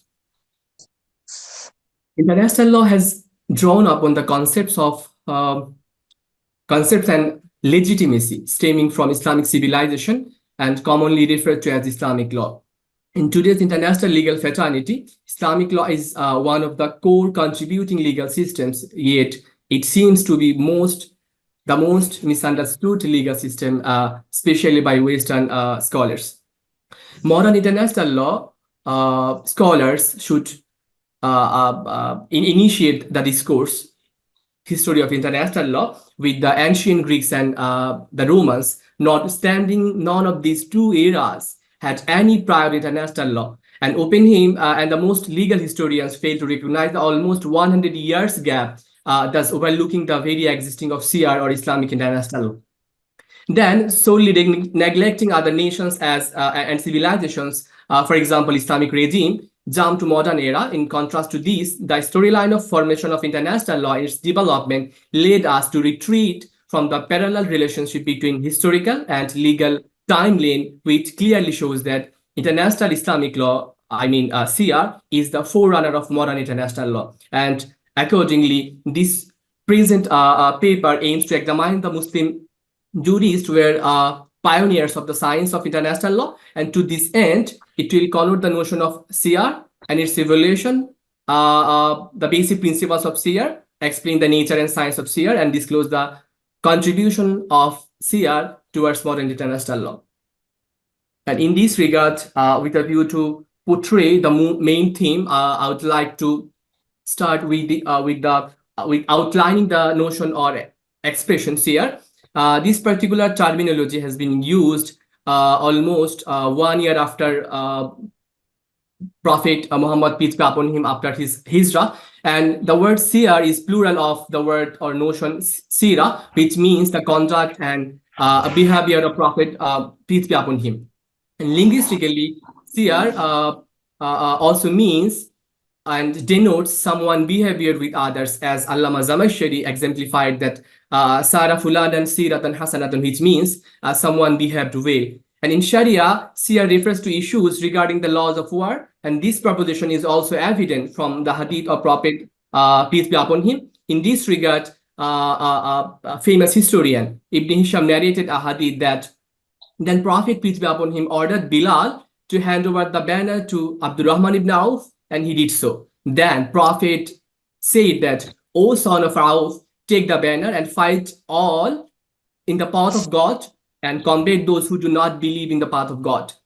However, never perpetrate a breach of trust, treachery, mutilation, or murder of a minor or lady. And this is the demand of God and the conduct of his messenger. And to denote and mean the conduct of messenger, Prophet, peace be upon him, used the notion Siratu Rasulillah, meaning that, or it implies that the word Sir also denotes the conduct of Prophet, peace be upon him. At that time, Sira was also used to denote the conduct of Muslim ruler during the war and peace, not only during the peace, rather war and peace. However, as the context of the word further evolved, later referring to the conduct and behavior of Islamic states in its relation with other states, here becomes synonymous with the Islamic and non-Islamic and Muslim international law. Omar Farooq. Yes, sir. So far, we understood the concept in brief of CR or Islamic international law as the rules of Islamic state or Muslim state with regard to dealings with foreign states or other states in the time of peace and war. So I think this thing no need to carry forward further. No need of terminological discussion. I think we go straight to your issue of Islamic law being or CR being a source of modern international law. Can you please focus on that issue? I think that will be more interesting. Much obliged, surely. Islamic international law is a source of modern international law. Okay. May I be allowed to address the features of CR, or should I move forward directly to the development? In brief, you can, yeah, so that if it helps the next part, contribution of CR, so. Thank you, sir. Thank you. So I would like to address three cardinal aspects or features of CR. Firstly, CR is monist in nature, meaning that it is not it is applicable internationally and regulates all the matters related to Islamic State, including its national and internal and external behavior. The Islamic international law is undivided, meaning that applicable in the same way within and beyond the state's territorial extension. And in this regard, we can refer hadith from Prophet, peace be upon him, that he said that fear Allah wherever you are, meaning that you should obey Sharia both within and outside the state you belong. Secondly, here our Islamic international law is a code of conduct, and unlike modern international law, which governs relations between different sovereign states, Islamic international law here does not regulate the relationship, I should say, of nation states and the relation and their obligations toward each other. Rather, it provides Muslims with a code of conduct. The Islamic international law is able to be equally applied to all nations, groups, and individuals from the day first, and undoubtedly it had characteristics of law. So with this aspect, I would like to address that to explore the starting of CR as a separate sciences of independent subject of study, we come across it with Imam Abu Hanifa and its contemporaries. Imam Abu Hanifa titled the word CR and for his lectures on his Islamic laws of war and peace for the first time in the Islamic annals, and thus he was unanimously credited for treating CR as a separate legal sciences and as an authority of Islamic international law. And from the very time of Islamic regime, international transactions, for example, transactions between Muslims and non-Muslims nations took place during both peace and hostile times. And accordingly, basic Sharia principles and rules related to international transactions and affairs had existed from the time of Prophet, peace be upon him, himself, meaning that from 17th century and after his demise, Khulafai Rashidin transitioned and subsequently Mujtahidin emerged to develop legal principles through ijtihad. And during these periods, several scholars who gradually gained renown from their expertise on seer, for example, namely Imam Shabi, Imam Abu Hanifa, Imam Abdul Rahman al-Awzari, Imam Abu Yusuf al-Shaybani, and many others, they admittedly throughout these periods Islamically enshrined the provisions regarding international relations, treaties, and diplomacy, and the law of war and peace. Therefore, we are claiming that Imam Shaybani, who is noted and acknowledged as the earliest among 21 significant contributors to the development of international law by a famous authority of Islamic law, Masood Badri, who stated Imam Shaybani as the earliest among 25 significant contributors to the development of international law in his book, the Oxford Handbook of History of International Law. Here, we can see that Imam Shaybani wrote 2 books, and I should say Imam Shaybani has been renowned for his 2 books. One of these is Kitab al-Siyar al-Kabir, and which is treated as the world's earliest work on international law. And the book retains the rules on conduct of the conditions of war and military actions, and relates the rules of peacetime, and it also entails the principles for the conduct of diplomacy and rules for treatment of non-Muslims in a Muslim land. And at this point, I would like to reiterate the note and remarks of Professor C.G. Veeramentary, the former Vice President of the International Court of Justice, who said a very significant, some significant words about Imam Shaybani, who says that it is worthy to note that this detailed work on international law anticipated by over 8 centuries before the commencement of Western international law. Here you can see that Veeramentary also acknowledged I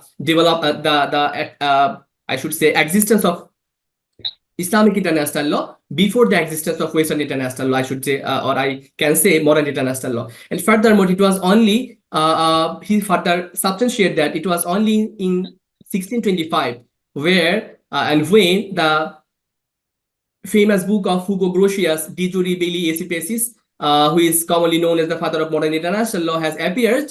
And before that, Imam Shaybani also, Imam Abu Hanifa, Imam Abu Yusuf also has raised some issues for that Hugo Grotius being acknowledged.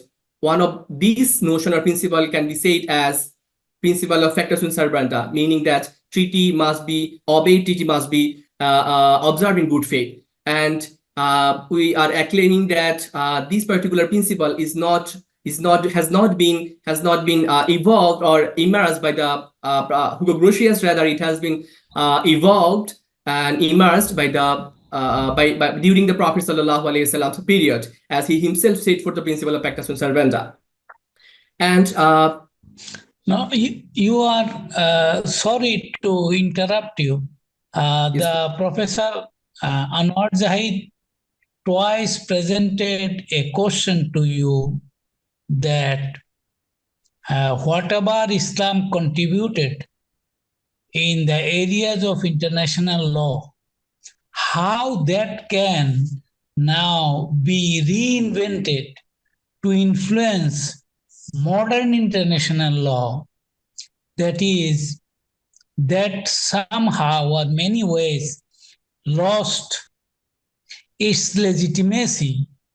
For example, what is happening in Gaza, what is happening in many parts of the world, like with the refugees, with the minorities, with Dalits, with all these people, what is happening.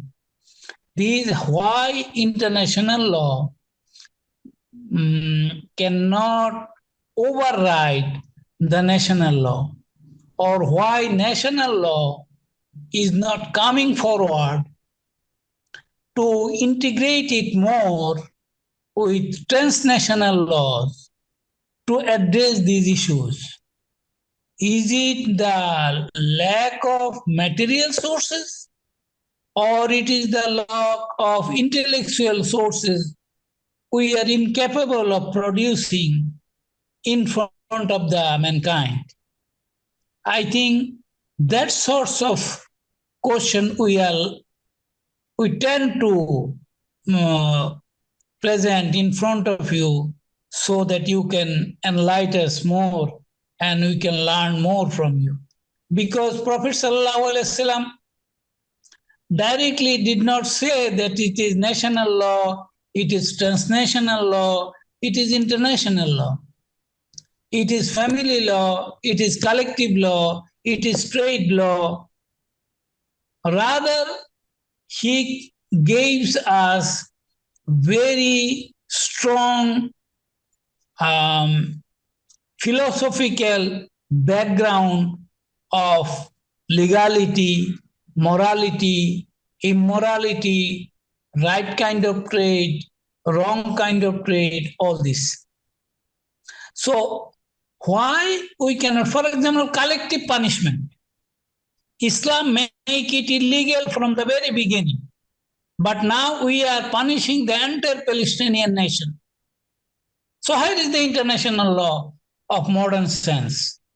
So there is a scope we can contribute a lot. Why Hugo Grotius became so famous? Simply because he said if a small country with a very tiny population sign a contract with a huge military powerful country, that powerful military country cannot violate that contract. That is the way international law will be developed. Initially, many was, okay, I'm just within 1 minute. Many people initially thought he was an immoralist, he is an not naturalist and all this. Later on, we found that it is not too far from the Islamic way of thought.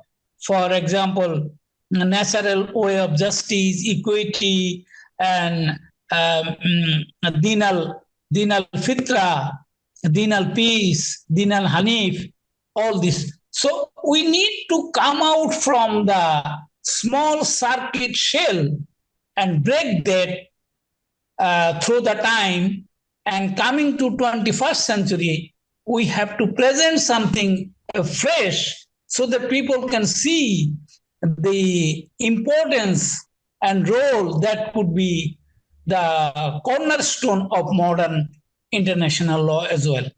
So please excuse me if I went beyond my jurisdiction or beyond my what I say, area of understanding. Thank you so much. No, sir, you have just focused on the principle of pactus and servanda, that a small state, if make a contract or agreement with a bigger state, both are bound by the treaty.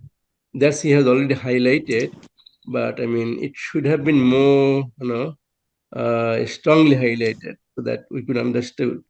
It was not coming. It was not coming so straightforwardly, so strongly. Because this is a young and humble researcher, so. No, that's fine. No, he is fine, but historical knowledge is good. But if you need contextualize, without contextualizing, ultimately will fail. Sir, we can learn something from the present. Probably what you are expecting, maybe partly you can get from the present slide and upcoming slides. I think, we give the floor back to Omar Farooq. Please finish it up soon because we are running out of time. Thank you so much, sir. And thank you so much, Professor Maimul Hassan Khan, sir, for enlightening me and for pinpointing me the point on what point I should be focused and during my research.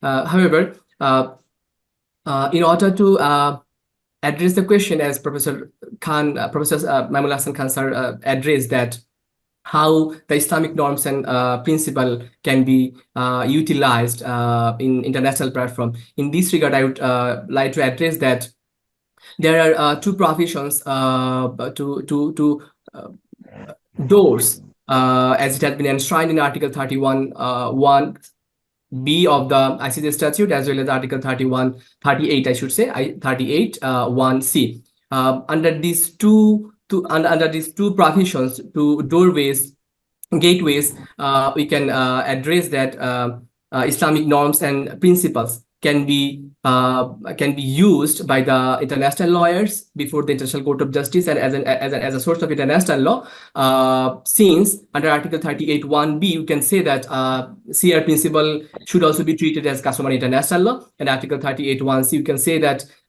Islamic legal norms also should be defined and should be accepted as a principle of as a general principles recognized by civil society.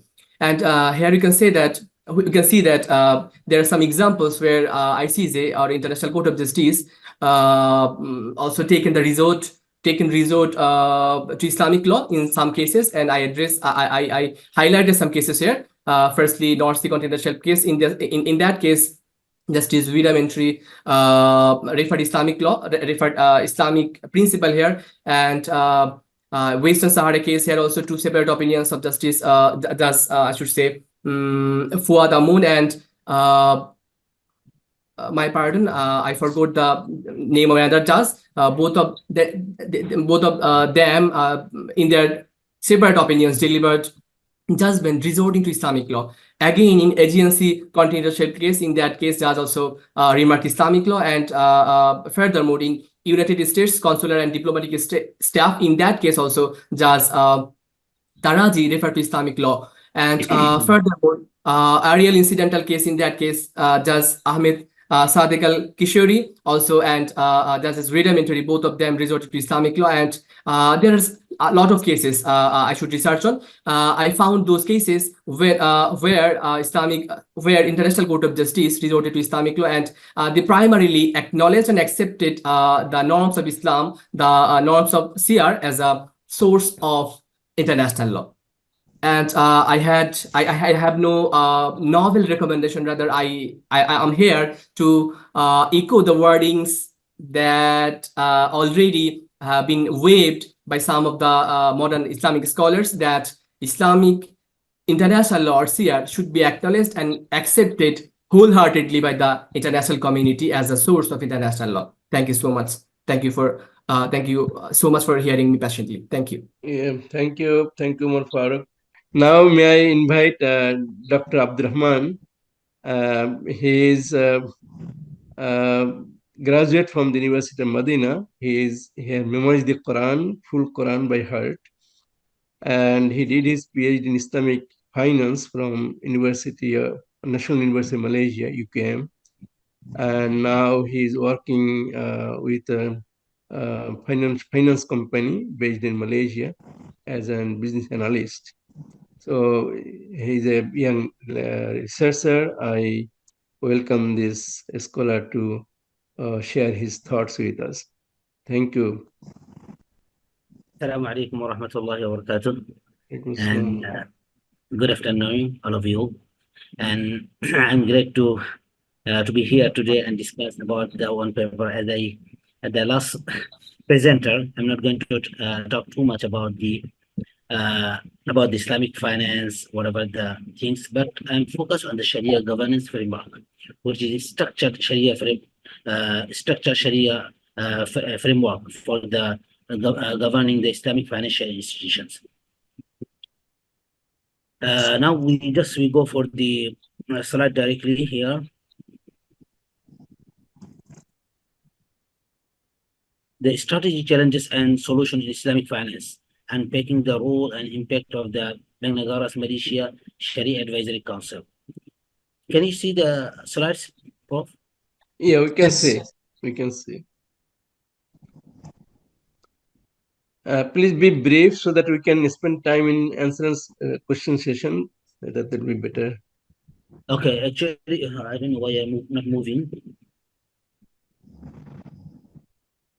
Okay, actually, I'm focused because then nowadays I don't know why you don't moving this one. Nice.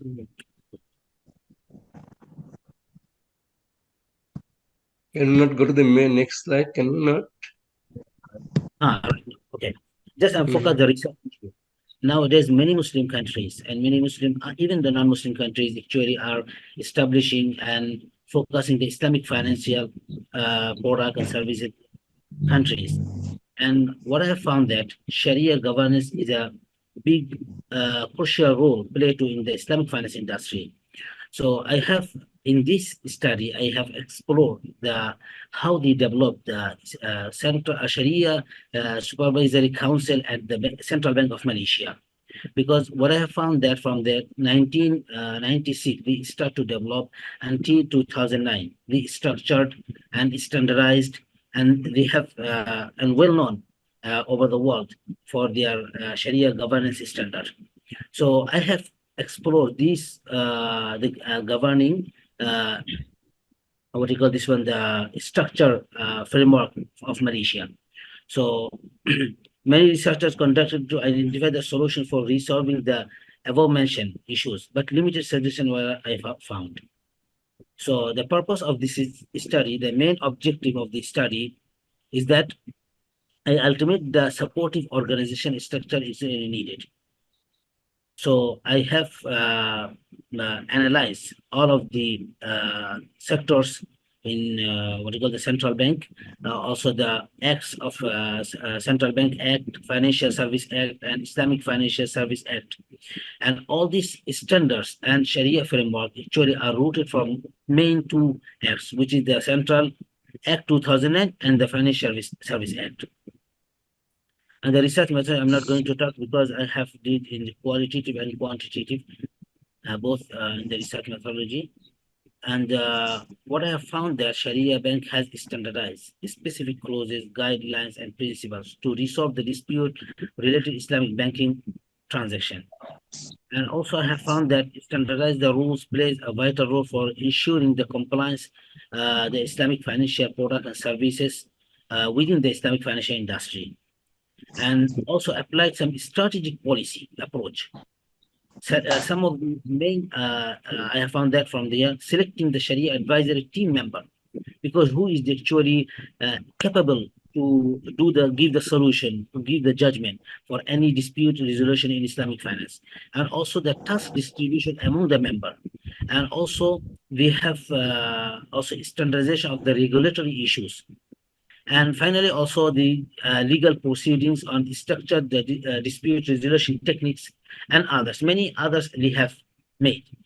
So this is actually I have found from this study, and I propose actually to the other nations. Those are for the newcomer to the Islamic finance. Can we take the such example, Malaysian Central Bank as a Sharia Advisory Council, which is the instrument I have found that. Thank you very much for your attention. Assalamu alaikum. So, I mean, if you kindly highlight in few words, what are the main challenges in Islamic finance in Malaysia, and the role of the advisory council?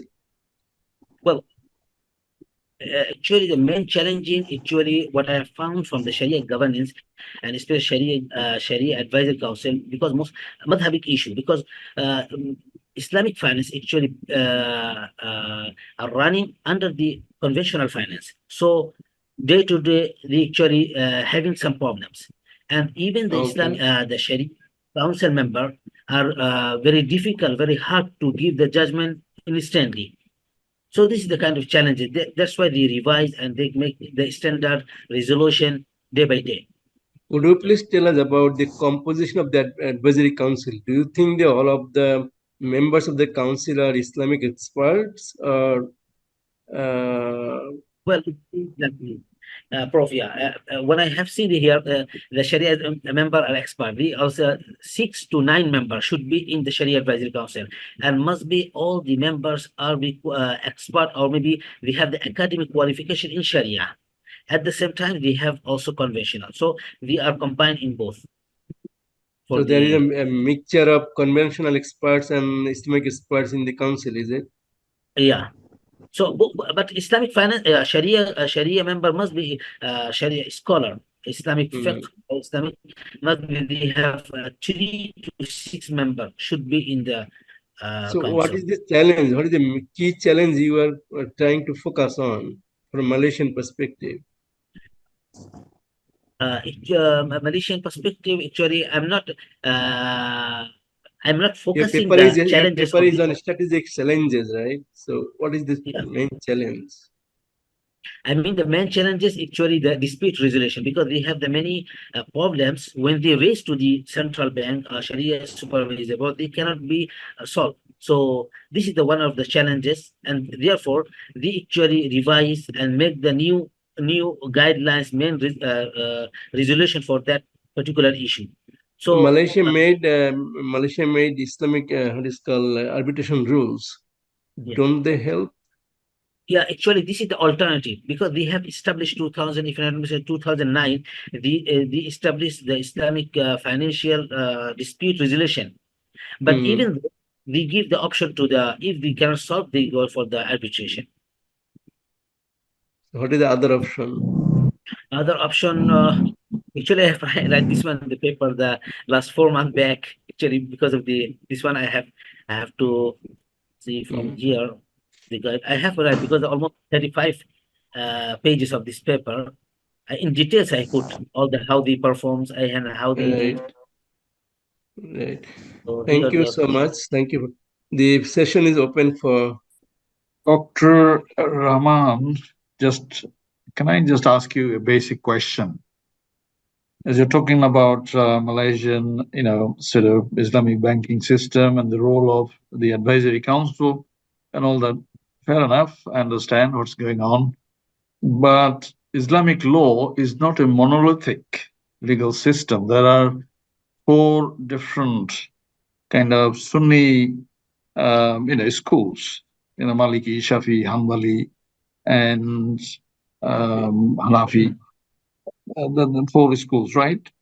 Now, yes. Which school predominantly the Malaysian sort of system, legal system and practice, follows, in fact. But anyway, perhaps you can, enlighten us a bit more. That will, clear off many of the sort of issues. Basically, Prof, what I have found that in the Malaysian practice, in terms of they follow the Shafi'i madhab. They are, I mean, the main madhab. official madhab Shafi'i. Madhab Shafi'i, rahimahullah. But when it comes to the Islamic finance, sometimes due to to run the financial sector in an Islamic way, sometimes they take the other also madhab's opinion. Like Well, the UAE yes. practice, and also mostly in Middle Eastern countries, the practice seems to be in a common principles to all the sort of different schools, Sunni schools mainly, but I'm not talking about Iranian practice. And then, there seems to be a big kind of effort going on part of AOFI, that's right, yes. The Bahrain-based, sort of, institution, and that is making a lot of efforts for harmonization of Islamic, differing Islamic practices across these schools. And how much the Malaysian system is, sort of impacted by that, or following the AOFI's kind of prescriptions? Well, Prof, actually, as mentioned, that the IOFI, internationally they have the 3 standard body. I mean, 2 in Bahrain base and the 1 Malaysia, IFSB, basically. So when the Malaysia, mainly follow the Shafi'i madhab, but that's why I'm saying that earlier. When it comes to the Islamic finance, what I have found that sometimes they follow the others. Even if you can see OIC Fiqh Academy give the resolution, some of the resolution also they follow their resolution, even though they don't have the standard for that specific issue. Sometimes for the time being, they follow the others' rules. Right. You cannot say specifically. I think that there should be some kind of balance, check and balance. Anyway, that's desired. Otherwise, people would be confined to like the Hanbali principle and, very limited and strict, Quranic and the, hadith, very selective hadiths, those sort of things, and the Saudi practice, Hanbali. So yes, if Islamic finance is to prosper and flourish in the world, because over the last few years there is a big sort of change and growth in the Islamic financing sort of sector, and the United Nations is very much interested. The World Bank is very much interested in Islamic finance for sustainable development financing, right? Exactly. And Islamic banks are progressively and at a very large scale trying to help the sustainable development program sustainable development goals and all sorts of various UN sponsored programs. So they're trying to make a dent in the world financing through the Islamic financing vehicle. So this is an encouraging prospect because Islamic finance is kind of close to $4 trillion or something. There are different figures, I don't know exactly, but it seems to be along the way 3.5 trillion towards 4 trillion as the growth prospect as of now. So that's a positive, kind of Islamic finance, sort of progress. But anyway, let's see how it happens. And these sort of differing practices could stand in the way for that smooth progress of Islamic finance. So that's the challenge to be faced by the international community anyway. So that's why I was interested a little bit in the context of Malaysian practice with regard to the varying, different schools of Islamic, fiqh, so to speak, how they are faring on. But other countries in the Middle East are trying to, coalesce these differences and are trying to find a middle way. And the United Arab Emirates is taking the lead, and there are many projects on how to harmonize varying Islamic practices across various, sort of madhabs and all that. So this is what's happening at the moment, but I don't know that much exactly what's happening privately.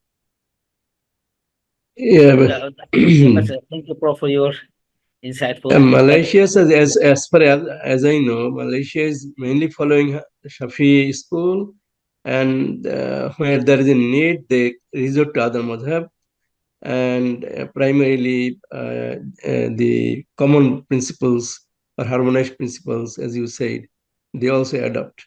But their main feature is they are Shafi centric, Shafi centric method they follow. So is there anything Professor Mahmood Hassan sir want to contribute, sir? I know we are exceeding time, but we're an expert in this field as well. I can only say the prospect of Islamic Bank, even in number, it is much higher because the halal food market itself becoming so big, that is also coming to play role with the Islamic banking as well. And other than that, the pragmatism, universalism in Islamic perspective, that is a reality nowadays. It is either we call it pragmatism or we call it hikmah or whatever we call it. But the problem that our national economies are not that strongly financially sustainable as we are seeing, because there is too much fragile. This is what you call. There are too many factors that can make things uncertain very quickly.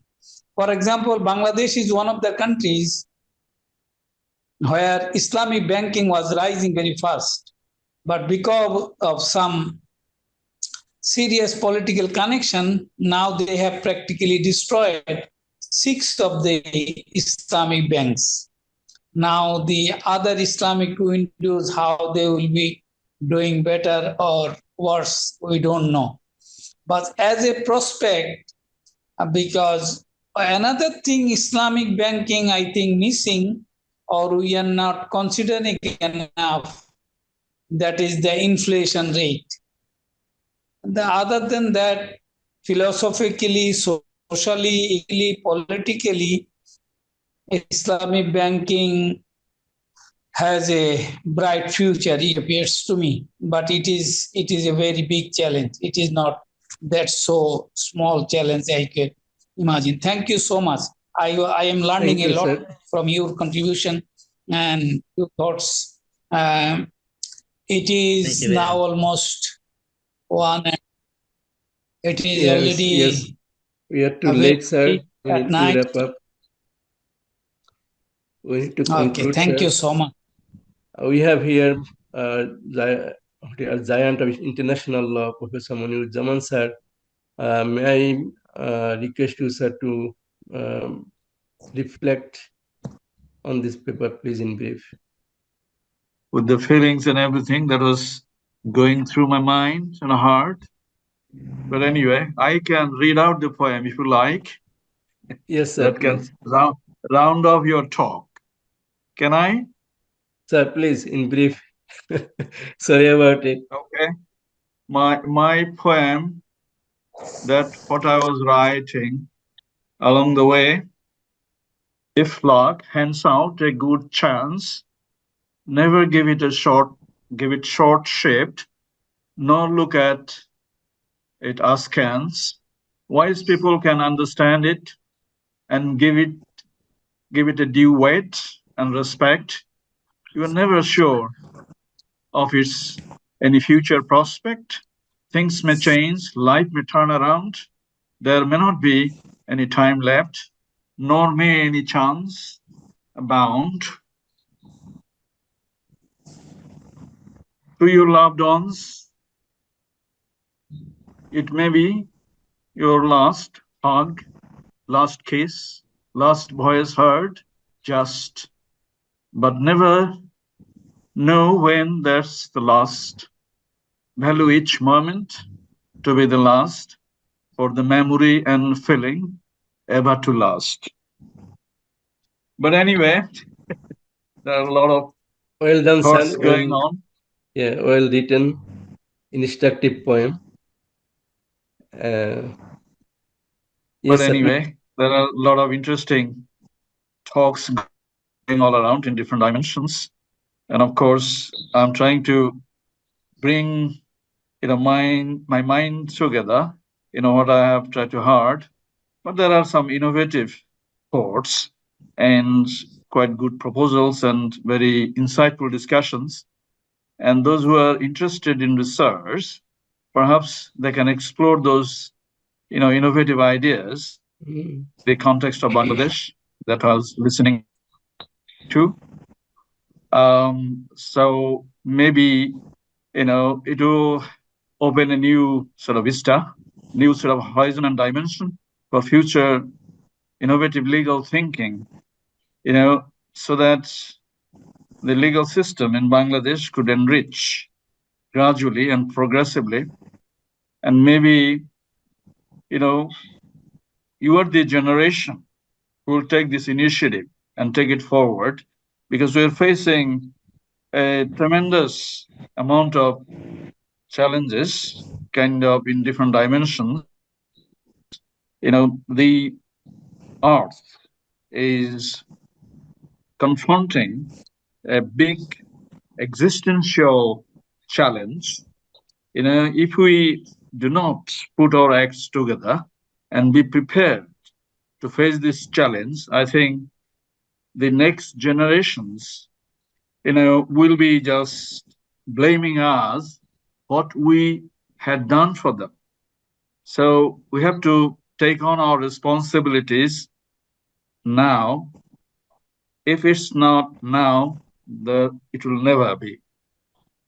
So never wait for any moment, just it could be the last moment, for the right kind of action to challenge the sort of global problems, along the way that's coming, the kind of climate change and other things and various respects. People try to sort of, punch in their kind of weight of thoughts. I think that's a good kind of discussion that we have sort of listened to. But anyway, there could be sort of diamonds studied in various contexts that need to be explored, intellectually. So the mind is there, and that has to be explored. So the younger generation should take this challenge, and then Bangladesh legal system could improve enormously to be fit for purpose for the 21st century, and then a new kind of prospect and future will be waiting for the generations to come. So that's my concluding comments, but quite general. It hasn't covered every bit of discussion, but it's just a common theme running through all discussions. You see, in this global stage, in the global village, as we call it, a globalized world, some states are becoming winners, some states are becoming losers. So we, as a country, as a state, in the losing end, I believe. But many other countries, they are getting good benefit or dividend from this globalization because of their stronger policies as well as stronger legal system, even cultural system.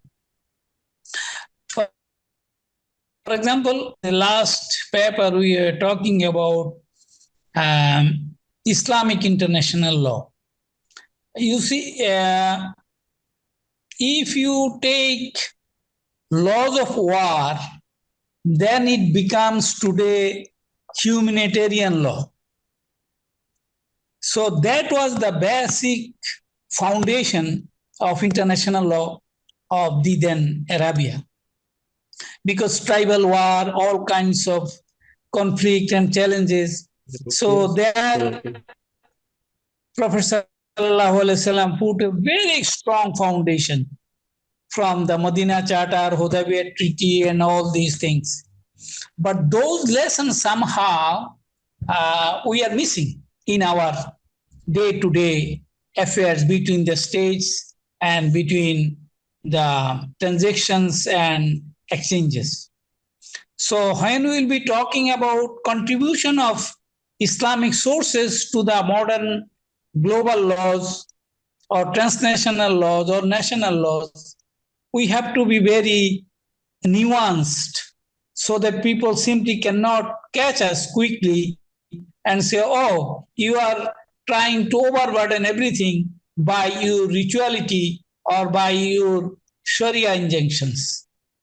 So that is my humble submission to you all, those who are Can I doing. just say, as a footnote to your discussion, just chip in, so to speak. Oh, globalization, yes. Now, in what sense we are trying to use this word, globalization? Is it the kind of scenario imposed by the Western nations? Well, that was initially the concept, but globalization is happening all around us anyway. We are just buying, stuff online from Australia, from Canada, everywhere, online, from China, right? So we are much closer than ever before, digitally, and we are banking all over the world, by online banking, right? I have got an account in Bangladesh. I've got an account in the UK, and we are just transacting money somehow or other, and all sorts of things are happening, globally. I mean, this is inevitable. This is a globalization in a new dimension. Whether we like it or not, whether you like the sun or not, it shines. It gives you the light anyway. It doesn't depend on your liking or disliking, but sun is there already, and it's happening all around us. Yeah. Right. So this is what it is. Now it is not any imposition by any group of nations or developed countries, so to speak, as it is to be the kind of trend of thoughts. So Thank you. may I request Professor Alam to conclude it with a few words? So nice of you. Thank you very much. We have passed starting from 8 now to 20. It is a wonderful time. Wonderful time.